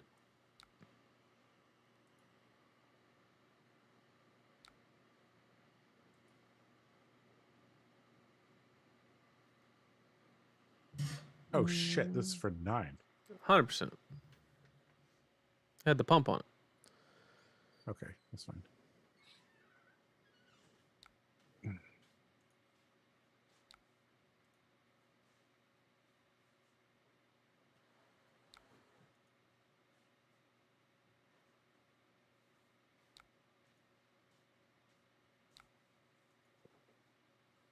Yeah.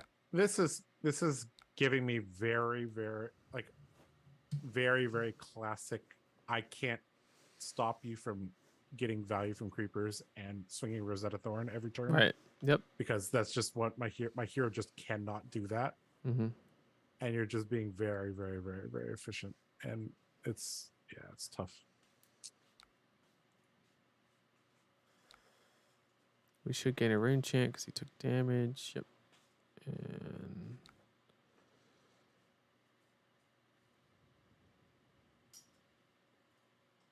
My deck is a good sparring partner for his deck, though, because it basically doesn't interact with him that much, but it does put a little bit of a clock on him as well.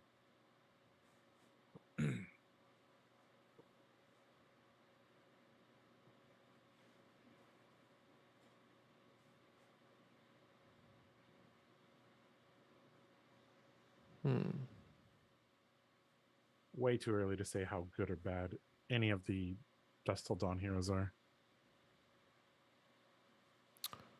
100%.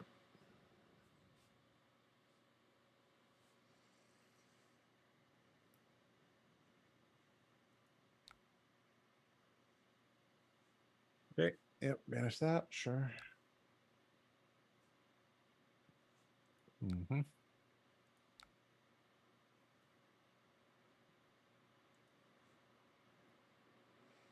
So you played Bounding from hand? Oh, I did that backwards. Sorry. Am I? Yeah. Redo that if you Yep. need to. Sorry. We need to banish this and go here into there. My bad. We're back. We're back.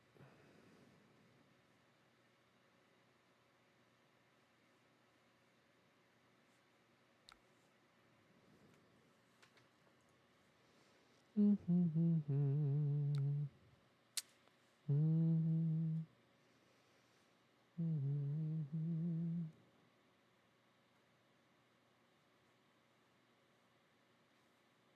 still have 2 cards, and this says go again.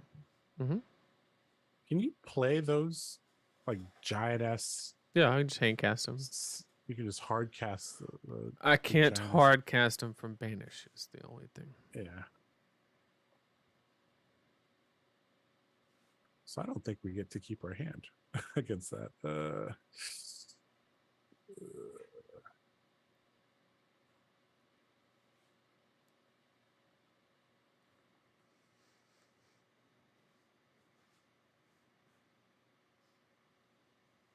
Hmm.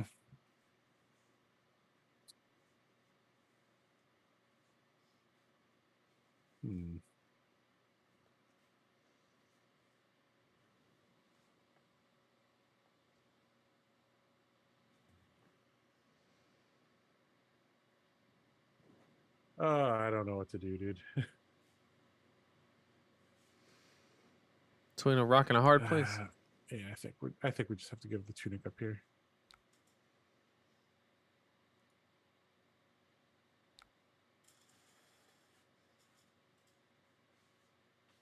You have one floating, so we can just do that, I guess. Mm-hmm. Just forces all the cards.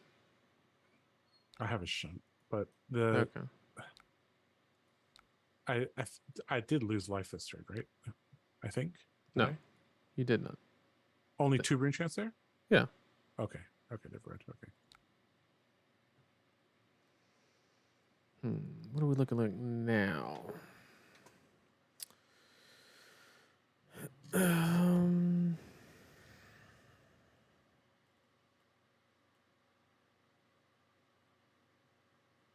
Not the end of the world if I lose this arsenal, so it's okay.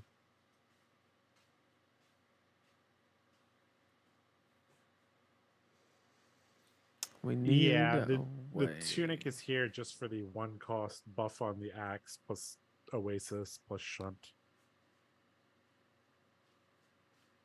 The light warrior chest is probably better, but hard to say.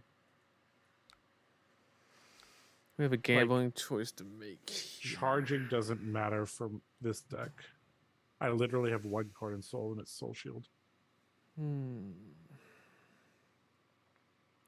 Fortunately, I think it's got to be this one. Mm-hmm. Sure. Tell you what, it did not get better.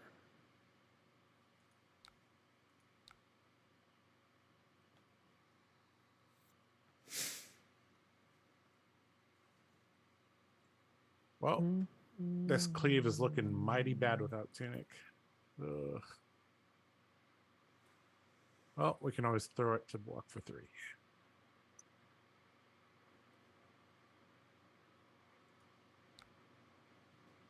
Mm-hmm.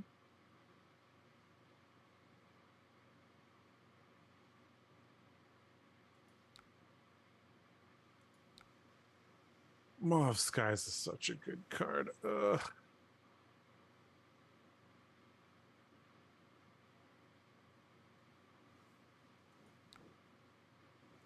Mm-hmm. Yep. Have you swung Rosetta Thorn 10 turns in a row? Oh, It you don't feels get the like discount. Sorry. I mean, that's the idea, right? That's how I built it, was to make sure you chip them down. Yeah. All right. What's happening The here? expression of spaces. Homo. I mean, it's been it's good. Is it as good as I want it to be? No. I have It has root chance right now. no.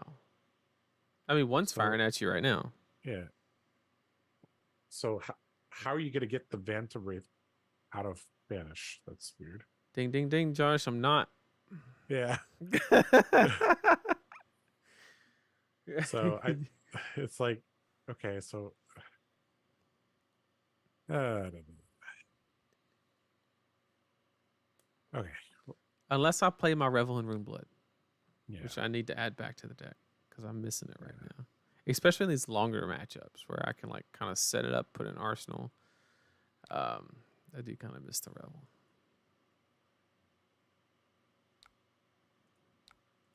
Mm-hmm. I think this is gonna be the first one we're gonna lose, chat. I think Decimator Axe is just too good. Just too good. Do we go to 2? I mean, I could swing a giant ass axe. I think we do it, boys. Let's go. Let's go. Spelling swing. Let's go.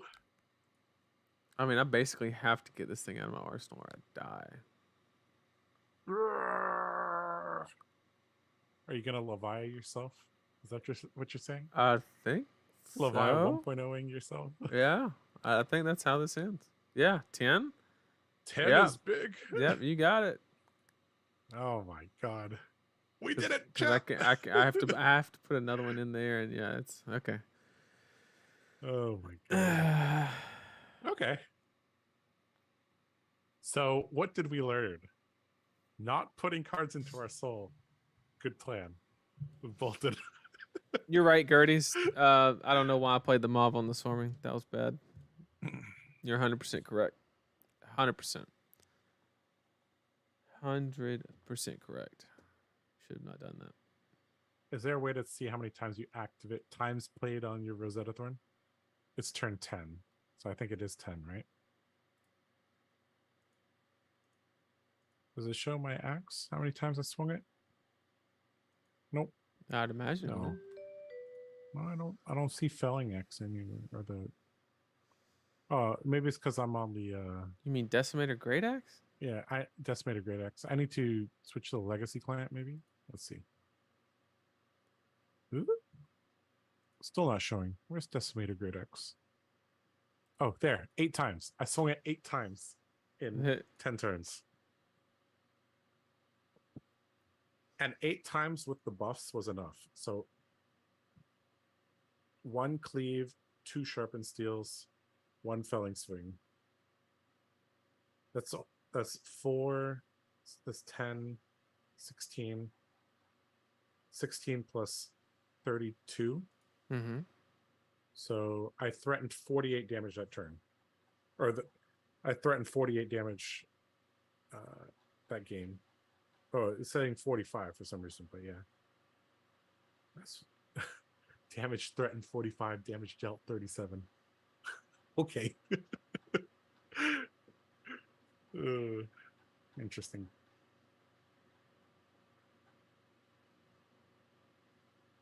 Well,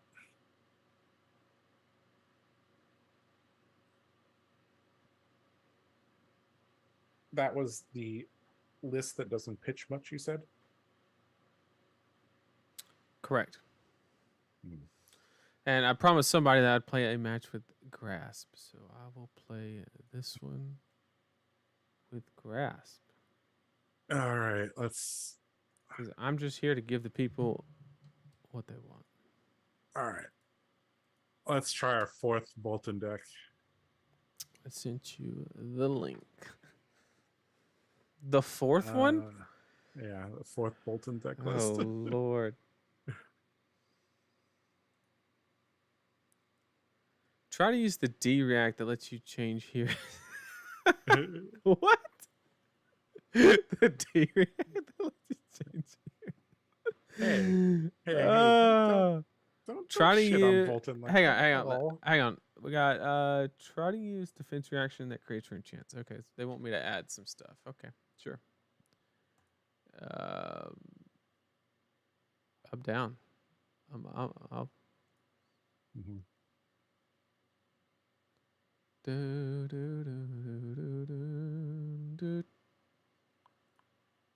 Vin Diesel. What will we take out to make some that there Rooney boys? We haven't really played these, and they're broken in Tower Shard anyway, so that's a great candidate to remove from the list. And then we'll add reduce, since it's been requested. Okay, and then we will go ahead and save. Add that in there. We'll go ahead and copy that. Go to Tower Shard, put it in there, get that link, send it to Josh. We're cooking with gas now, chat. Sorry about those technical difficulties. I have not ever attempted to do TTS on a stream before, and I didn't know you apparently had to have a PhD to do so. So I apologize for that. All right.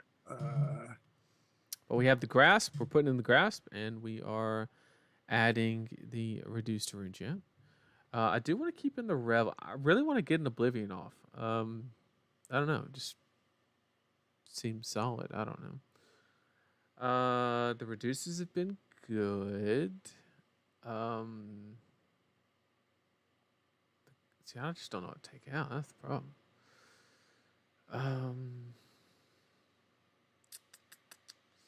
take out the Beseech because it doesn't work. And we have not drawn a lot of this card in our matchups. I think I've only played 2 out of 3 games. Do you want me to keep playing Bolton, or you want me to It's up to you. play Whatever, Dory or something? whatever you want to do. All right. Let me let me quickly modify my RTN list. Yeah, we'll roll with this, chat. See what happens. See what happens. Have you resolved an Oblivion yet? I do not know if it works on Talishar.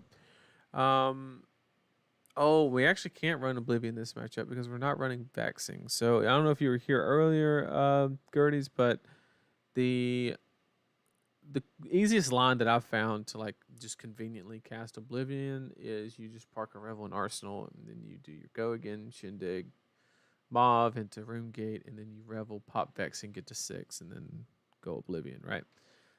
Also, if you ever go above 6 rune chance, you can stop and take priority as they resolve. So if you get to 8, you just let 2 resolve, hold priority, cast it, and let the rest resolve. So going over does not matter as far as actually executing the card.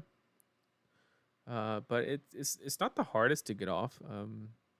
I think you just need to patiently sit on a Revel with Vexing, and it's fairly easy. But Vexing's also, I think it's important for the Vynnset player to establish from the very get-go where, like, how quickly the matchup will go, because that's going to determine, you know, how liberal you can be with your Vexing cool hand. If it's a longer game, you need to like get a lot of value out of it and probably save it for Oblivion, and then you cannot or you can, if it's a quick game, you can just use it to like get a cheap room gate kind of thing. So you got a lot of options here. So chat requested that I run the Reduce to Rune Chant and the Grasp of the Arknight. So we will do what chat wants because chat is boss. Those are 2 cards that are definitely going to be useful in this matchup. Good call, chat. Good call.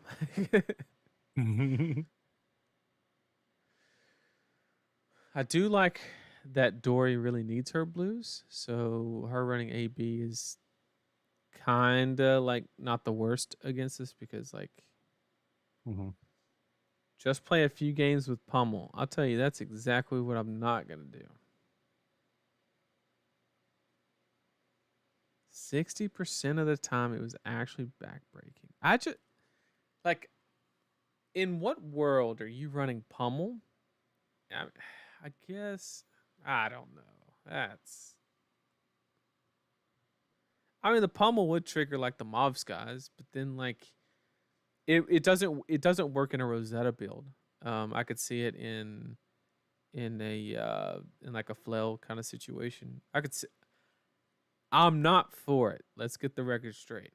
I don't approve of that message, but I could see how 1 or 2 could slip in a list and somebody try it. Have you submitted your deck or no? I haven't sideboarded yet, but yeah, I'll just submit it. Okay. I mean, it's up to you. I was just waiting. All right. Are we supposed to give him the ability to filter? Yes. I think the answer is no. Not with his hand. So we're just going to pass. Is there any chance this hits?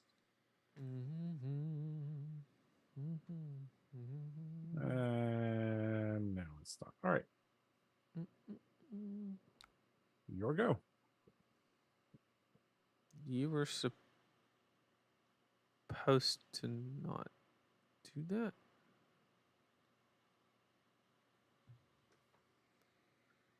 What the fuck? What do I do?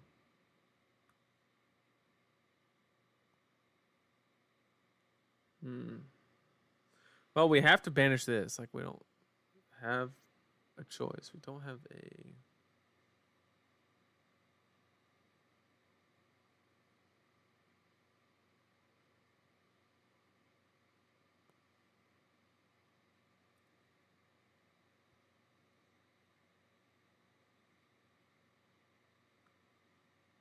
What do...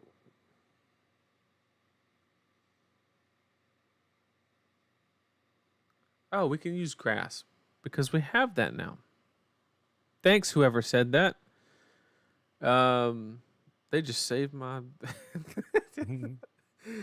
Oh, if we didn't have grass, bro. I would be crying. Let's see. We're gonna pitch a whole blue For 1 damage. for a damage and a resource. Let's get it right. Not much better. But No, okay. it's not. It's not. But we're gonna pretend it is. We're gonna pretend it is. And then we'll go there. All right. So what I've learned in the last few games is that I cannot count on my arsenal being there ever. Never ever. So I don't really want 5-card hands as Dory. I don't need 5-card hands against a deck that doesn't really block that much. So Vexing would have yeah. made this turn bonkers. We could have went mauve, pop Vexing, that. This has no on-hit effect, right? If you already taken the rune chant damage, then no. Yeah. I'm gonna gain So a life, this- but that's it. Yep. So our turn is this. This is Grasp actually isn't value town. If you think about it, Vexing has a value of 4, while Grasp has a value of 3. In this matchup, there's a debate because you stop, exponential growth on the Dawn Blade, but like,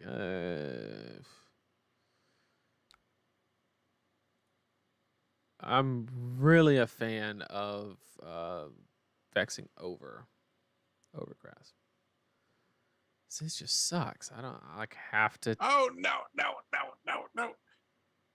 What? There. I forgot. Oh, okay. I forgot. This is the whole point of this card. There we go. Okay, we did it. We did check. What's Sharpened up, Max? steel, That'll be iron up to suck the versus that'll swing. be up to the chat to justify. But I think it's a solid deck. I think it's pretty solid.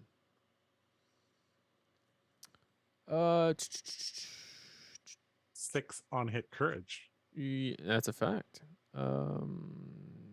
We have that when we don't need it, which is nice.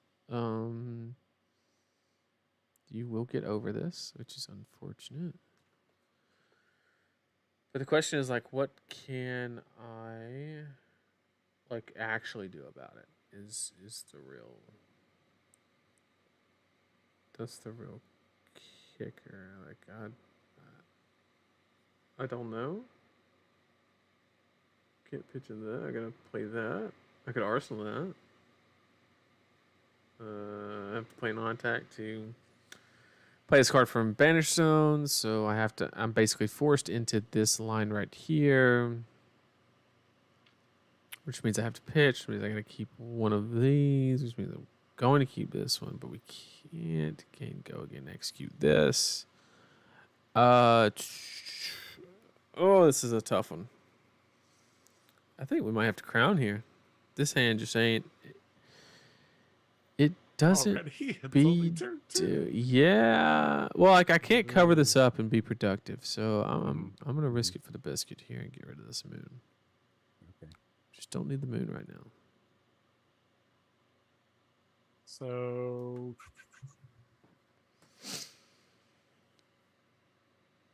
That's weird. all right, we're gonna play this out. Yeah. Really set up for next turn. Mm-hmm.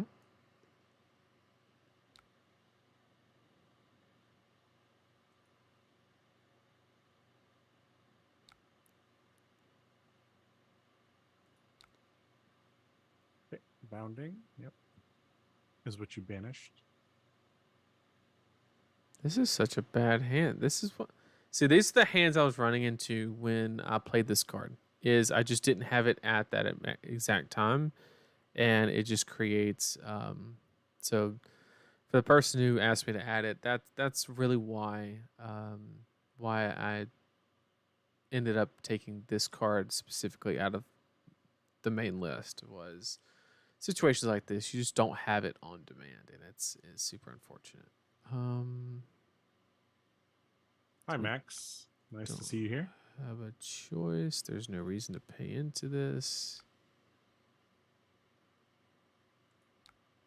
Okay, rune chant, rune chant, rune chant. Oh, it doesn't even apply. Let's go back. Yeah, it has to be rune juice. Oh, Yeah. that's so bad.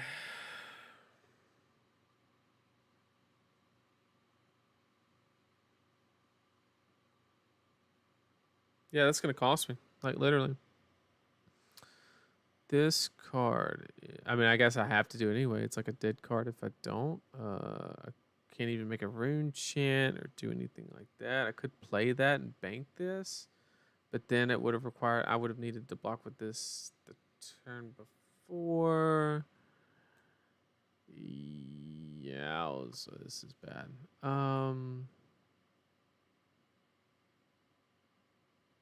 Let me go back to this turn. Mm-hmm.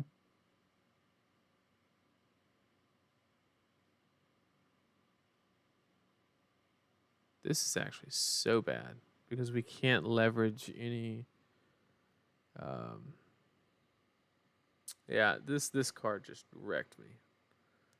Absolutely wrecked me.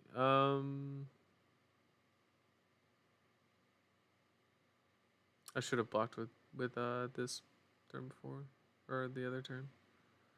I guess we're gonna do this, and we're just gonna play this and waste a card and pass. We can't even do that because we don't want to hold the 2 block. No, we have to. We literally have to go back to the other play. Unfortunately, that's so bad. Just 4, like, ugh. I want to play read and pass, but like, then I'm taking blood debt. Like, no matter how you cut it, it's just, it's bad. It's bad. Mm-hmm. The reduce is just. Ugh. All right. Doesn't have an on hit effect, so we will just take this. Yeah, I would assume.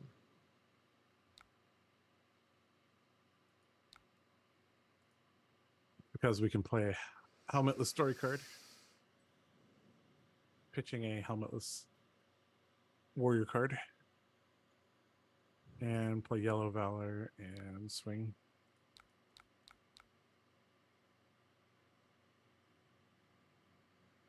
We actually have to. Oh my god, there's no way. There's no way you don't have it.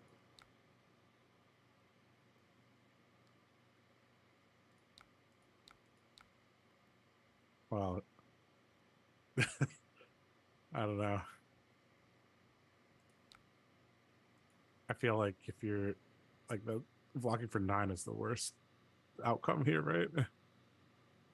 Or blocking for 8, sorry. Oh, I'm sorry. I need to throw a tunic in there. Sorry. Yeah, I was like, what? Yeah. No. you have to force me to actually Yep. play it out. I miscounted. Mm-hmm. So, which card do we route back to his hand? I don't think it matters.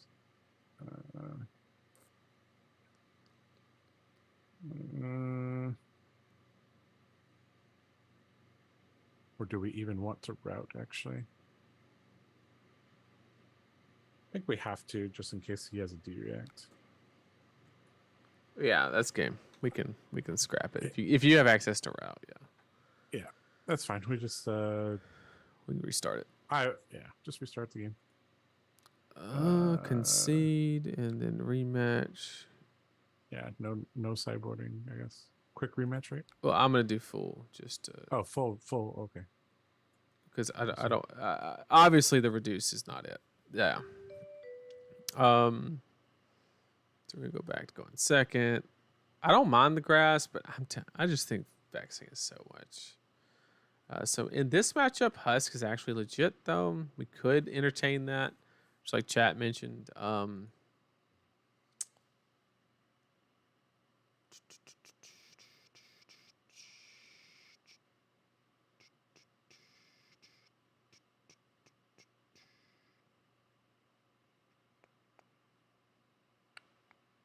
Let's run the original with vexing, and we'll add husk and just not utilize the tunic.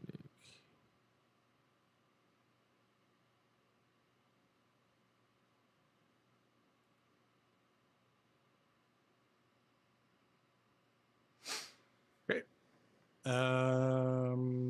We will just pass. Mm-hmm.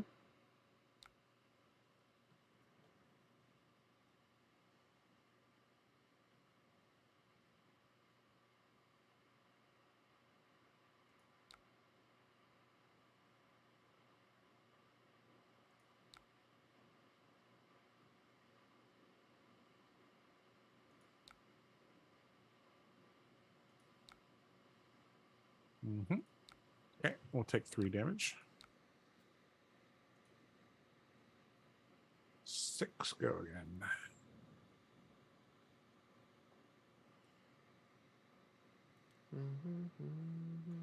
The first turn for this deck is so awkward.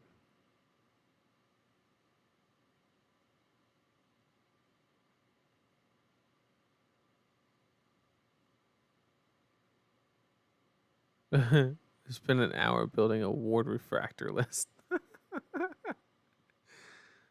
Oh, Dark Odious, I feel for you. A ward refractor list. That's what he said. Hmm. Mm-hmm. Okay. Actually, you know what? We're actually gonna. I think we hold this. No, that's a pipe dream. We'll jam it while we can. Let's get that damage in.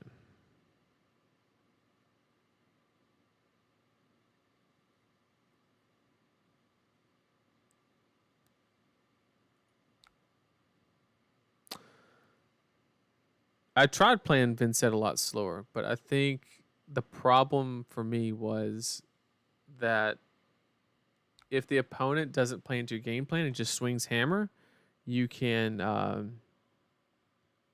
just get fatigued if you're not careful. If you go too mid rangey.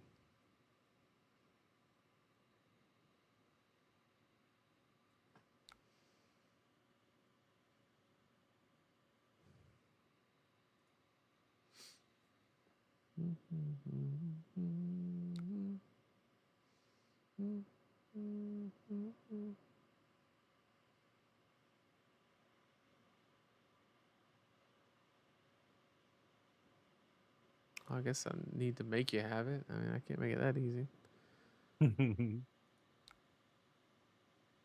Pretty much.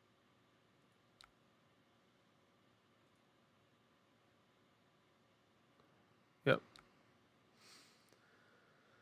I assumed it was gonna happen, but we can dream, right?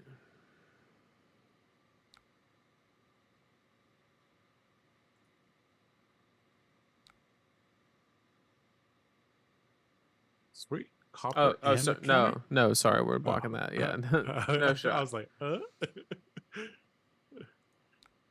was like, this is a straightforward block, right? Yeah. I'd love to keep that, but I don't think it's worth giving you the momentum.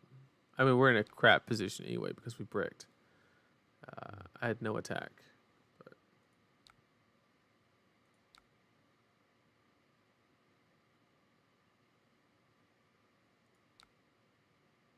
Mm-hmm. not ideal. But sometimes you gotta do what you have to do.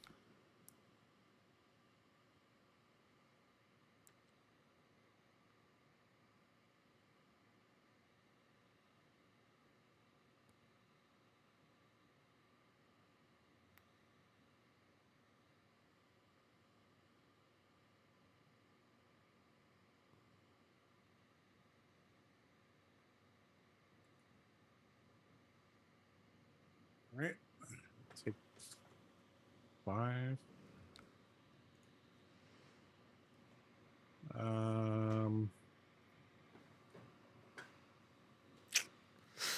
Hmm.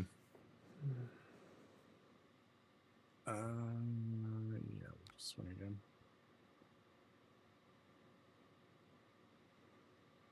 cards in hand. You didn't activate verses, which would imply you have a response. Yep, that's kind of the issue with the pride, or not pride, versus. Yep. It makes your hands telegraphed as Dory. It does. There's no actual good way to execute it. It's fine.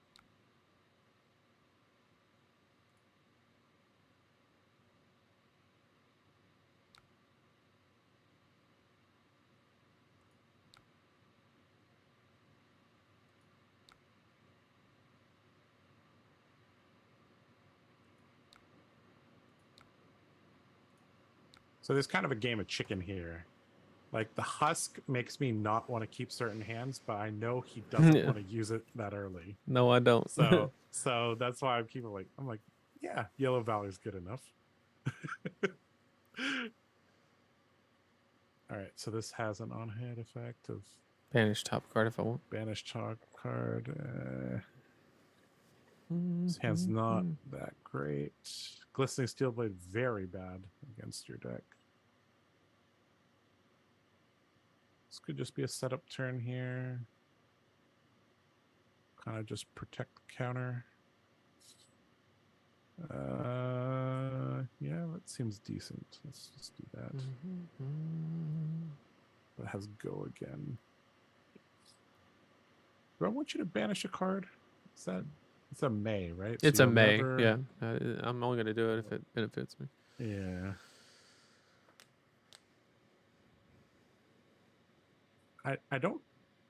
I think you're mainly using this for the go again, right? Not for the banish. It's all of it. I mean, I could get like if you've taken rune chant damage, so if I look and see the one where I just play it, if somebody's taking damage and getting rune chant, like I'll do it, right? Yeah. Just depends. Yeah. All right, let's just deny the unhitter then.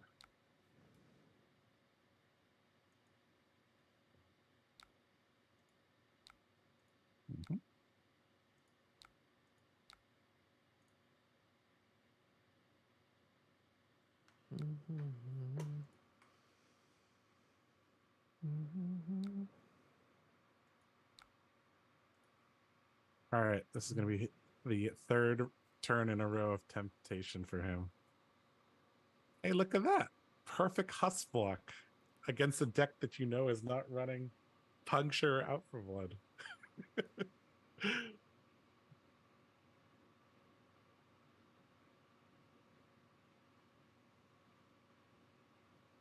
I mean, this is the perfect husk block.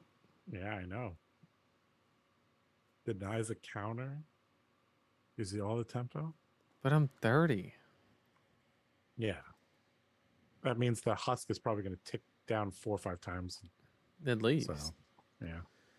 The only thing tempting me is you don't have AB. So, like, if I can push hard, then, like, maybe, you know. I don't like using this early, but it stops go again, and there's not a card in the Dory. I mean, you could let it hit. It could be like an Iron Song Prod or whatever, and you can hit, but you're not going to be able to swing again, which is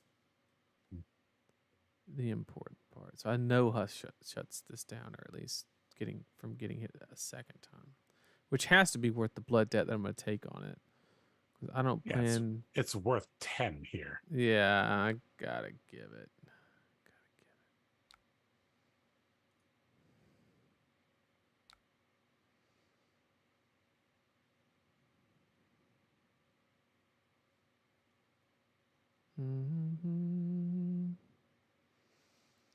I love IP penalties. Let's keep doing that.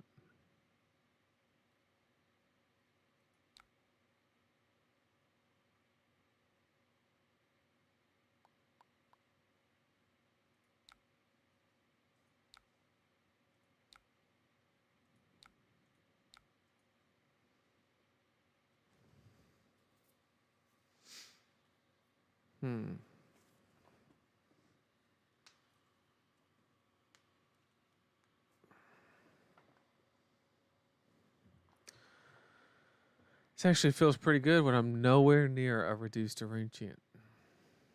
Never thought I'd say I'd rather not have D-Rex against Dory, but that card just destroyed me last game.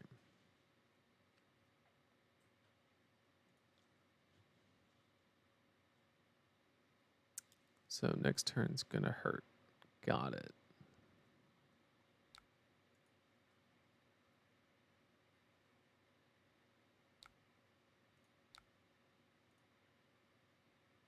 Did you get the blue you were looking for? Nope. Yeah, he said no. Is that exactly what tried. you were looking for? Yeah. Oh, it happens It's okay. every time. We have backup plans. It's fine. Every time. That's what Courage Blade holds for. That's a fact. So pop Courage, Sharpen Steel.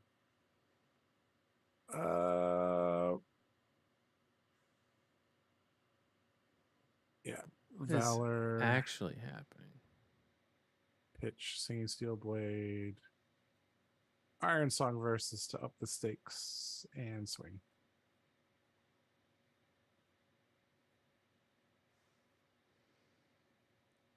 I want to do the right thing, but I don't think I can. So here's a question. Oh, I can't ask that question without giving up the goods. Uh-oh.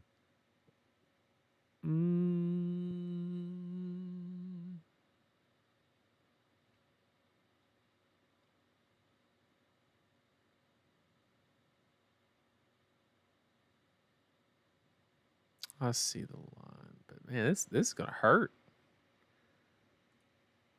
At least it's not a supremacy turn. It's not that bad. Yeah, it's gonna hurt.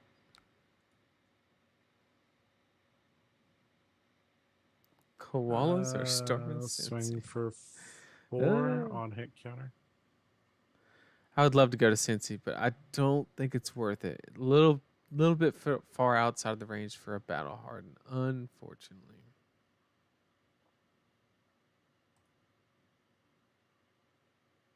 By twinning.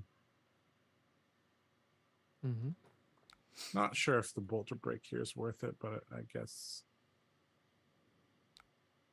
turning it into 4 damage is not the worst.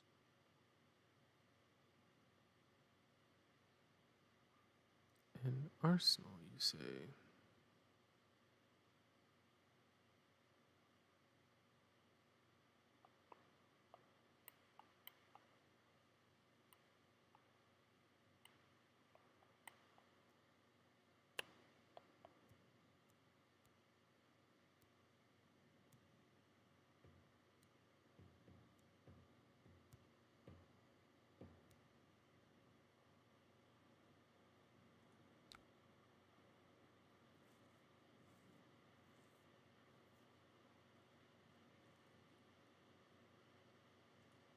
Your creeper usage in this game is completely different than the other games.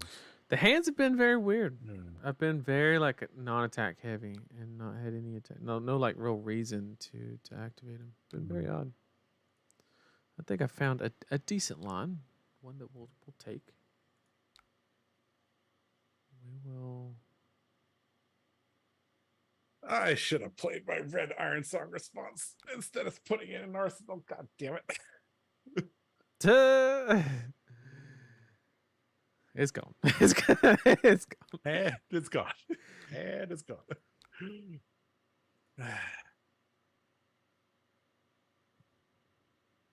All right. What are we doing with this hand?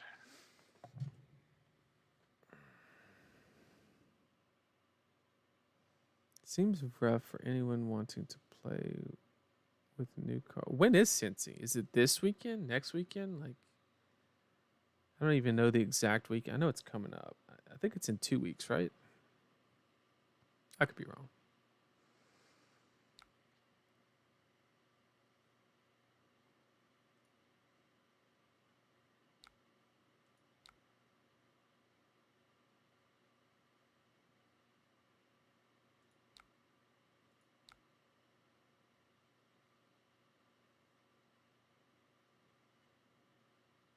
That widespread destruction card has been annoying me the whole night. It's so good. Especially considering I'm a setup style player. Like, It's so good. I have to play more brawly. It's just too good.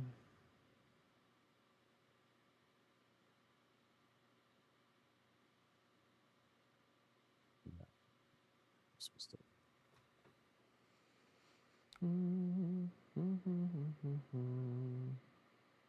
4 on hit courage.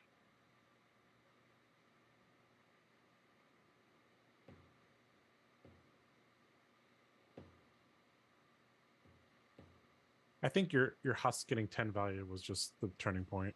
Like, Husk is just the trump card against Dory if you know how to use it correctly. It's pretty good.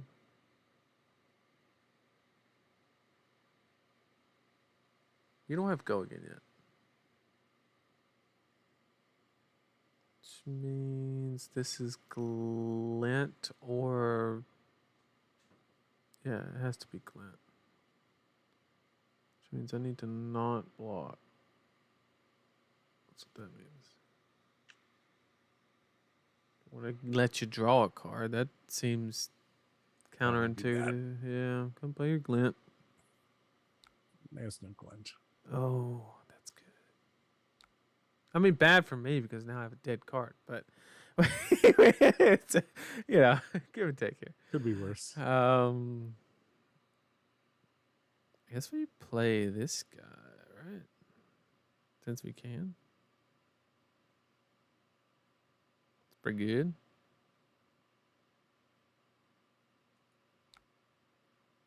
And then go.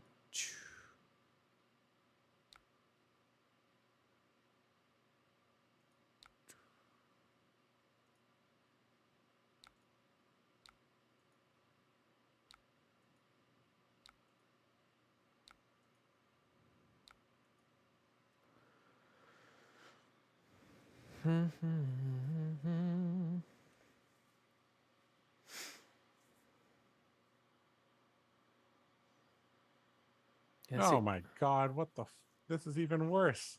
Oh yeah. Yeah, I'm getting that hand. Getting the hand.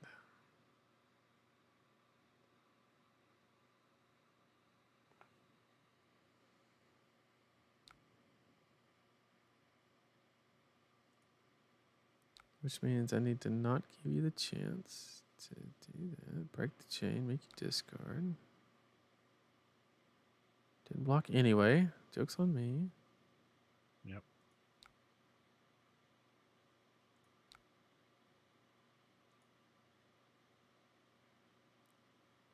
We need to preserve our life a bit here.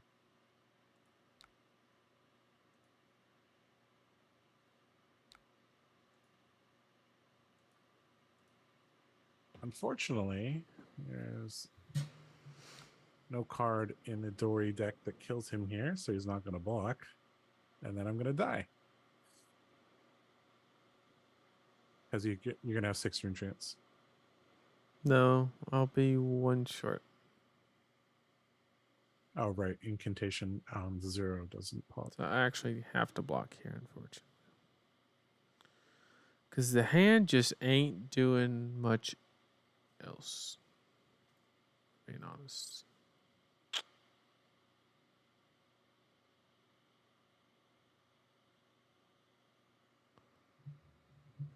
Could have resetted yourself, then banished the delight.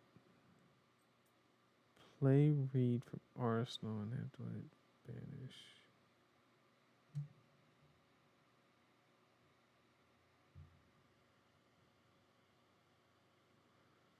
Rosetta myself?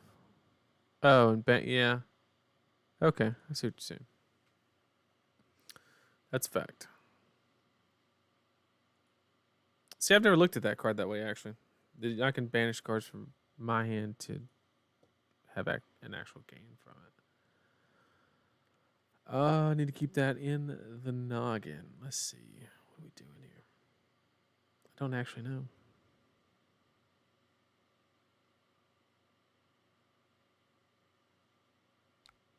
This is so sad, but I think we have to.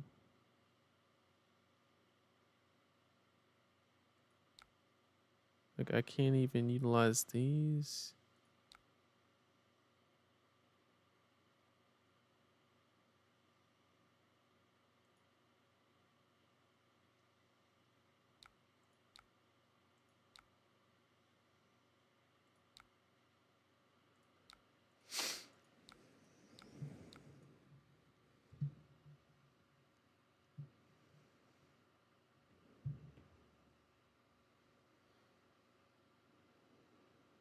Yeah, I've lost the game.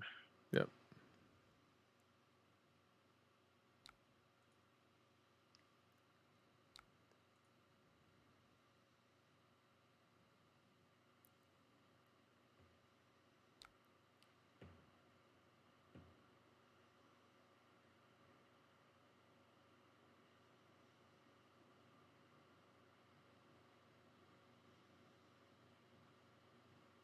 I think I'm overthinking this. I think I just You're need- overthinking it. I can't Yeah. swing, and I can't. Doesn't matter what I play here. You just need to discharge the moon chant. Husk blocking 10 value is exactly what you need. Radiant.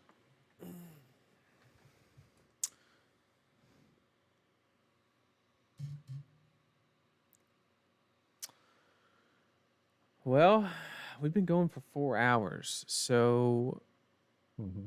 I think I'm ready to call it. Yeah. I think it's about that time. Oh,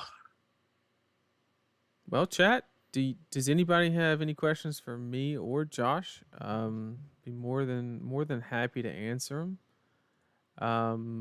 Some of the things we learned today is don't put mom on a swarming that already has go again. Rule number 1. Second, grasp has its place, but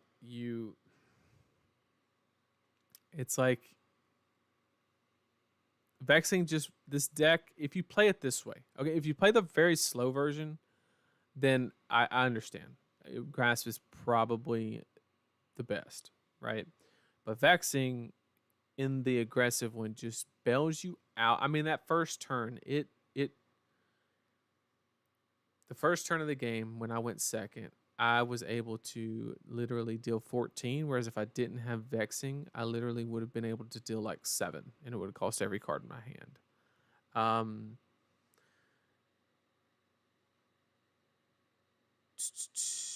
Do you think Vynnset will be tier 1 or 2? I don't think.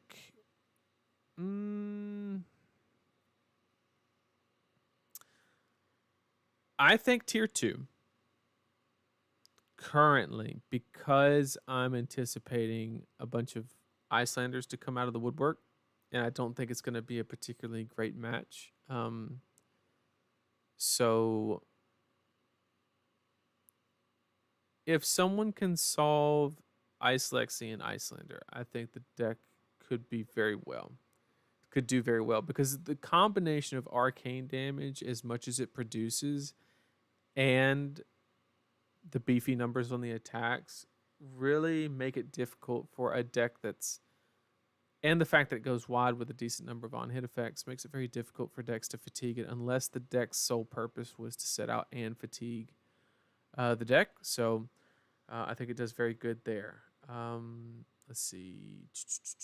Thoughts on Rip Through Reality and Meet and Greet. If the problem with Rip Through Reality, right, is it's literally dog water if they have AB and you don't have a shadow card, right? Because they could just shut you down. But not only that, like, it's not the worst. It's 4 go again, and then you could swing Rosetta. But my point would be like that's just worse Viscera, right? You're not getting any value by not having to have that blue pitch or anything like that. So, Josh, we got a question for you. What do you think of Bolton?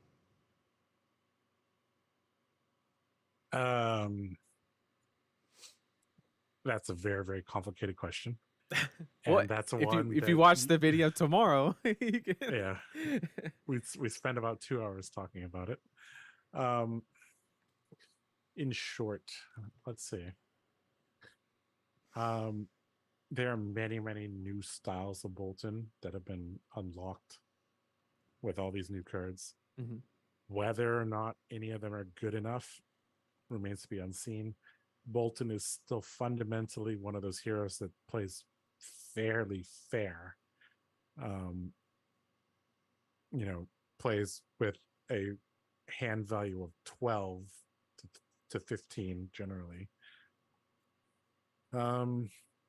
And we saw from some of the games earlier today that like you can draw some really, really awkward hands without a charge card. You can Mhm. draw multiple bannerets at the same time. Yeah, it's How many remains to bannerets be were you seen. running? I was running 12. Yeah. See, in our video, Which I think I said stick around yeah, 9, 6 to 9. Yeah. yeah, Yeah. yeah, something like that might be better. Yeah. Yeah, having a whole yellow, like building the deck as yellow based may be a little bit of a trap. There's not there's some payoffs for running yellow, so Mm-hmm. but it's like, is it worth it rather than running a traditional, red heavy with blue to power the turns? Yeah, there's a lot of styles. So I showed off 3 different ones there. Mm-hmm. I showed off the yellow based aggro deck, the giant ass beaming blade deck, and then the decimated great X. Yep. Yeah, all very, very rough first drafts though. So Okay. Basically watch the video that's going to come out tomorrow. Yep. Definitely. Somebody said thoughts on Flail and Scepter. Scepter's great only against Ashwings. That's the only like practical use that I've found for Scepters. But like that's all historically been kind of like Runeblade favored, especially when you have a bunch of poppers and do a bunch of arcane. So I just don't think it's necessary, probably, because it's not even good against Prism because the only thing that will trigger ward is the 1 arcane damage sent at Prism. So as long as she ABs, you're not killing 4 health angels with the scepter. So not that great for Prism either. Flail, you can put Flail in the list that has the link at the top. It's totally doable. You would just kind of you'd be more susceptible to fatigue. You have to be mindful of that, and your play patterns will change slightly. You'll be better into people with less armor, worse into people with more armor, and so forth. But Flail's not bad. I've just had more success leaning on Rosetta Thorn. Just a great weapon. Also, if you run Flail, take Tunic out. I don't think it's worth it. I would run Husk or maybe even the new chess piece because there's just not enough windows to really utilize the Tunic counter. That's kind of my thought on Flail is you'll have to make a couple changes if you put Flail in over Rosetta, but not too many. Anything else, chat?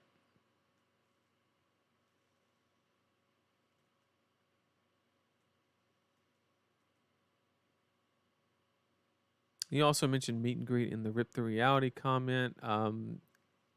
It's kind of the same thing. It's 4 go again, but it costs 1. And if you're there's not a lot of cards where you can fill that 1. So you obviously want to pitch a blue, right? And you want to pay the 1 for So that's a very interesting question. The Vynnset Discord's really divided on Blessing of Occult and what matchups are you bringing it in against.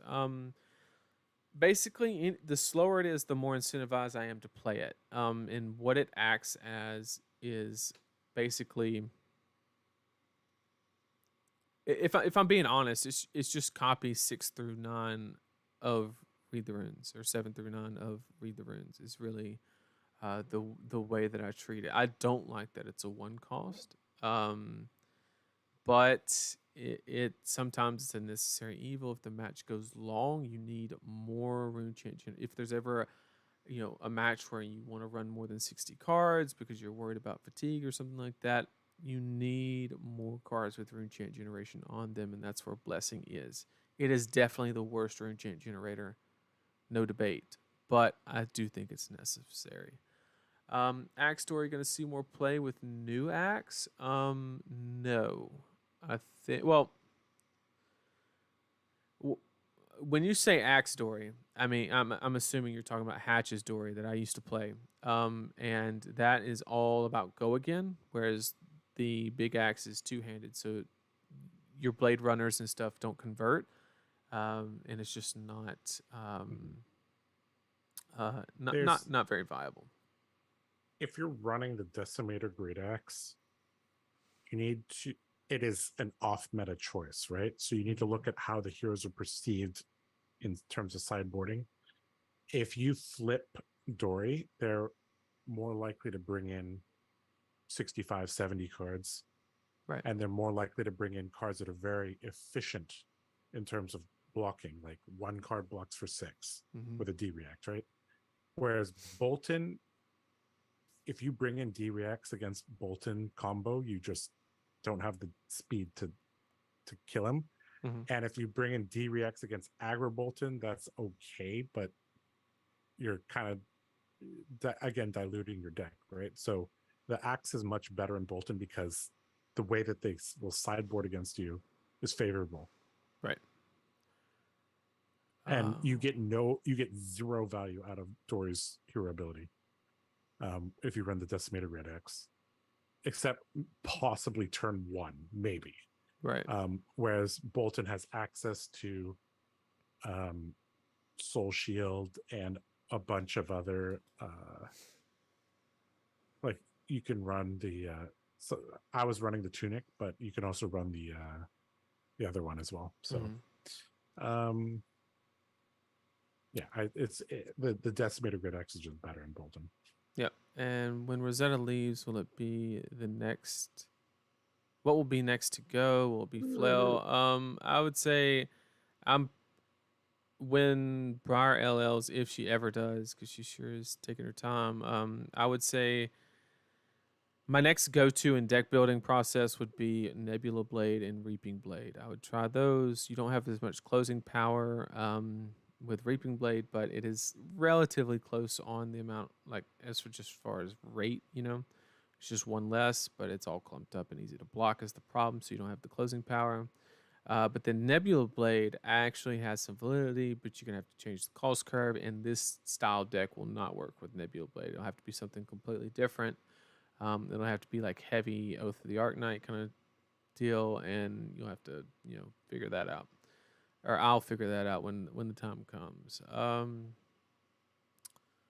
I can answer that one. The new axe is not a meme. It's legit. It is literally the single highest rate one card thing you can routinely do in the game. It's always worth the value of 5 unless your opponent wants to be on a 10-turn clock. So assuming that there's not a lot of combo or explosiveness within the format, it's a very valid strategy to just sit back on the axe, block out, send 4, which gets the value of 5 if they put any card in front of it that's not equipment. And it can just, you can get a lot of value from that card. Because it's kind of the same premises like Winter's Well, but you actually, instead of disrupting, you're just extracting more damage when they block. How do you think about building Vynnset with Siege, Riftbind, Bounding? It's awful. A lot of people that played Chain kind of defaulted to that strategy first, but the problem is Chain got cards into the banish zone with no opportunity cost, right? All he had to do was inconveniently give himself go again, and bam, cards just appeared in the banish zone, right? Vynnset has to hit with Shadow Puppetry or has to hit with this to get like that extra card into the banish zone. So when you're playing in that way, you just Seeds is just a terrible rate because you don't get it into the banish zone for free. A good example of that is look at a chain player's face when they draw a red seas in their hand and they're just disappointed, right? Because they have to play it, get 1 damage, and move on, right? But if they banish it, they're super happy, right? Seeds is the best card you can banish in the world, right? But Vynnset just doesn't have the ability to just banish at a low opportunity cost is the main thing. How do you think Bill already answered that one? Do you have any early thoughts on how you would approach the Icelander fatigue matchups? It's a great question. It's a very difficult question. Historically, I'll be honest with you. My mindset with Runeblade into Icelander is I don't like playing on their game plan. For those of you who don't know, I actually took Rusted Relic to U.S. Nationals this past year, and I did good with it. I got 13th and took Rusted Relic in my Briar deck, and I ended up fatiguing Icelanders. That was my strategy with Briar, just regular channel mount Briar, and it was that's what I will try first. I'll tell you that. Will it work in Vynnset? I don't see how, because you're deleting a card from your hand from the very beginning, and she's just going to ping you when you do that. So I don't think that's going to be a viable strategy. You are going to have to approach the matchup and on the axis of value and just try to outvalue. That's all you can do. It's gonna be a very difficult problem to solve. It might just be the only thing holding her back, to be honest. Is Viscera still good without Rosetta? What are your thoughts on the new Vis specialization? I think the new Vis specialization is horrible. I would never touch it. I would never play it. Simple as that. Any card that's been printed for Viscera that needs the discount typically has it, and you like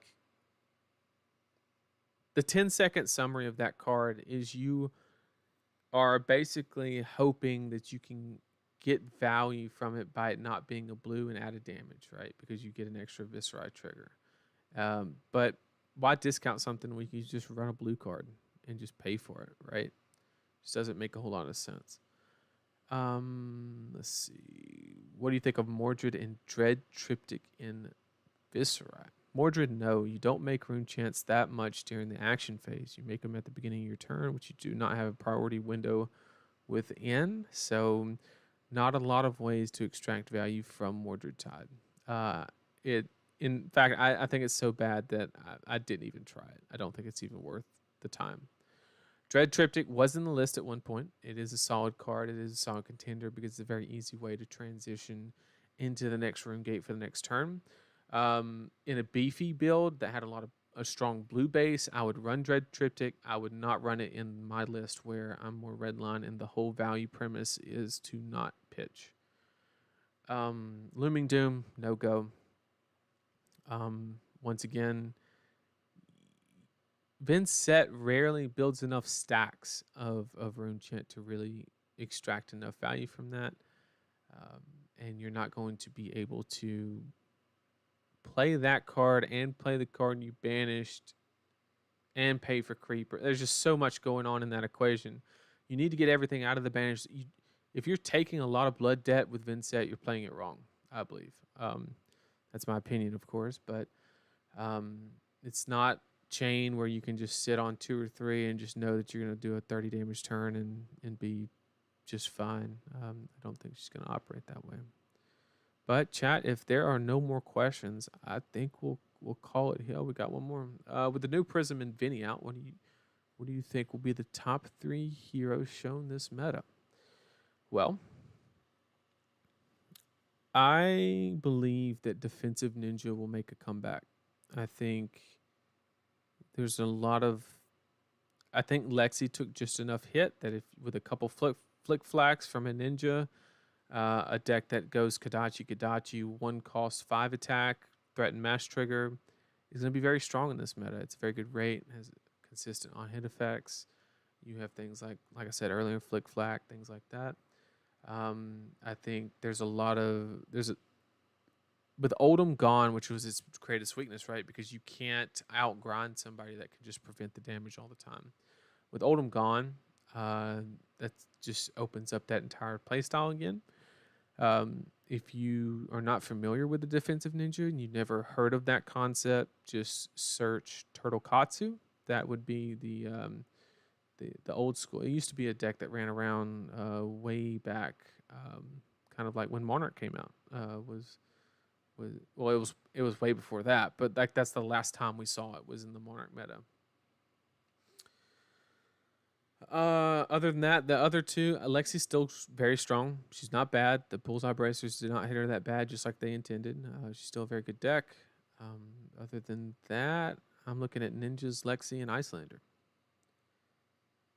as being the top decks. And you guys think Levia will be a real deck? Yeah, I think Levia is very good. She has a lot of the question is which Levia, right? Because like I watched some of Mansant's stream today, and he had about 5 different deck lists that all tried to achieve something different. One tried to race to 13 on Blood Debt, transform. One was just value proposition. One was fatigue them out. I mean, I just saw all types of different ideas, and what needs to happen is Levia is one of those decks I believe that needs a solidified meta. So I think right now Levia will perform very poorly, but once she gets a good idea of what the meta is, and she can tailor the best form of her card pool, I think that's when we will see it. And I think after that happens, I think she's a serious 1.5, one tier 1 deck. I could see it. Absolutely. Yeah, recursion levy. I mean, like all types of stuff. The problem is she needs to know what's coming so she can play the correct style. That's the most important thing. Is she needs to see what's coming. Be on the lookout for Ice Lexi. That can make a comeback, of course. With Oldham gone, less chance of fatigue. Things like that. Also, if you're going to an early battle harden, I'll offer you a piece of advice. The easiest way to spike a tournament, I believe, is sometimes you can just do. Certain people can just let their guard down in certain situations. Everybody is deck building right now, and Oldham's gone. So, what is the knee jerk reaction on what you take out? Well, you take out your remembrances, you take out your whatever the case may be. So if you can build a nifty decimated great axe or something like that fatigue deck, I think it'll do very well at the next tournament. Will it be the play at Nats? Probably not. People have an answer, minimal sideboard slots to answer it kind of thing. But I think on the fatigue front, I think that a lot of people have their guard down right now. And I think if you can build something that can operate on that level, I think you have a decent chance. Kano is dead right now. I agree. Lexi's not who he wants to be playing against, and Oldham was his free match that he just lost. So, not a fan. Reinar's great too. Don't sleep on Reinar. Reinar is fantastic. So, we had amazing numbers today. I think we got up to like 150 or something. I really do appreciate everybody being here. I really enjoy these. Sorry about me tripping over the explaining the whole rune chant interaction and all that. I apologize for that, but I hope everybody enjoyed it. I hope the list's not perfect. Obviously, I mean I've been working on it only 4 or 5 days, but I think it's a solid start if that's the way that you want to take Vynnset. If you don't, I am working on a slower, methodical kind of Vynnset list, and we'll probably play that one next Wednesday. Once I just needed more time to kind of iron that one out, kind of thing, or I just spent more time on this version, right? So would love to see everybody again next Wednesday where we work on that list. And I'll keep everybody up to date on preparations for nationals, what I'm thinking. I'm not one to. The only time I ever hold back is when I have information that somebody told me to keep close to my chest. But if it's anything I discover, I throw it out here. Simple as that, and just trying to give as much value to everybody as I can. And yeah, I sure do appreciate everybody being here, and I will see everybody next weekend or next Wednesday. Take care, everybody. Thanks for being here.